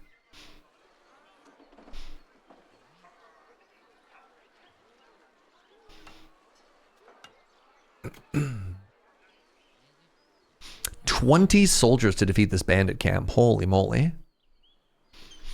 How many homies they got here? 1, 2, 3, 4, 5, 6, 7, 8, 9, 10, and a raven. That's how you know they're the bad guys.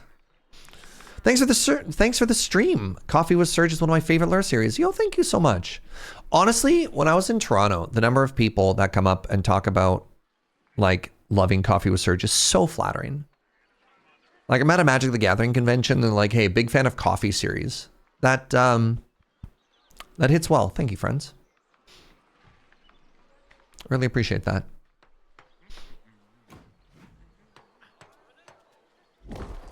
All right. The Soldier Center commences. Now, what is this? The military camp. Residents for the military camp. They'll go here when waiting for a new task. Well, that seems like the sort of thing that I should build quite close. You know? Coffee stuff is fun to watch. I say that as a person who doesn't even like coffee. Oh, shucks. I'm sure you say that to all the streamers. Now, somebody explain to me why this tree has not been chopped.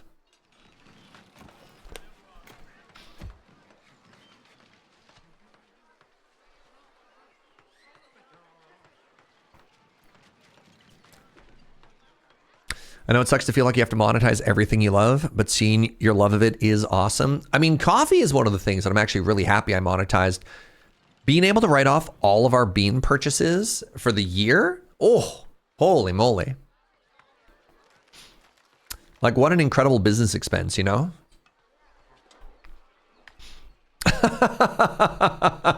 Yeah. I mean, all the other parts of it kind of suck, but that part, ooh. All right, so we got the iron swords getting built, which is kind of cool. Chainmail, ooh. I guess I should put some storage here, eh?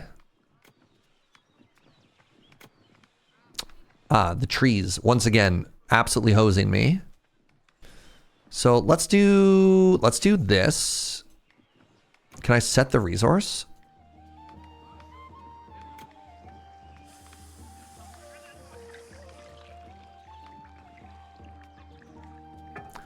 What have I done? Military assignments. You can disable or enable different military units. You can define precise quantities if you like. Sure.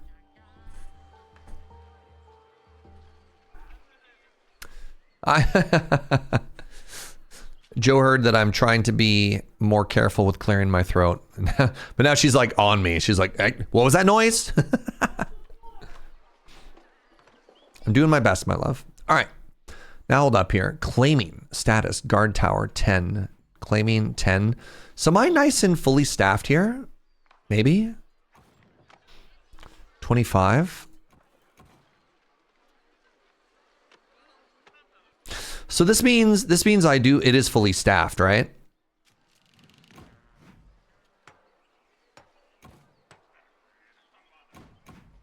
Interesting. Reminds me of the old Settlers games. They're related. Apparently these are some of the OG devs who have come over and are just doing something new.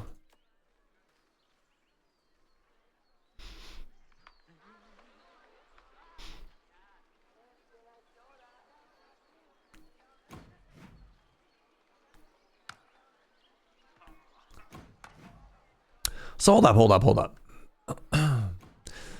Occupancy 23. That doesn't make any sense. How can I have... Oh, my guards live there. Oh, please hold. Obviously need another one of these. I forgot that guards aren't soldiers. 23 guards, 2 soldiers.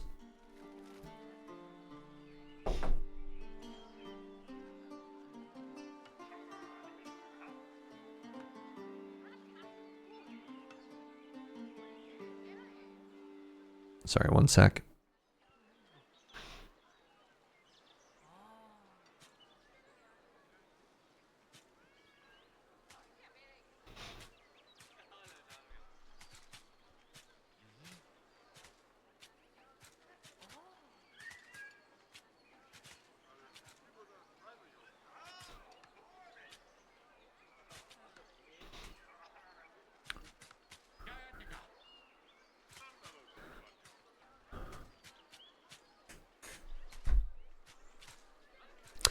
Sorry. I'm getting Slack notifications from my other job. Ugh. All right. I guess we're just kind of chilling while we wait for the soldiers to get trained up. The bottleneck appears to be tools. So if I make another tool, I'm probably happier. Now, can you fit here is the real question. No. Is there like one berry bush in the way? Looks like it. What if I did, can I do 2 here? No, just the 1. That's fine. So what I wanted to put here was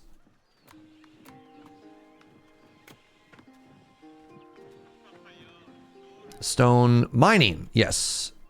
And then I can put iron. And then you can be iron bars. And then you can be coal. And then you can be, I don't know, more iron bars. And then this building wants to take iron bars and to turn into other stuff. Yeah, we just got a whole little area here. The smelting works, great. So then we can put the excess out there. That's all instead of clearing your throat to do a small cough. Yeah, it's just, I've been clearing my throat for, you know, as a person who has allergies all year round, I've been clearing my throat for so long that it's like very hard to break the mental habit. It's not a knowledge issue. It's just like a body reflex issue, right? I was kind of hoping I could get like a good bend here, but I guess not. Whatever. Yeah. I lost my train of thought. Right. We're talking about a Settlers game. So the story here is that the studio that used to make the Settlers games now makes the Anno games. Wait, is there not room for both here? Wild. And then a group of the old devs. Okay, yeah, you just don't fit there, huh? A group of the old devs left and made a new studio, and they're making Pioneers of Pagonia, which is like the spiritual successor to Settlers. So if it looks like Settlers, that's why.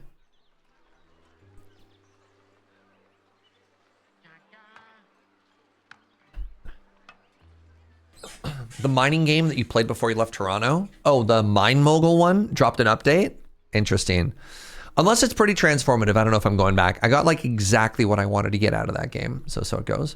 Do I have an affiliate link? I do not. No, games off of Steam are just games off of Steam. Yeah. Every other store platform but Steam has an affiliate code for creators. Yeah, hashtag not sponsored, all that fun stuff. I'm just chilling. Now hold on. Wait, this is the smelting works. No, this isn't what I wanted. I didn't want the smelter. I wanted this. Ah, buckets. I needed the ironsmith. All right. Get out of here. Get out of here, you hoser.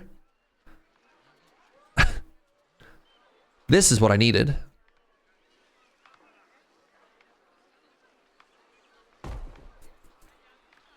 Dope.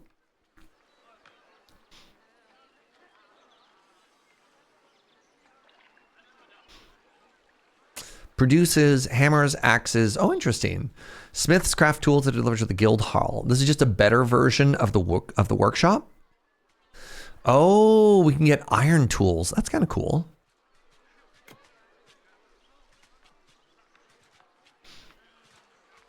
For free version of the old Settlers 2, there's the Widelands, which looks very indie, but plays a lot like Settlers 2 with some modern upgrades. Interesting. All right, let's try and get that done a little bit faster. That again is the bottleneck on. You know what's funny? By the time I actually get this built, I don't think it's going to help me at all.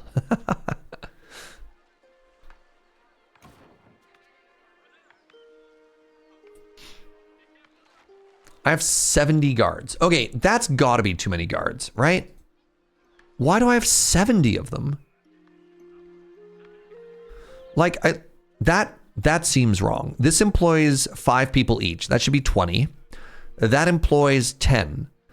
So I should need 40 guards. Why do I have 70? How do I lay some of these people off, chat?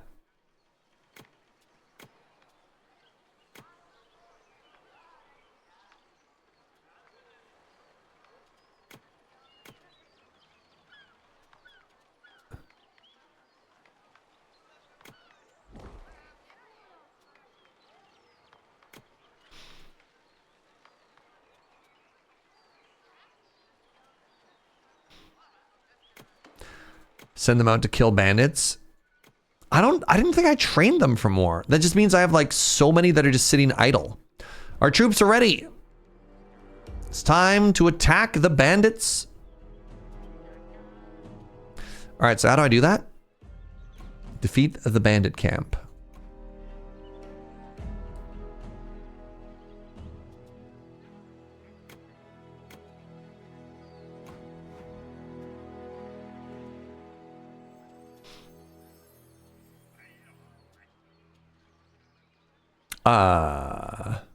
Capitalist surge. How do I lay these people off? Well, hold on. And that is fair. If I tell them to fight boars, then maybe things will go poorly.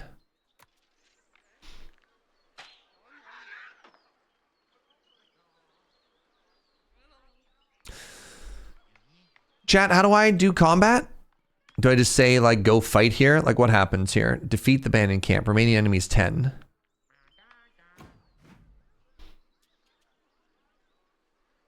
Where's the UI to make combat happen?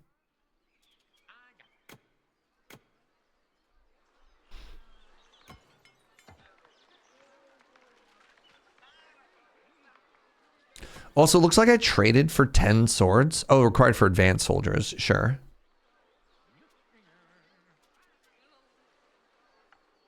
Select a guard tower. Yes.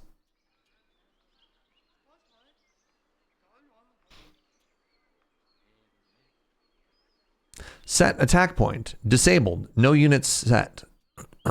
That's guards. This is for my guards. It's not for my soldiers, though.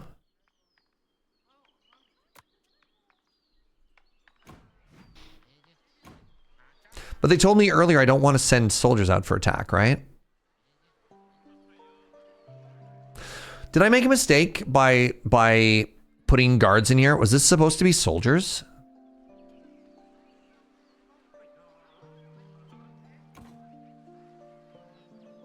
I did make a mistake. Great.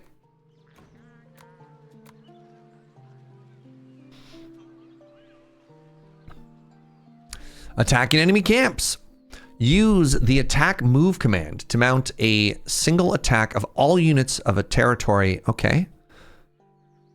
When all enemies are defeated, the camp is destroyed. If attacking units survive and find no more enemies, they will return to the patrol location. Great.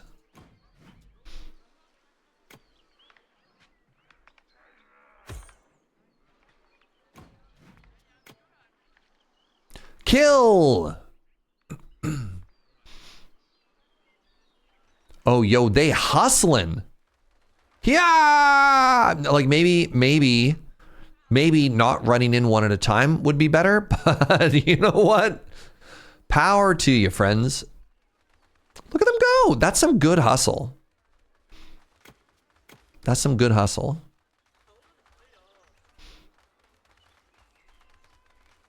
The guards go in the guard tower. The soldiers go in the soldier tower.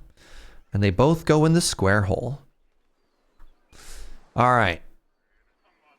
We outnumber them 2-1 soldiers. Oh, wait. Oh, no. Oh, no. What happened here? Oh, those are bun-buns. They killed a bun-bun. Wow. They deserve what they're about to get.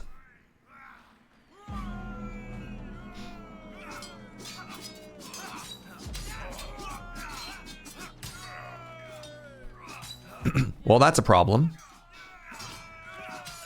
Oh, God.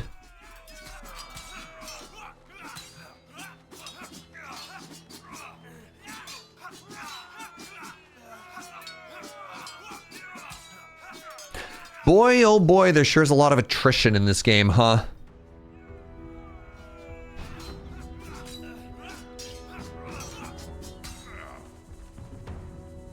One to go.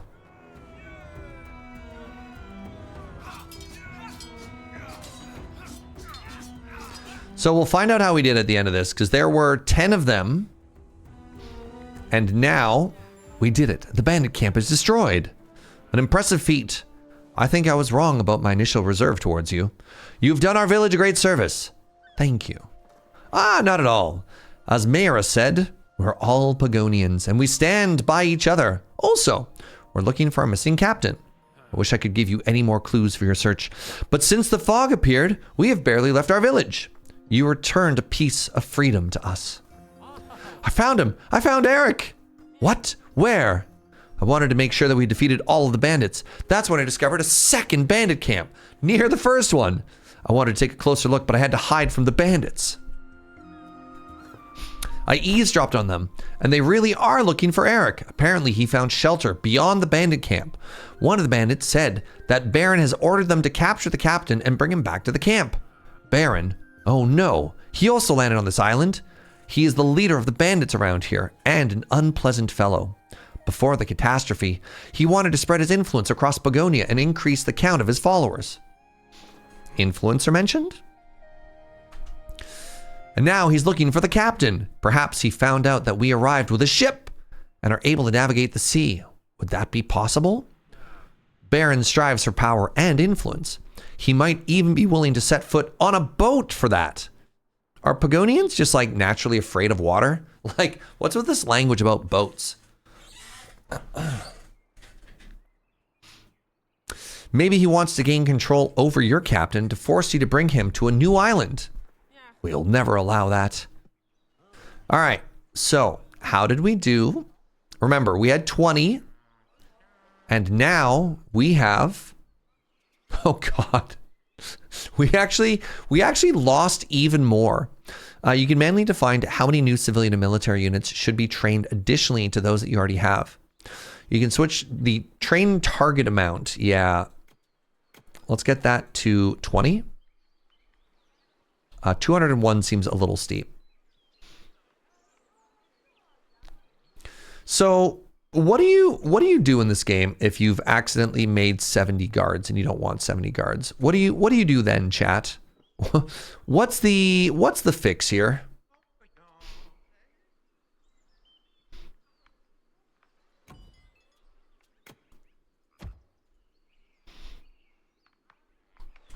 You know what? I feel like we're gonna need more than this. Let's go up to, let's double this number. Let's go to 40. Right? And then how are we doing? Looks like we need more wood. Looks like we need more everything, you know?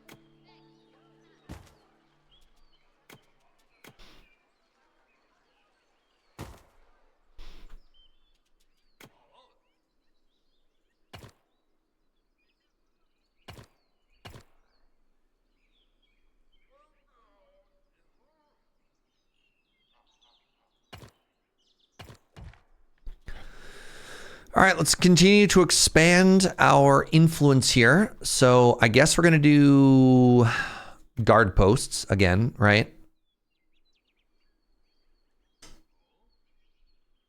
I don't know. I could put it like up here.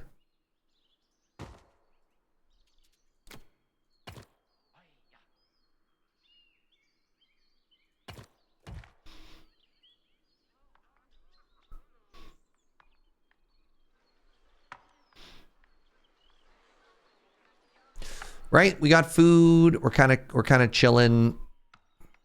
Do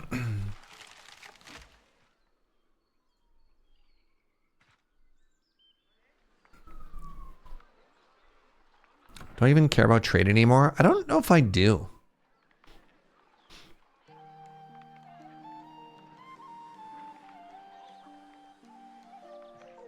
Trade stock 0, 0. I give them softwood. They give me hammers, I guess. Sure. How much of the softwood do I have? I have 36. Sure, why not, right? I could train stones for copper. That seems bad. I could train mushrooms for something else. No.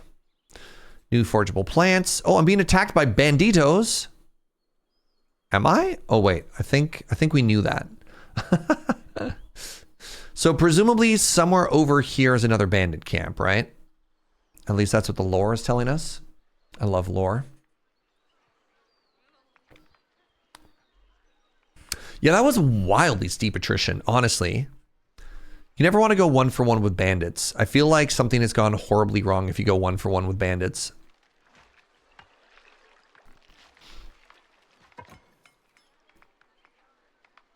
Wait, is this not even the building that was making me the swords? This gives me iron swords, which we need for like high tier homies.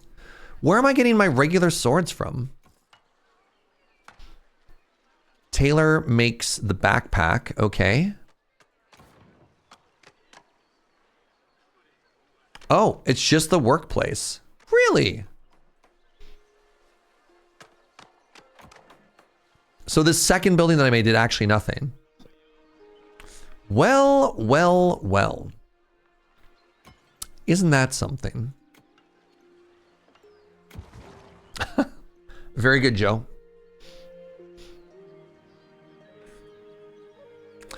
The knife. All right, so this is actually still completely full. So maybe I make another one of these. Do I have room?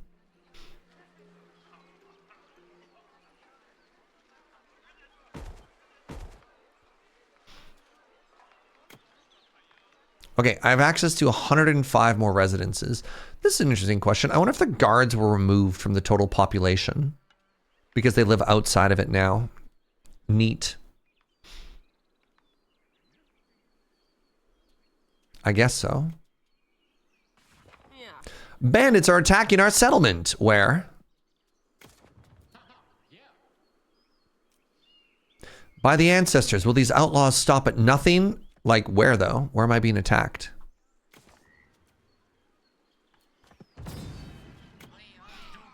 Oh, who are you? My explorers. Okay. Oh. Oh. Now hold up. We know what to do here.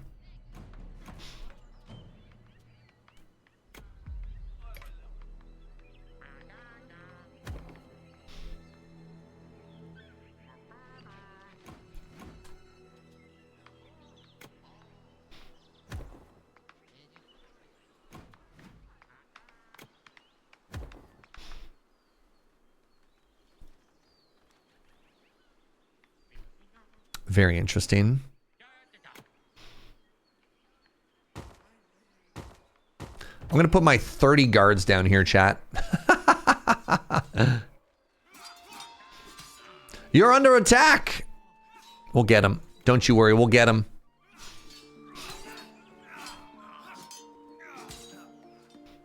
Oh God, how many people did I lose? Oh, that is not, those are not the numbers that I wanted to see. Oh my God, there's so many of them coming at us here.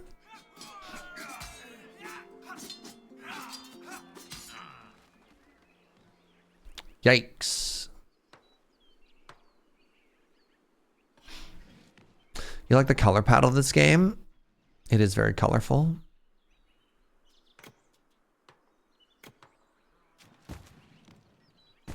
You know what I should build down here? I should build another construction camp. Let's make this one the priority.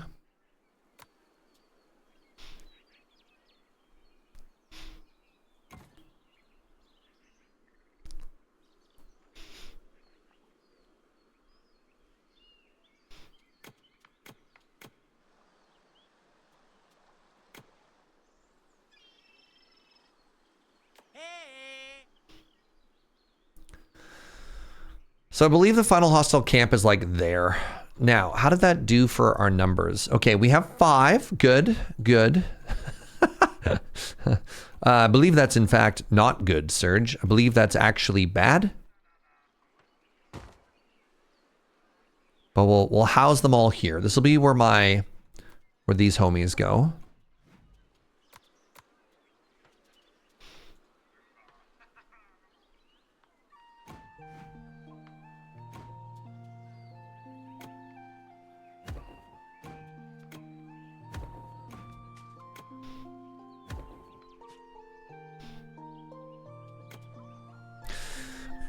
Another very minor complaint I have with this game feels like the sort of game that you should be able to pause in, and there's no pause, and I don't know why that is.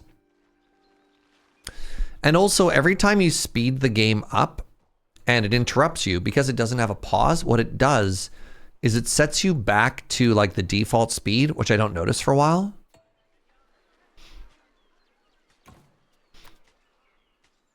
Maybe it's in the quality of life update, maybe. What's this? Oh, boats. Very interesting. Okay, so they're not there. They're still further around the corner. Interesting.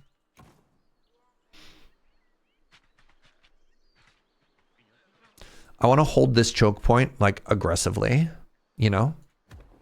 I should also set that as my claim area.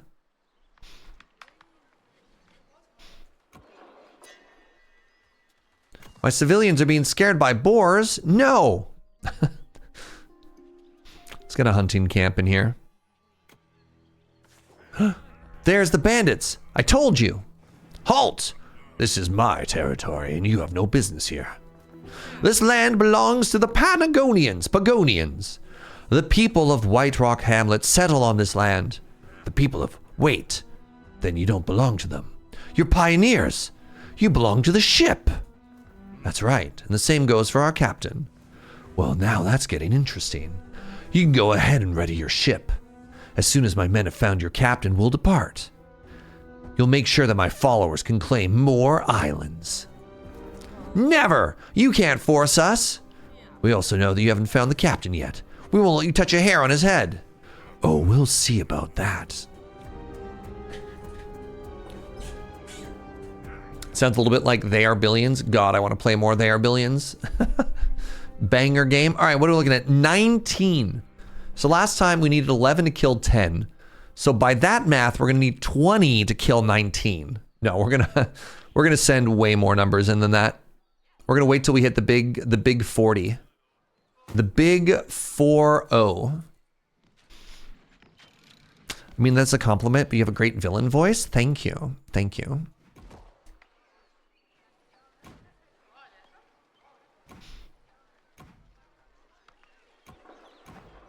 There. Lots of places for our many, many soldiers to live.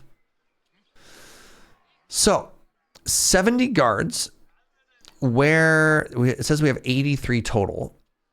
I don't understand. Does this mean I have 70 available? Ready for new task. 45. Okay. What happened to all of my soldiers? According to this, I have 13 soldiers somewhere.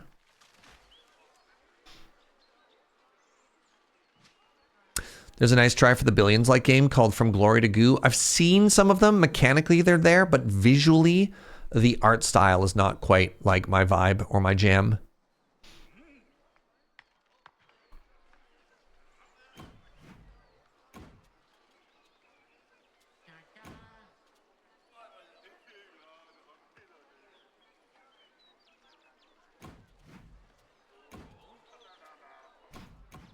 Patrolling. Interesting.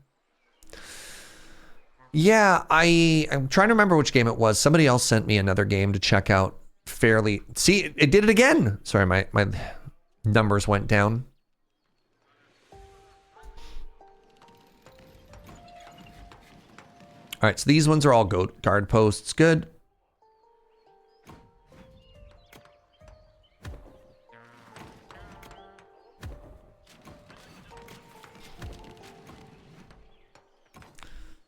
And you should just be set on focus claim explore, right?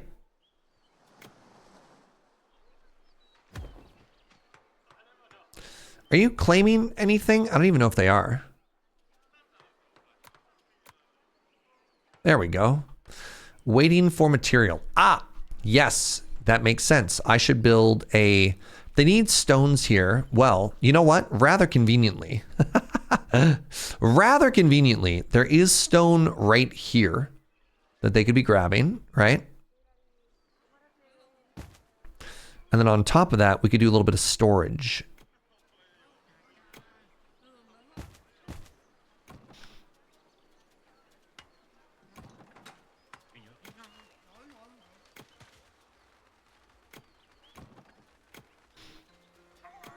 There.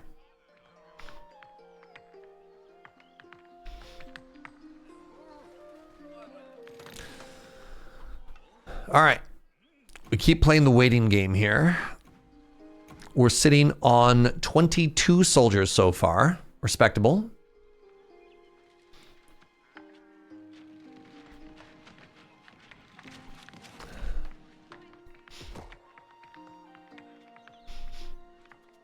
I'm out of raspberries. Devastating.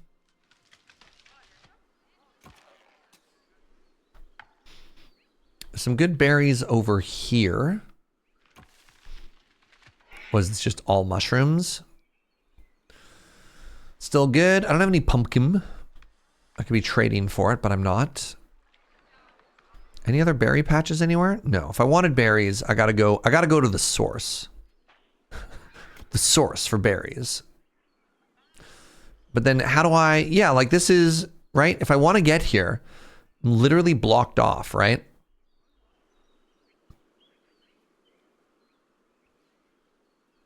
So I would need to, there's no like good way to queue construction through woods, which is kind of an odd, just unusual in this genre, you know? Like as somebody who's played a lot of city builders. It is a fascinating choice. Come on and attack me, bandits. Just a fascinating choice that you can't queue construction that would get them to chop down trees, you know? That's all I'm saying.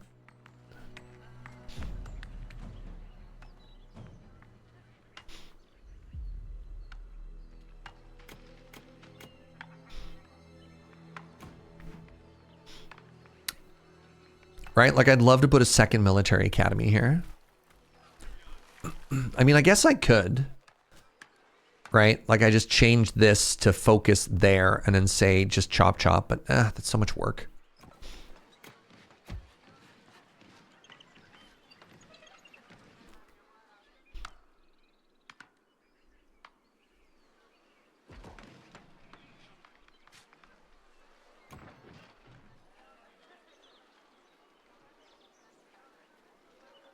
This trade is finished.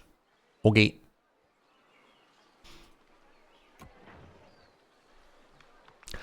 All right, those of you who played this game before, hit me with more tips. What else should I be paying attention to right now? What could I be doing better? Oh my God, look at how excited they are. To war! You know what? I should build my barracks down here, right? This should be where my homies are camping out.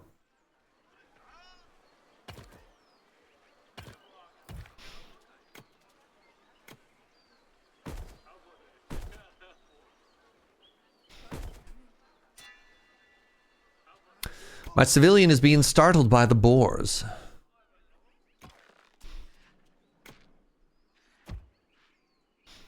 You could place a patrol near the enemy camp to aggro a few of them, but not all of them. So the issue with patrols is I could only send soldiers out to do this. And I figure if I'm going to aggro them, my explorers are going to do the same thing, right? Oh, they're elite bandits, veteran bandits. See, there we go. And now you run for your life and they chase me? No? Like they're just shouting at each other. It did refill up to 19, so it looked like Operation Drain the Camp didn't do anything before. Maybe it did, actually. So hold on. Let's try this out. All right, so this is our...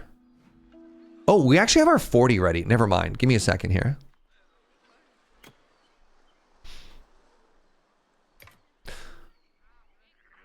Oh. Hey, what's up, Insane Cat? Welcome back, Serge. Thank you very much, friend. So, like, here's another scenario where I wish I could pause the game because I have to trigger these all at the same time or all separately. There's like a delay.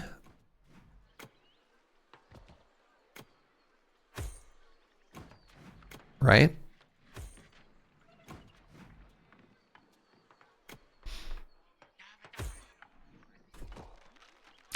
Kill! All right. Tonight, we ride to war.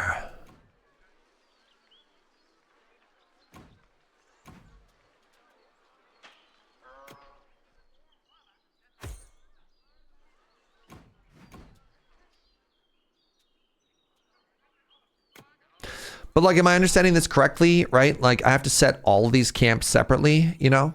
There's not like a shortcut that if I do it for one, it does it for all of them or whatever.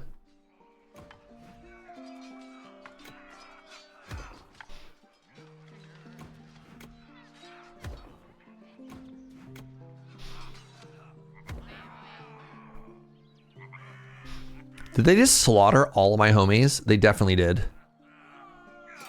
I love that we're sending our people in one at a time here.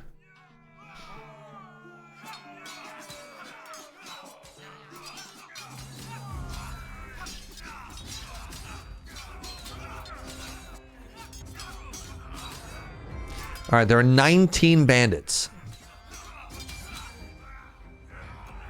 There are now 2 bandits. We started with 40 soldiers. Oh, no. We have 1 soldier.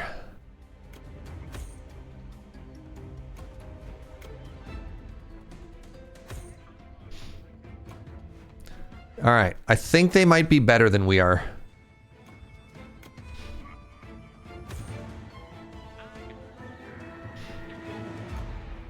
It's okay. This war of attrition will surely win, right? What are these homies doing? Why are they not going there?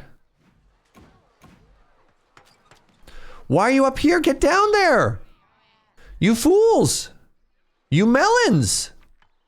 Oh, I see. We haven't claimed enough territory yet. This is depressing.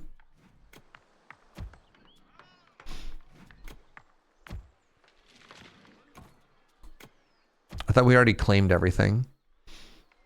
Everybody wins in a war of attrition, especially soldiers. That's what I've heard.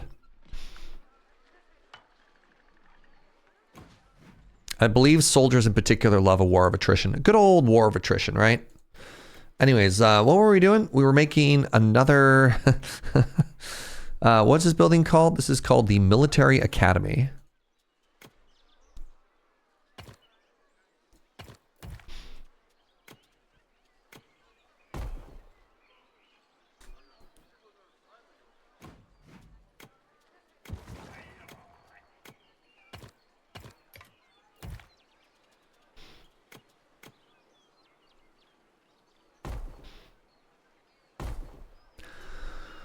Great. And up here, I don't know why I turned into Tony the Tiger for a second there. And up here, we need another couple of these workshops.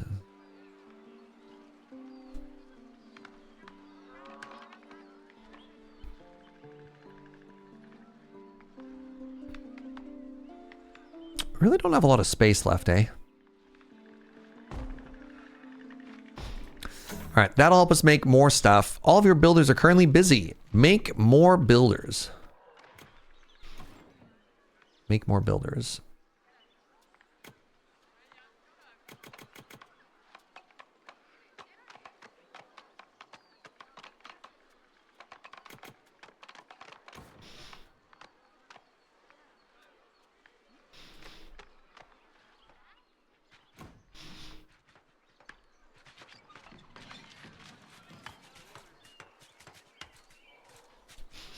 So now, do they rebuild?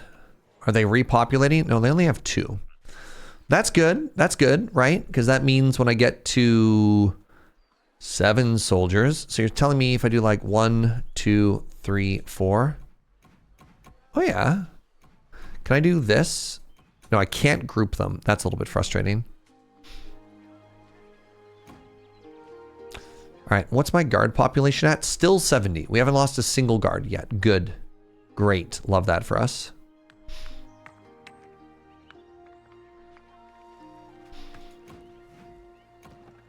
All right, this is working perfectly. We got stones coming over here, which is exactly where we need them for the expansion of the area. This feels so classic, like RTS campaign though, of, you know, like this objective is over, but until I kill this one man, there's no going home, eh?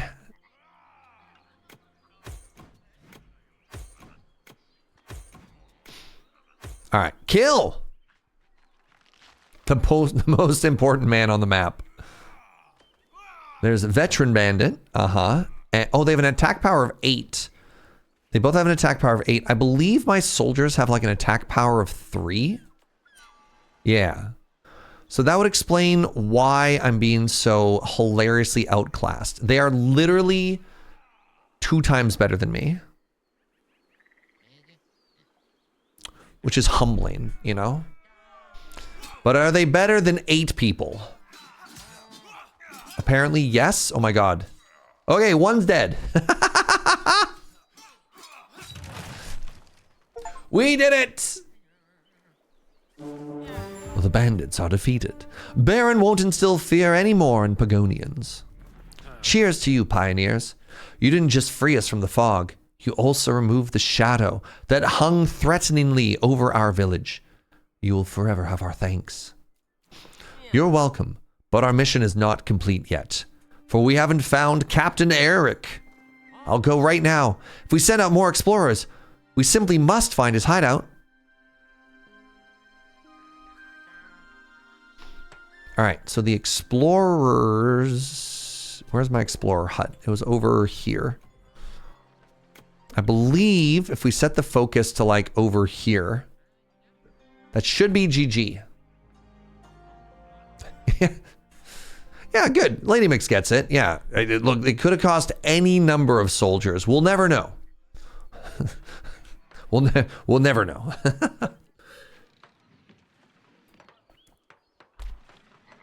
Recovering from the sticker shock when looking at the first year cost of my daughter going to college. Oofa. Sorry to hear that, friend. Yeah, I don't know what you do these days. It was expensive when I went to school, and that was 20 years ago, you know? I mean, not quite. Oh, God. Quite? No, I'm not that old. I'm old, but I'm not that old.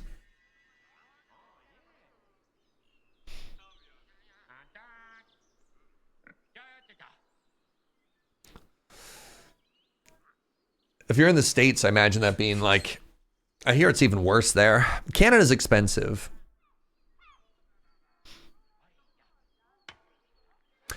I found the receipts for my last year of college a little while ago. It was $4,000 for the semester. Ugh. I've heard some schools are like 5 figures a semester, which is, what do you do, right? Like people coming out of school with like 6 figures of student debt.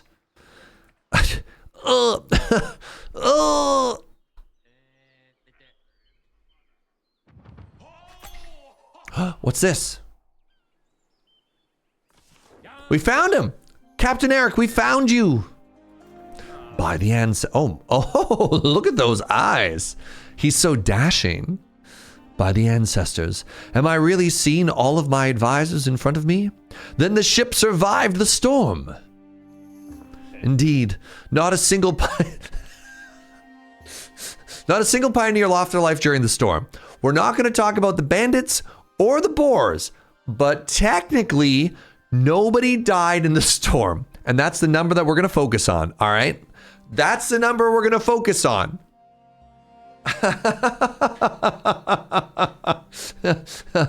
Oh my God. We repaired the boat and made her seaworthy again.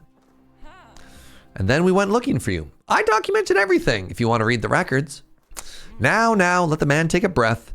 Give him some food and drink. Captain, it's good to see you.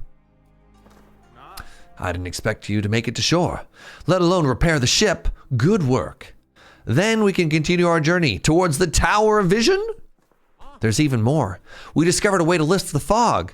Together with the magical compass, we can navigate the seas much better. I'm certain. I don't know why I'm giving them like a weird, like, chipmunk voice. Chipmunk. What? That's not the word I'm looking for. Boy Scout, maybe? I don't know. Oh, you know what it is? I just realized they turned into like a teenage shonen protagonist is who Compass Boy was. Oh, no. We also built settlements to set Pagonia's rebuilding in motion. Our people want for nothing. We took good care of them in your absence. Again, other than the people that died fighting the bandits and the boars. But we're just gonna kind of hand wave him over that. And as of end of your hat, Captain, now it's back where it belongs. You've displayed an impressive amount of determination and solidarity. That will prove well for our further travels. If you keep going on like you told me, we'll hopefully reach our goal soon. Keep going. But Captain, now that you're back, we can counsel you like usual. What? No. I can see that you are the driving force behind our mission, and reaching our goal is the foremost priority. I believe that if you and I work as a group like you have since the storm, we'll find our way as fast as possible. That is a clunky sentence. Then the mission will be led by the advisors from now on. How exciting and honorable. Thank you for your confidence, Captain. Will not disappoint you. I'm certain of that. After all, you are precisely the ones who handle the current situation better than anyone else. And now, hoist the sails. I want to arrive at the Tower of Visions as soon as possible.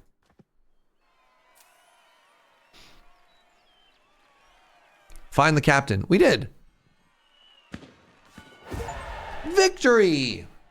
It's so good to have the captain back aboard. Now we'll be able to find and save Eric. Wait, Now that we were able to find and save Eric, everything is finally back to how it was supposed to be. Sorry. At least aboard the Venturer. Now we can focus on our original mission, restoring Pagonia into a beautiful and safe place for everyone. Hooray! For our effort and cooperation, the captain had bestowed the greatest honor on us. Instead of Eric taking back the helm, our advisors are allowed to continue leading the mission together with him.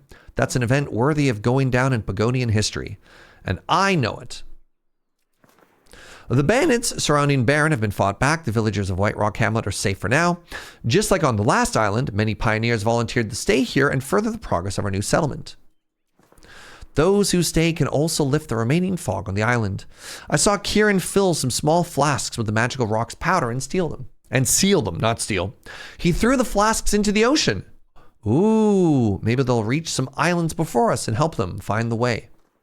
And us, we follow Eric's wish. The Venturer is seaworthy again. The last ropes are being untied as I write this. Our search for the Tower of Vision and the Pagonian Council continues. Neat. We've reached another island. Maybe we're lucky this time and find reference to the Tower of Visions. This area seems familiar to me. I think I was here during my times as a merchant. In any case, we would not be in the right place, but there should be a village nearby. In that case, we're not in the right place, but there should be... Okay, I guess the right place being the tower. If there is indeed a village here, we'll find it. And who knows? Maybe someone there can point us toward the Tower of Visions. In any case, can't hurt to make a small settlement. It's been too long since I last held a hammer. All right, I think I want to call it there for today, friends. My voice is still recovering from the con.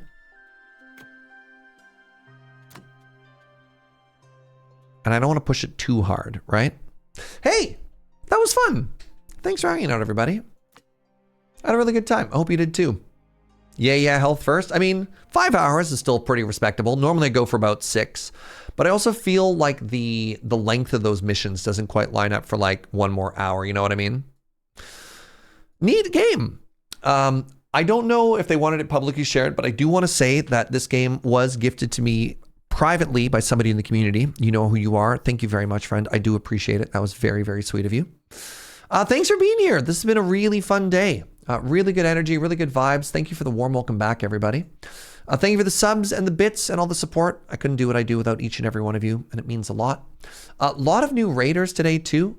We got a big raid from 2D Kiri earlier today, which was so flattering. We got a big raid from Drax. Fantastic. Welcome on in, friend. Appreciate that. If you're new and you had a good time, give a follow. I'd love it if you came on back. And yeah, no stream tomorrow. I'm pretty busy with a bunch of other stuff coming up. But we'll be back on, I believe, Friday and Saturday this week are the next 2 streams. So yeah, look forward to that. All right, let's go raid Benjamin Wheeler. He's playing Magic the Gathering, so let's go send some love his way. Thanks for hanging out, everybody. I'll see you next time. Bye-bye.